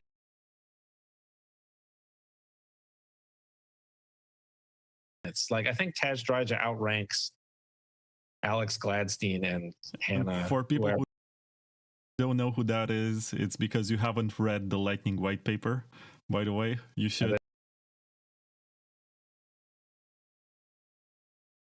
The inventor of the Lightning Network, and he came on and he didn't, and I've known Taj for many years, and he's a great guy. He has a lot of integrity, and he always, as I said in the talk, Taj has always been trying to pump the brakes on all of the nonsense of Lightning.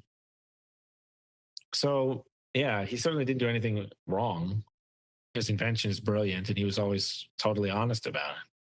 But yeah, he comes on stage and then he doesn't say like, "Oh, you're wrong about this, this, this, and this, and this is the central point," and blah blah blah. He comes on stage and he's basically kind of just like, "Can we change the subject to U3XO or something? Because I'm more interested in that than the Lightning Network." That's like what he said. So, so yeah, like that is, that you're playing chess and the person tips over the king, basically. But some of these people, like, they don't even realize. He says, can we play checkers? They still think like, well, yeah, people, that's right. Alex Gladstein doesn't know we're playing chess. He still thinks that because he's got an email from someone who says they're from Kenya and they use the Lightning Network, that means that it's, and that he gets primal to primal zap on Noster. And again, like, it's funny, I end up making fun of Primal is an ingenious idea and a great product for making Noster much more convenient and basically usable. But of course, the problem is not Noster. The problem is the Lightning icon. But really, none of this would be a problem if Bitcoin had a culture that was reasonable, or if the Lightning people haven't. It's unfortunate. The Lightning Network, I mean, there's basically nothing in Bitcoin culture that it hasn't somehow destroyed. It has seeped into every crack, and it has ruined almost everything. And it is like and anyone who tells the truth is like, then will suffer like socially. This has gone on for many, many, many years. Once I was at, I don't know, building on Bitcoin in Amsterdam, and like someone, I think it was, Ben Ark or someone, I hate to name drop, because super, super, super great guy. But people would come up to me like at the bar. We'd all be at the bar, huge bar, 50 Bitcoiners in a room. And people would be like, yeah, you're so right about everything. And you're right about, I think maybe I published the security budget stuff at the time. And they're like, you just have to stop criticizing the Lightning Network, because if you do, then people won't listen to you as much. And, when I was doing the fundraising for Layer 2 Labs originally, I had like this huge 60 slide deck for like the big conversation. There's like one slide in there about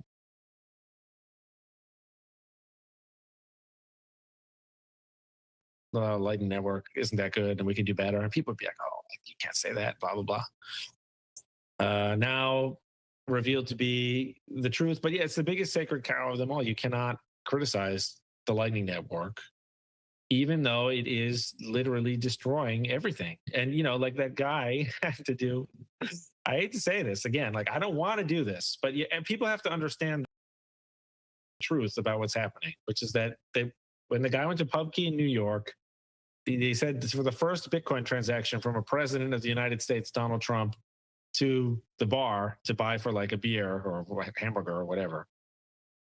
I'm pretty sure that Trump does not drink alcohol, so I don't know what it was, but then they used the stupid Lightning thing that doesn't work. If they used on-chain, it would have to work. It wouldn't be confirmed, but it would work, and you could hold up. But instead, they just shut it off.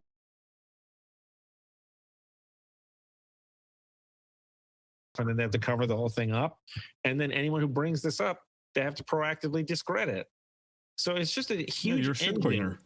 Yeah, it just engine pumping out evil in all directions. And that's why I have to talk about it. I don't want to embarrass these people. I don't want to embarrass Alex Gladstein or the PubKey owner. I don't really care about them at all.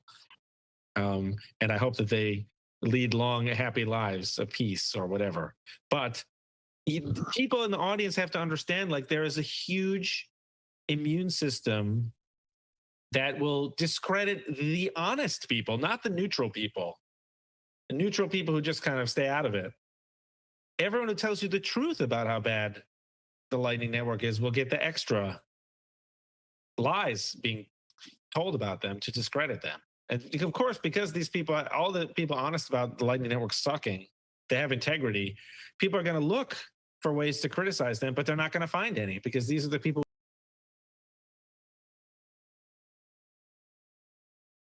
with integrity. These are the good guys. And then they're going to make up a bunch of ones about how, whatever, Fiat Joff, he was saying just burn Lightning to the ground. He was one of the first people saying it in like 2023 or something. And similarly so you become inconvenient. You've done nothing wrong and you become inconvenient. So, it's because you've done nothing wrong that they have to then. But this is a perfect example of the derangement. In a sane world, Lightning would never have even been invented. Like it may have been invented, but it wouldn't have been. We built a world where Lightning came out.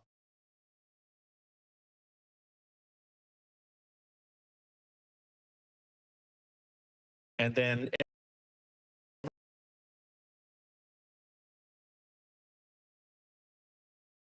everyone just started,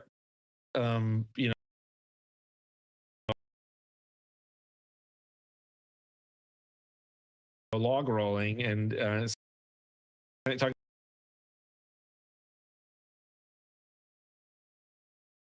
about how great it was. And it's created this huge culture where everyone thinks Lightning is great. So, of course, when the guy says, oh, we have to have the president of the United States in our bar, then you have to say, oh, let's use a Lightning wallet. Because that's what you would think in this context.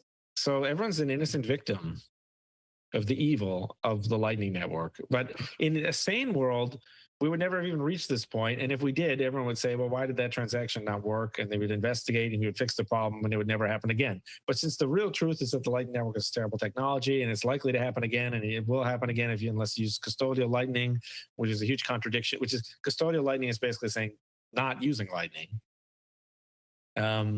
That's just the only way Lightning works is when you don't use it, when you use custodial Lightning. Custodial Lightning, again, is another thing where we would never even you would get laughed out of the room. It's like a bunch of engineers building an elevator to reach the top of, the Burj Khalifa or the Empire State Building. And you get into the elevator and you have to climb the stairs in order to get up to the next floor. And they're like, no, that's what the elevator is for. The whole point of the Lightning Network is so that it's not custodial. But anyway, the Lightning Network is the biggest sacred cow of them all. It is also the biggest disaster, and it has seeped into Bitcoin culture. It causes everyone to lie to everyone else. It causes widespread fraud, basically, and huge malinvestment.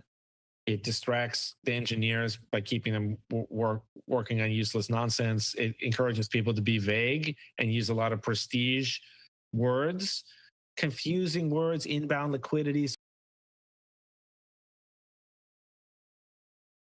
submarine swap. That's confusing to the user.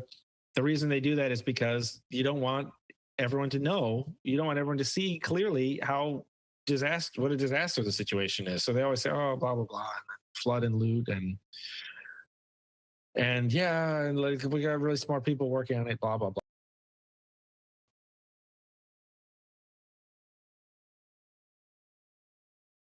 It is just an engine of making things worse, and it's just spreading disaster. And so that's why it has to be first on the list. It is the biggest derangement of them all, but we have lots of other derangements. And when I made that list, the treasury companies were still very popular. But I put the treasury companies on the list because they're a terrible idea and they don't make any sense. There's no reason to have someone else buy Bitcoin for you. You should be buying your own Bitcoin. That's like the custodial Lightning. It's like, wait a minute, I thought I was doing that. It should be your Bitcoin.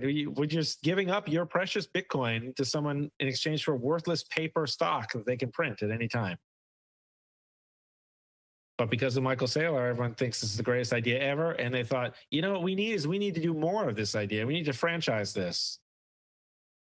And we need to do all these other treasury companies because this is the way to just print. Remember Magic Flywheel, infinite money glitch.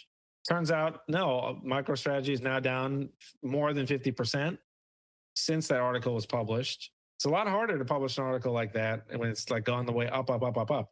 Now,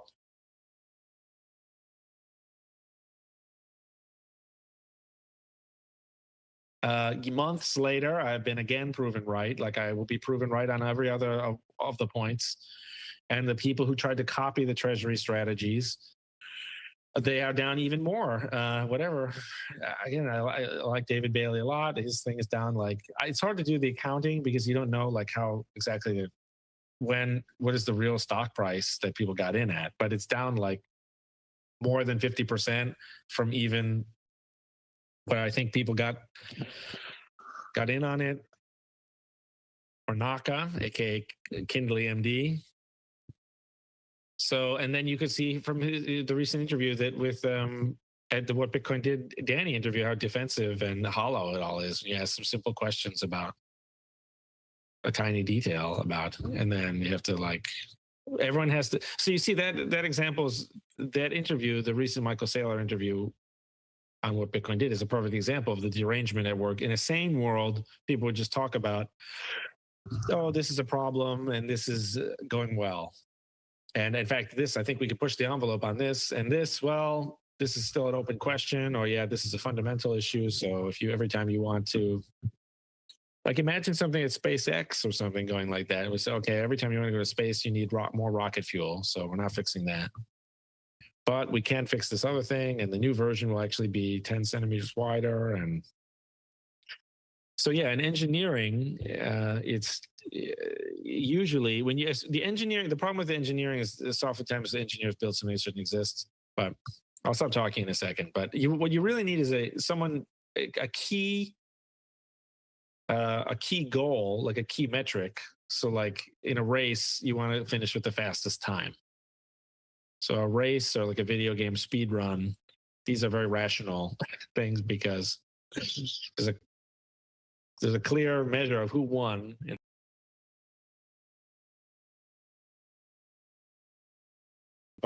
why, and what everyone's supposed to be doing. But then in the deranged world, it's just Michael Saylor trying to coerce and psychologically manipulate Danny into not asking him certain questions. He's trying to steer people away from the truth. Because the truth is not good. The truth is inconvenient. The truth stands in the way of actually progressing, and Michael Saylor is not a fan of any of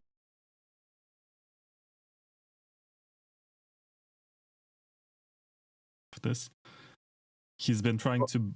There's a reason why he started buying domains, which I guess he has for a long time, but he redirected domains to some sort of Saylor Academy Bitcoin education website, where he's trying to tell people what he wants them to know about Bitcoin and see it from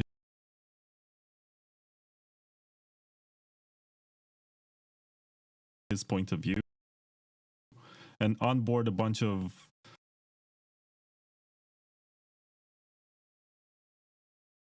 suits and institutions and whatever from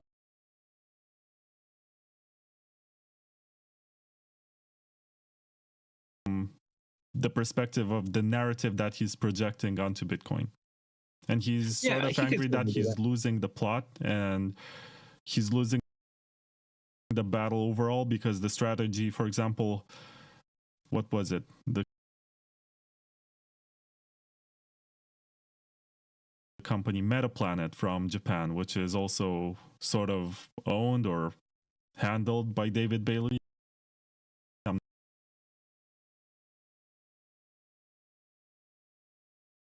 not 100% not 100% sure. But what they did was to copy the strategy of MicroStrategy.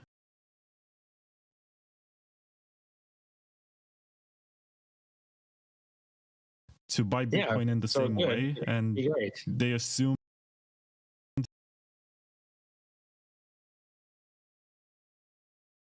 that it's this infinite money glitch.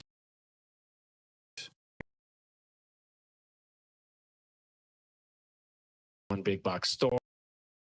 So they put a lot of smaller stores. Out of business, but people were like, "Oh, this is convenient." And then Amazon did like, shipping and stuff to the.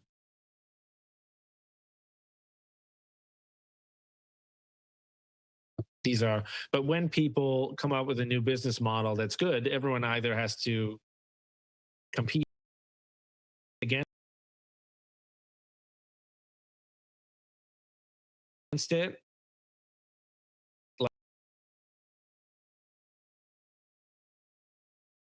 like in a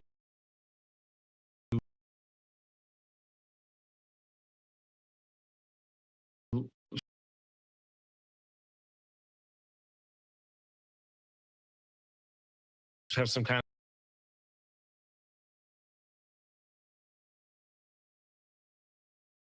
of comparative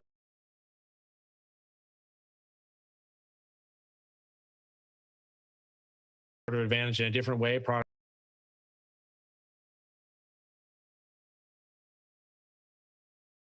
differentiation,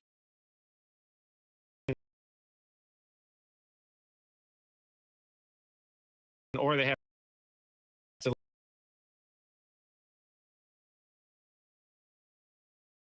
like kind of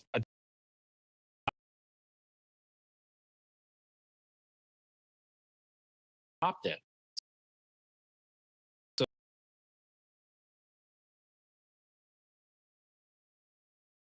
it's like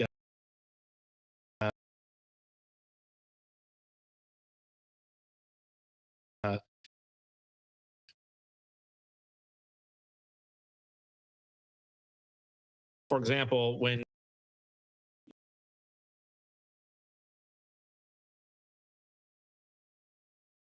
airlines didn't use to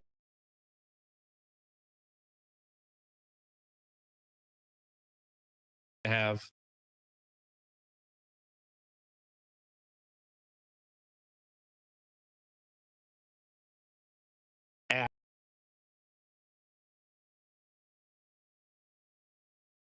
apps,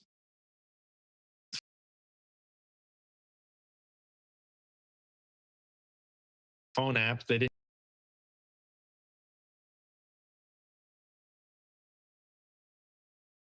use that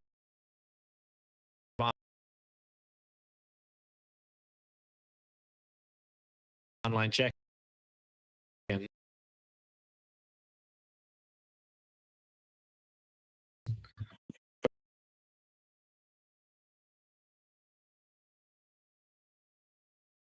of course, once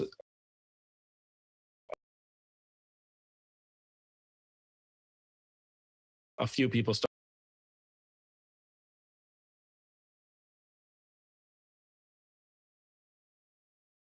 doing that,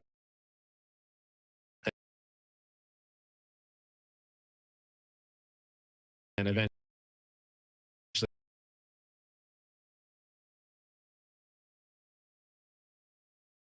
everyone has to do it.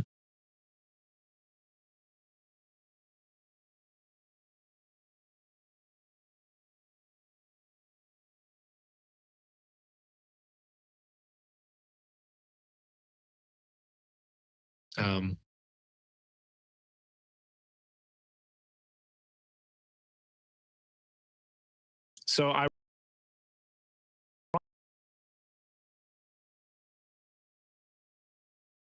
ironically, Michael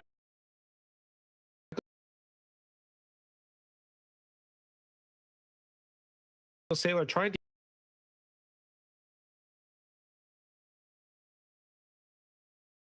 use this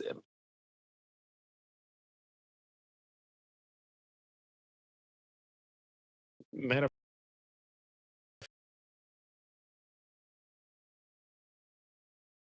for in his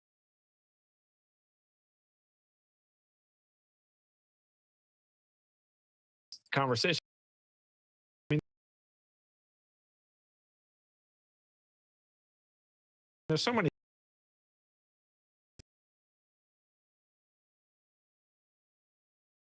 things wrong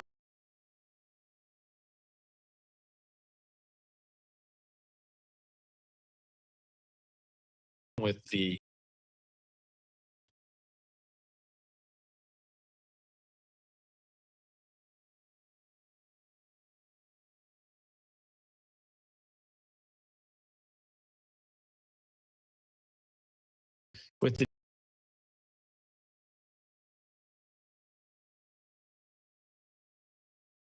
debate. It's impossible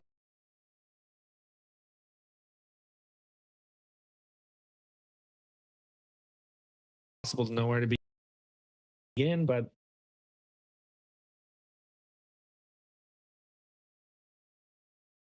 he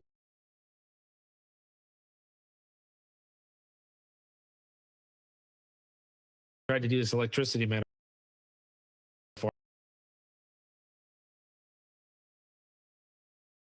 but really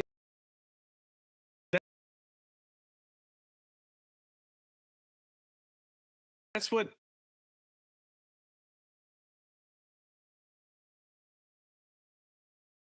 that was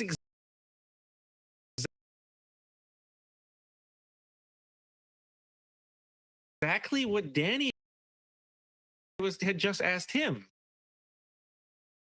He had just asked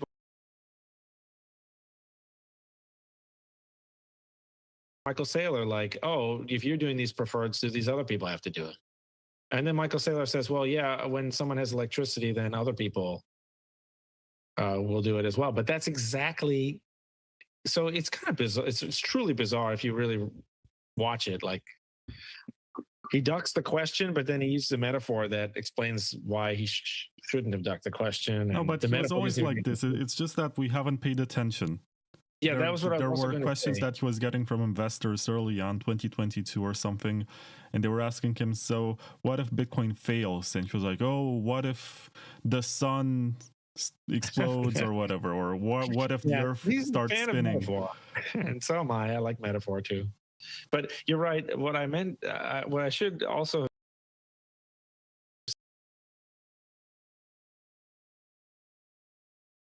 said is that I think Saylor is also weirdly a victim in a way because everyone has been lying to Saylor also. They've just been sucking up to him because he's rich. So they haven't been telling him even though I think he's also a deranged person himself. But there was no hope because, of course, everyone's telling him that, Lightning is going to fix all Bitcoin's scale. And then, if Michael Saylor will say something like Lightning and these other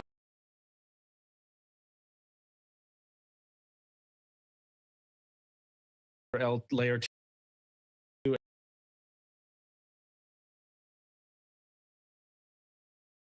and layer 3 protocols, so just like make up stuff. He's just constantly bullshitting about nonsense. But it's like, who would be telling him the bad news? Really, no one.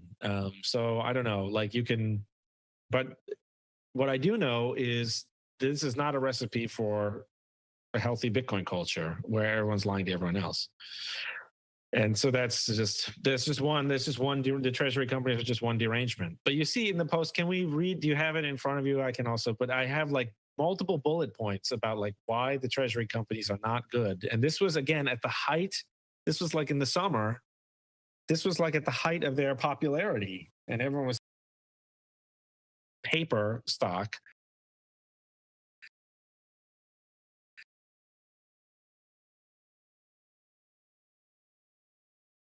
They say they're going to buy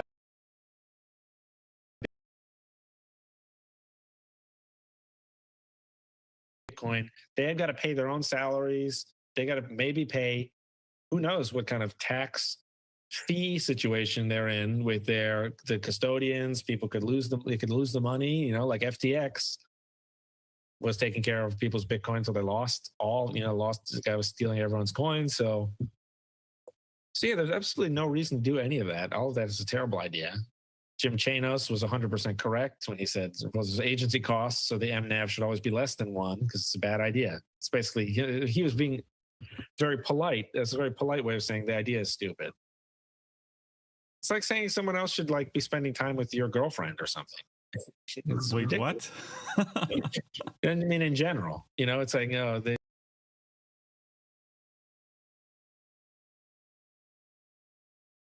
should spend all the time with, you're supposed to have this Bitcoin for your own convenience yield, your own property right on the coin.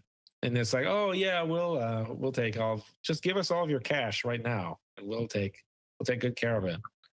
And it's a terrible idea. I just want But to praise everyone the wants- Layer 2 Labs marketing department, or whoever decided that it's a good idea to overdub the conversation between Michael Saylor and Danny. That was hilarious. That was one of the best memes, but it was second to the Brazilian models reading the script of Luke Dash Jr. Yeah, and fighting. the problem is that was so good. We cooked so hard on that one. And now he doesn't want to do any other because he's afraid because it was so good. He doesn't want to do, but he did the dub. So we got a second. I got to tell him we've got to do another live action thing or you're fired so that we get another idea out there. Now you had too much success. But yeah, I'm that not was sure great. if it's Serious Cat or someone else, but congratulations. It was Yeah. very good. And speaking have of Layer one, 2 we Labs, hit they're it- we hit sponsoring every this show, and I one. got to plug it. Go to layer2labs.com/download, get the software, and also Yeah, you're register to the Drive Chain Talk Telegram group, which is at DC Insiders. You're going to find a lot of funny jokes and a lot of action there, a lot of alpha. Yeah, You got to be we there. are great. I mean, okay, so our software actually does scale to 8 billion people. It does onboard 8 billion people. We tested this. So this is related to the Bitcoin Cash, the gigamegs. We have a script that simulates what it would be like if, a certain number of transactions were made.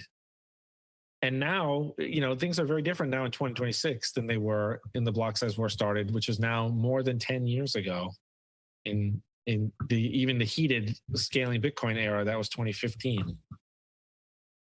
It was September and December of 2015, so it was late 2015, so just barely 10 years. But now it's actually possible to you can run the script, and it is possible to do process this number of transactions. And another thing that must be pointed out is that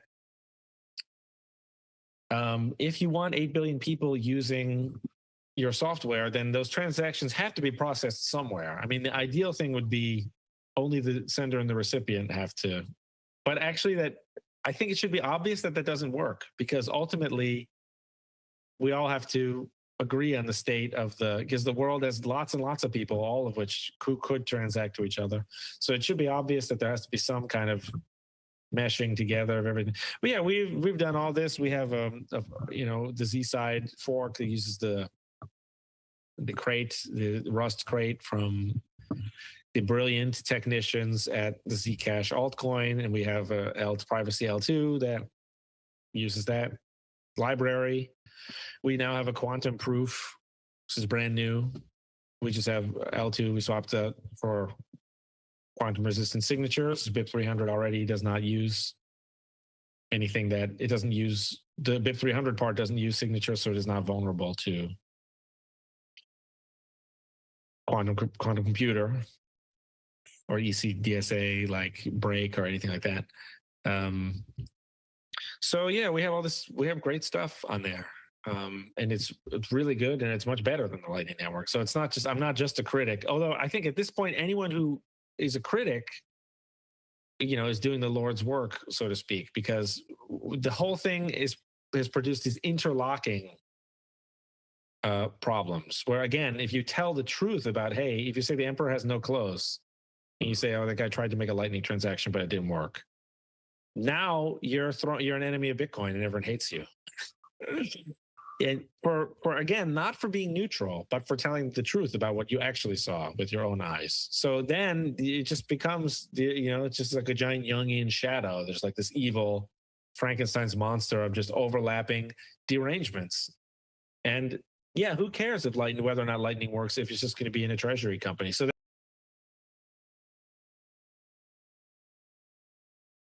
they all overlap. All of them overlap. All of them are evil, and they all overlap. And I think we certainly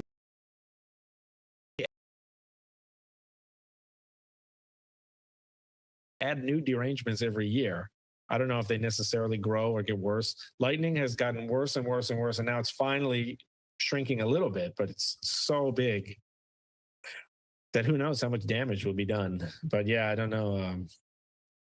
Did you have any on the list that you were kind of like surprised by, or you were like, oh, I didn't even know that wasn't true or something? No, I sort of agree with you on all points. I went through this a few times and I was like, this is so good. It's like a good compilation of everything wrong. I wish more people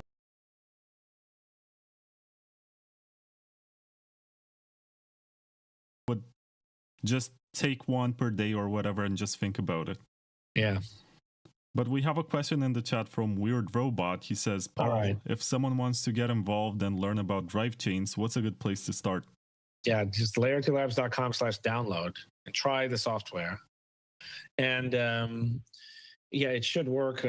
We have new mobile wallets coming, but of course the mobile wallet is not that fun. But the really fun thing is you get Bitwindow. Bitwindow lets you see into the blockchain and see all this cool stuff that's going on. And we are resetting the chain this particular week. So unfortunately, this is not the best. Probably you want to go to the DC Insiders Telegram, t.me/DC Insiders. But yeah, if you just download the software from layer2labs.com/download, and then you just try around. We have a faucet. We have 2 networks with fake coins. You can, by the way, the software also will connect if you ask it to. It will connect to regular Bitcoin Core V30 network, or at least V29. I think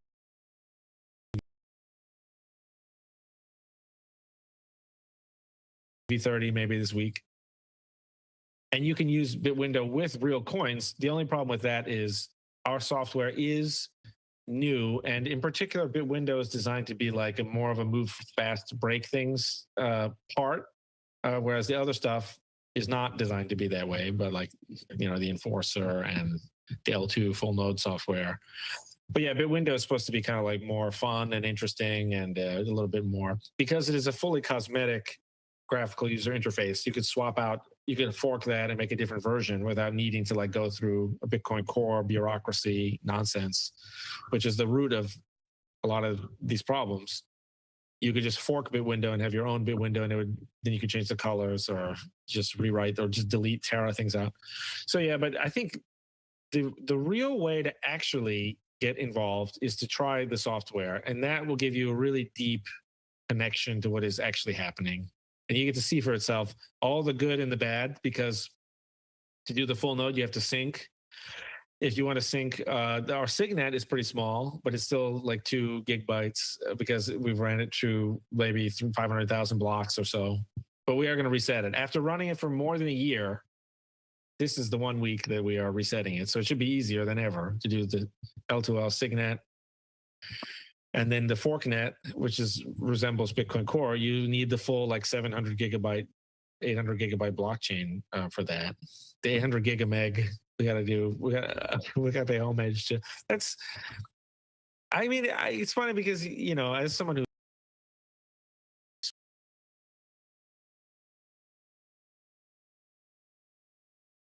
speaks a lot, it's easy to just say the wrong thing, but that is funny. That's just a funny. What does he think? Like, does he use a computer? Calvin Ayre, what an incredible, what a legend, but also maybe a crazy person. But yeah, so that's be in the Telegram group, t.me/DC Insiders. Talk on topic. These people in there sometimes ramble off topic, and I have to go and just delete everything. We got a bunch of kooky people in there. But we got great people in there. And you even have Vitalik in there, who just lurks sometimes. Hangs out in there, yeah. He'll sometimes necro post and be like, I don't really agree with this. Yeah. We have some great people in there. And I think it was because of my interview with Vitalik when I plugged the Telegram channel. yeah, we had to like lock it down. Exactly. You got a lot of spammers. With a lot of bots and things. Yeah.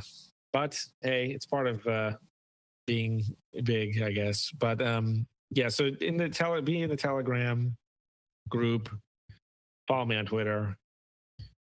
It's not that I need the followers, but that is a good way to learn about. I'm obviously going to tweet about stuff. But then trying the software is a very serious thing. You can see for yourself, oh, this part of the software isn't as fun, or this is really fun. This is really cool. What a cool idea. How does this work?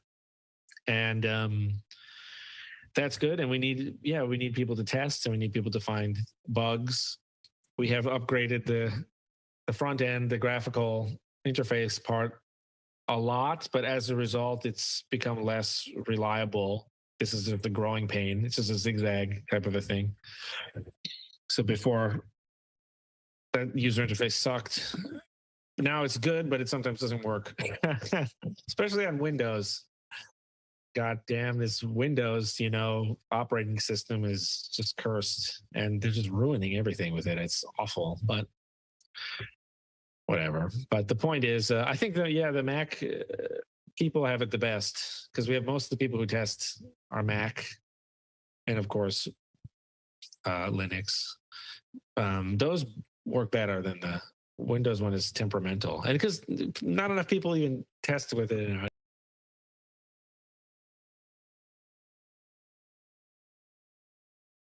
So that would help if you do. And then you can actually learn for yourself. You can see, oh, okay, you can download, you go click bit window and you click to the sidechains tab and you can download Thunder, which is my L2 sidechain. And my plan is to have 14 of these geographically distributed L2s. So you have like North America Thunder, Southeast Asia Thunder, or whatever, Europe Thunder, etc. And then you can go on GitHub and look up the scripts, and you can see, oh, this is actually, we've tested this and we've improved the performance, and it has been tested at a rate like a stopwatch. It's been tested at a rate that would allow 8 billion people to onboard and use. Lightning can't even do something like that. No one would even write a test like that because it's not possible. Because in order to onboard people to the Lightning Network, you need a channel. There's not enough L1 block space to give channels to everyone. So they can't even conceive of writing a test that we have already written and passed. So yeah, I think hanging out in the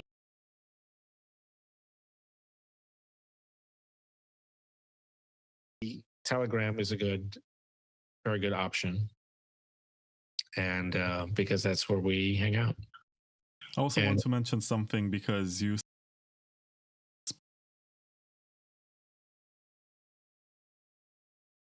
spoke along the lines of forking the code and changing the color.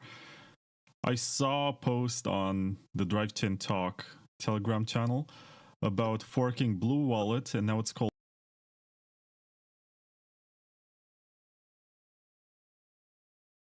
Red, and it's in test flight on iOS. That's right. We have a mobile wallet. Is this going to be like the SPV way of trying the drive chains without syncing your node? Yeah, I think so. That is the idea. Is Blue Wallet is great, and so I thought, well, also, even though I really like Electrum, you can only get it on mobile Android.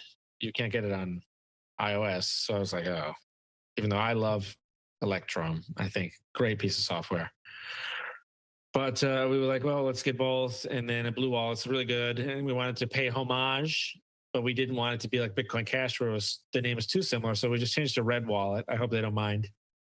But this is experimental, and it basically, it works. The L1 sending and receiving money works.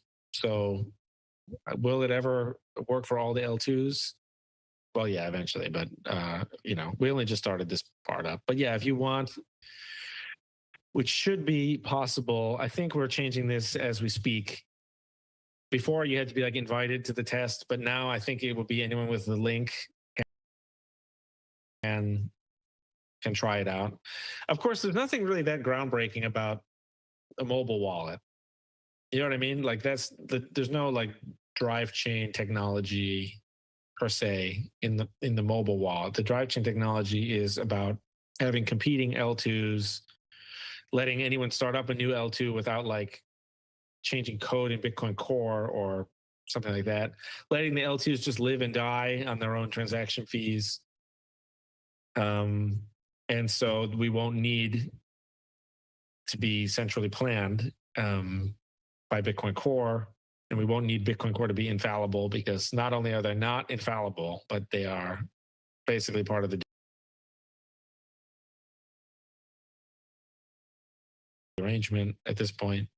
So, and the idea is that competition will cure everything. So if there's something wrong, like everyone's using, so you have L1 lets you move among the different L2s, and then if this L2 is not adding, Nick Carter,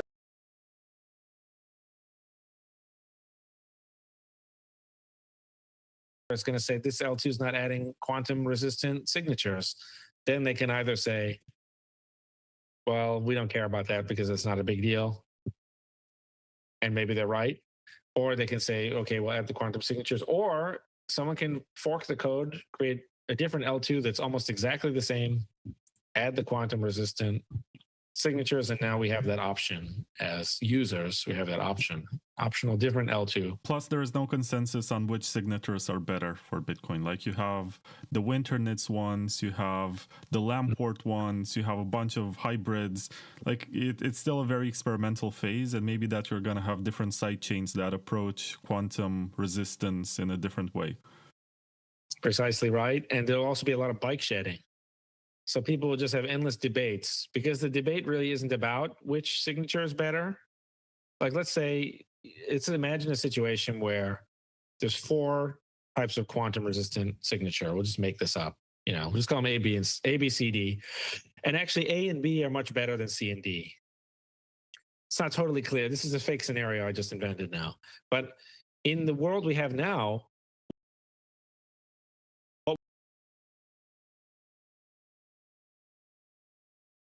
will happen?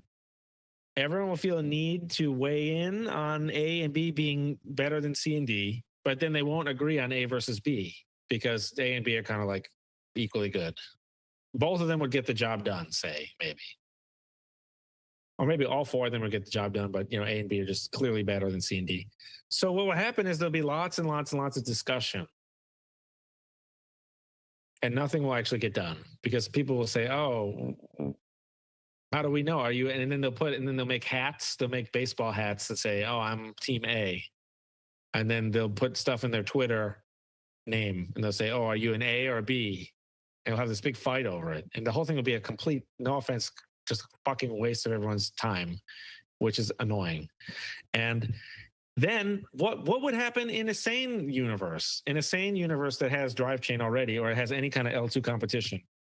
But what it would do is it would say, like, okay, we want a quantum resistant option. Someone would look, they would invest a little bit of time.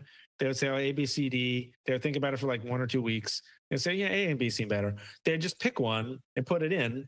And then no one would even ever talk about this again. They would just say, this is the quantum resistant option. And then maybe like some obscure, arcane, academic people would be like, did you know they picked B, but A would have been slightly better.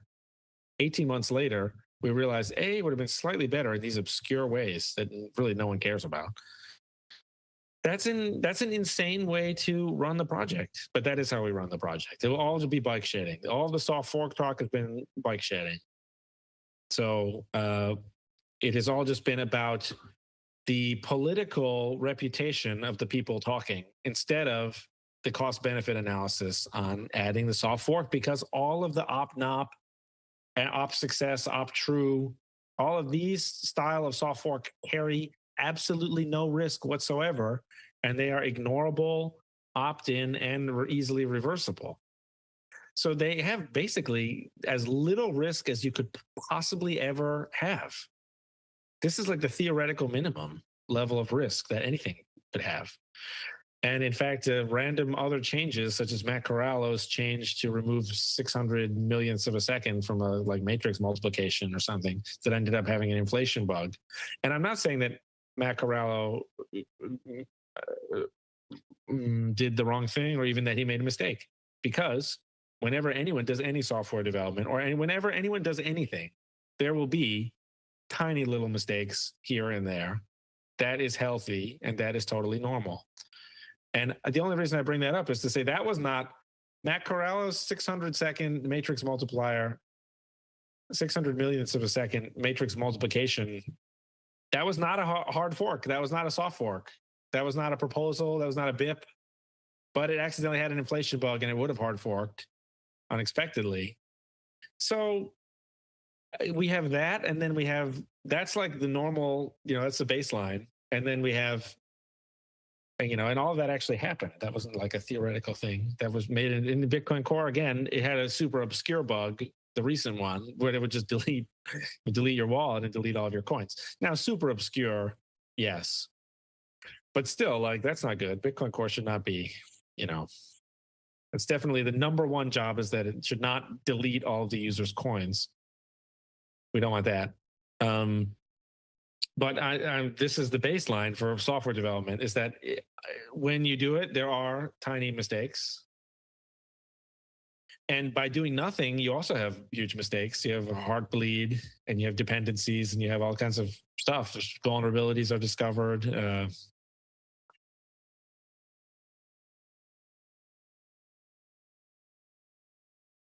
And then they have to be disclosed and you have to have this thing. So by not doing anything, you have a risk. And then by doing something, you have a risk. This is the baseline level of risk. The soft fork that are the true op success, they are beneath that threshold of just the normal everyday risk. They are like literally as low risk as you could possibly hit with any idea. But yet we bike shed. You know what I mean? So this is like a case where you have ideas A, B, C, D, A through G. They're all of them have some big benefit to Bitcoin and zero cost, zero risk. No cost in the sense of any other, what would cost any other software change. Things that are not hard or soft forks, things that are just refactoring code, maintaining code. So these are all, A through G are all good, but instead we get none of them. And no one does anything about it. And if you try to do anything about it, you are accused of trying to attack Bitcoin or trying to break Bitcoin. So actually, again, everything is flipped. All of the good people get criticized, and the people who are doing the wrong thing, the apathy, the negligence of Ava Chow, and the spinelessness that they won't engage because they are worried about how the controversy will affect them, the selfishness, that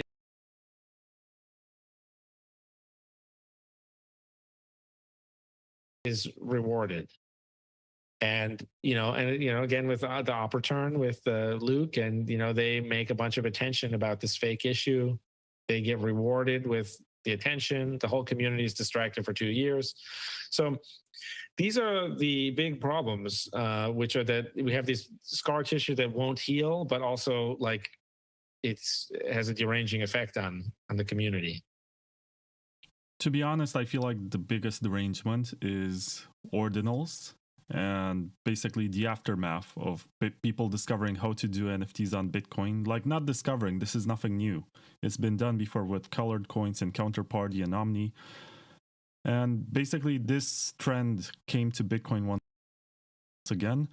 And the people who got onboarded to Bitcoin via memes and narratives about what it is and how it works, they sort of fell for the whole story that this is an attack and this is something that needs to get patched.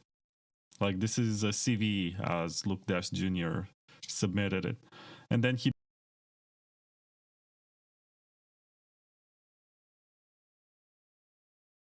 built this cult around his idea that Bitcoin needs to receive a lot of filters, and he should be the one who is put in charge of deciding what is a good transaction and what is not. And I think Casey sort of broke Bitcoiners, like, spiritually. Yes. Because there are a lot of derangements that followed when they realized that their plans are not working, when the goalposts kept moving. At first, they were saying we're going to filter Bitcoin and it's going to remain pure. And then they said, well, we can't filter everything. Well, we can just filter this. Well,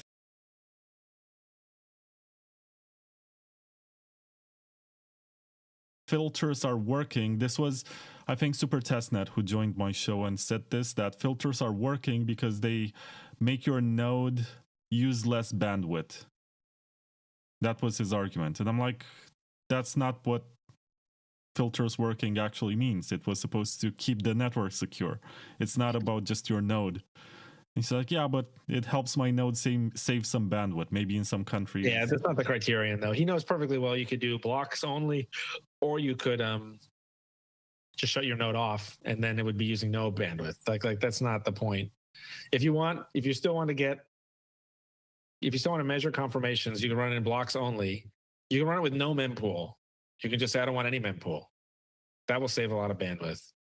It's actually reverse. I mean, I hate to get bogged down in the technical weeds, but the whole point of a lot of this stuff was we want the mempool to match the actual block. This is like, I'm just going to give people like a 2-minute technical dump. I know everyone's going to find this boring and crazy, but that's why the show exists. Yeah, this show is definitely like your place for it. So if the mempool really matches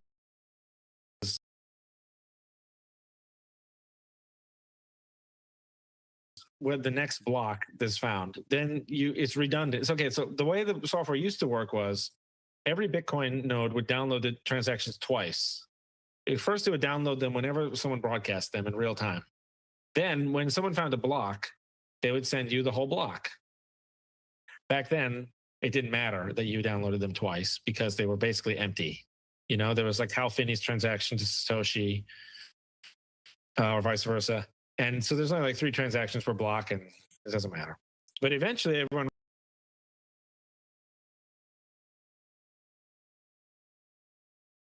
realized, this is actually really stupid. We don't want to download them twice. We already have them in the mempool. So they came up with these clever things that people have heard of, maybe. But these are these various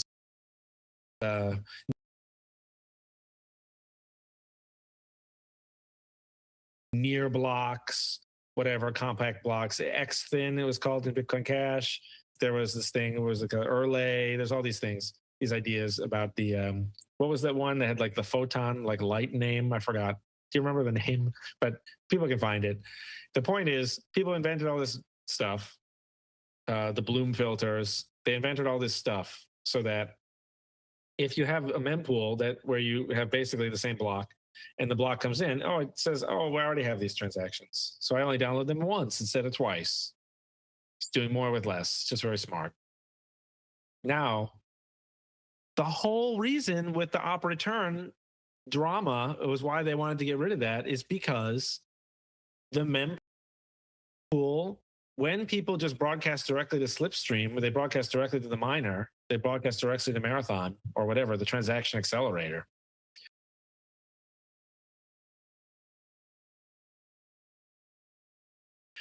Now there's a transaction. Now they don't match anymore. When the block is found,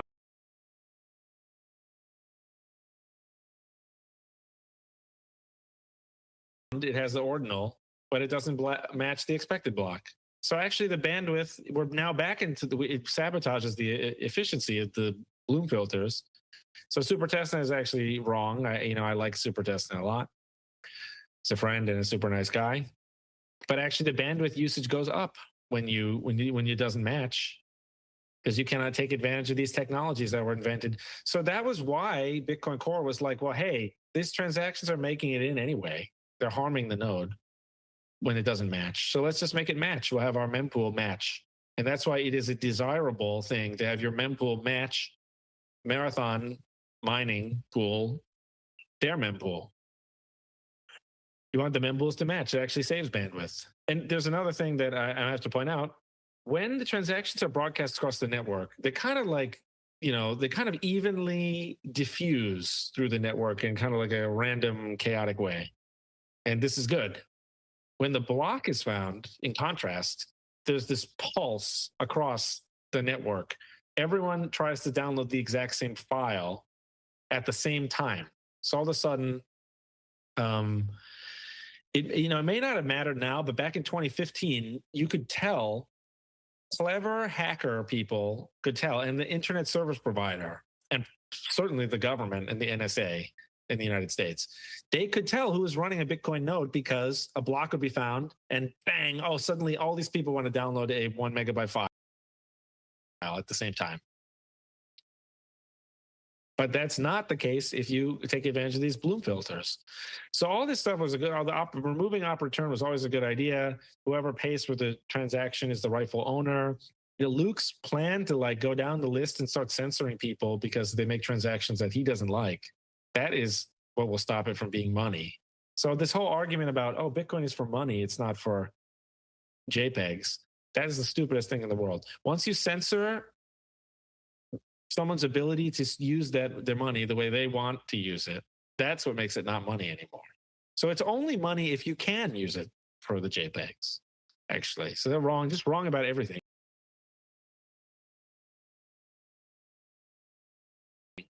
But instead, we had to spend like multiple years, 2.5 years, talking about this issue.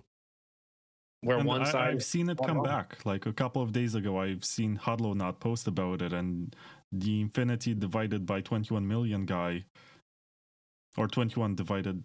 No, I think it's infinity divided by 21 million. He was posting about this, and it seems like it doesn't go away. It gets engagement. Yeah. It gets, some companies have figured out ways to sell products because of this. Like they sell nodes in a box that you plug to the wall, and you get to choose between core or knots. It's just user's crazy. choice. Yeah, and everyone knows that the knots node actually, when push comes to shove,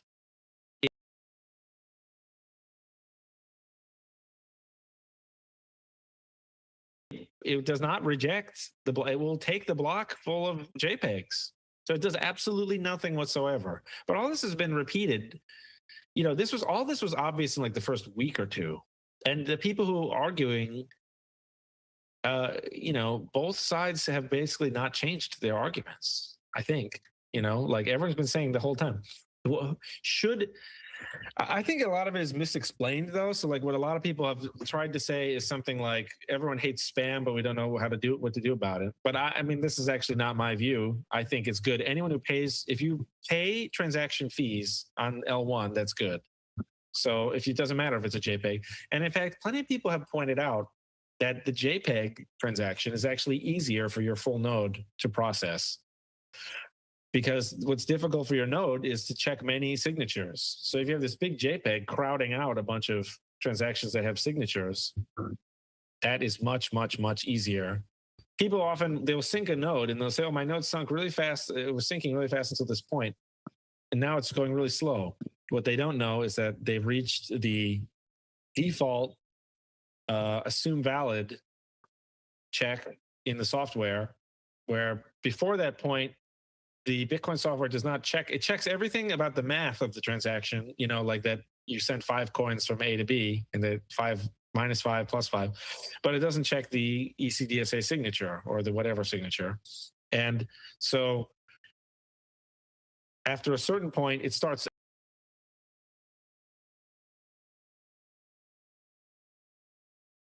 actually checking those. So then they think, oh, my node was going so fast and now it's so slow. Why is that? Did my computer slow down? No, it's because the signature checking is like, you should consult Jameson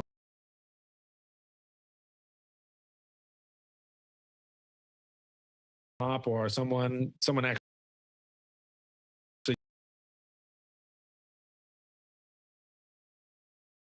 timed it as to like what, but this is some huge percentage.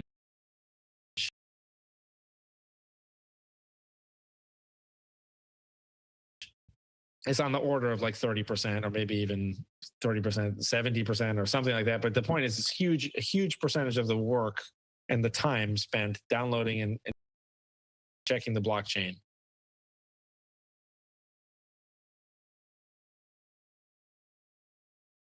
is checking the signatures. And so if you have a op return image, it crowds out a bunch of signatures. Well, then your node can take a vacation.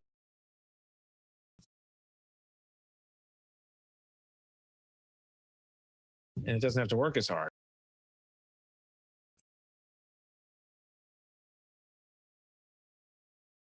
Your computer, it's actually easier for you to download the blockchain. It's easier for you to validate your own incoming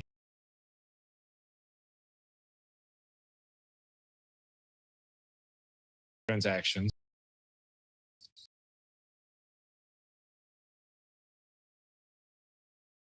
So all these things make Bitcoin more useful as money.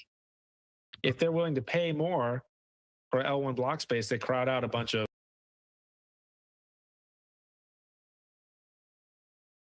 quote real transactions.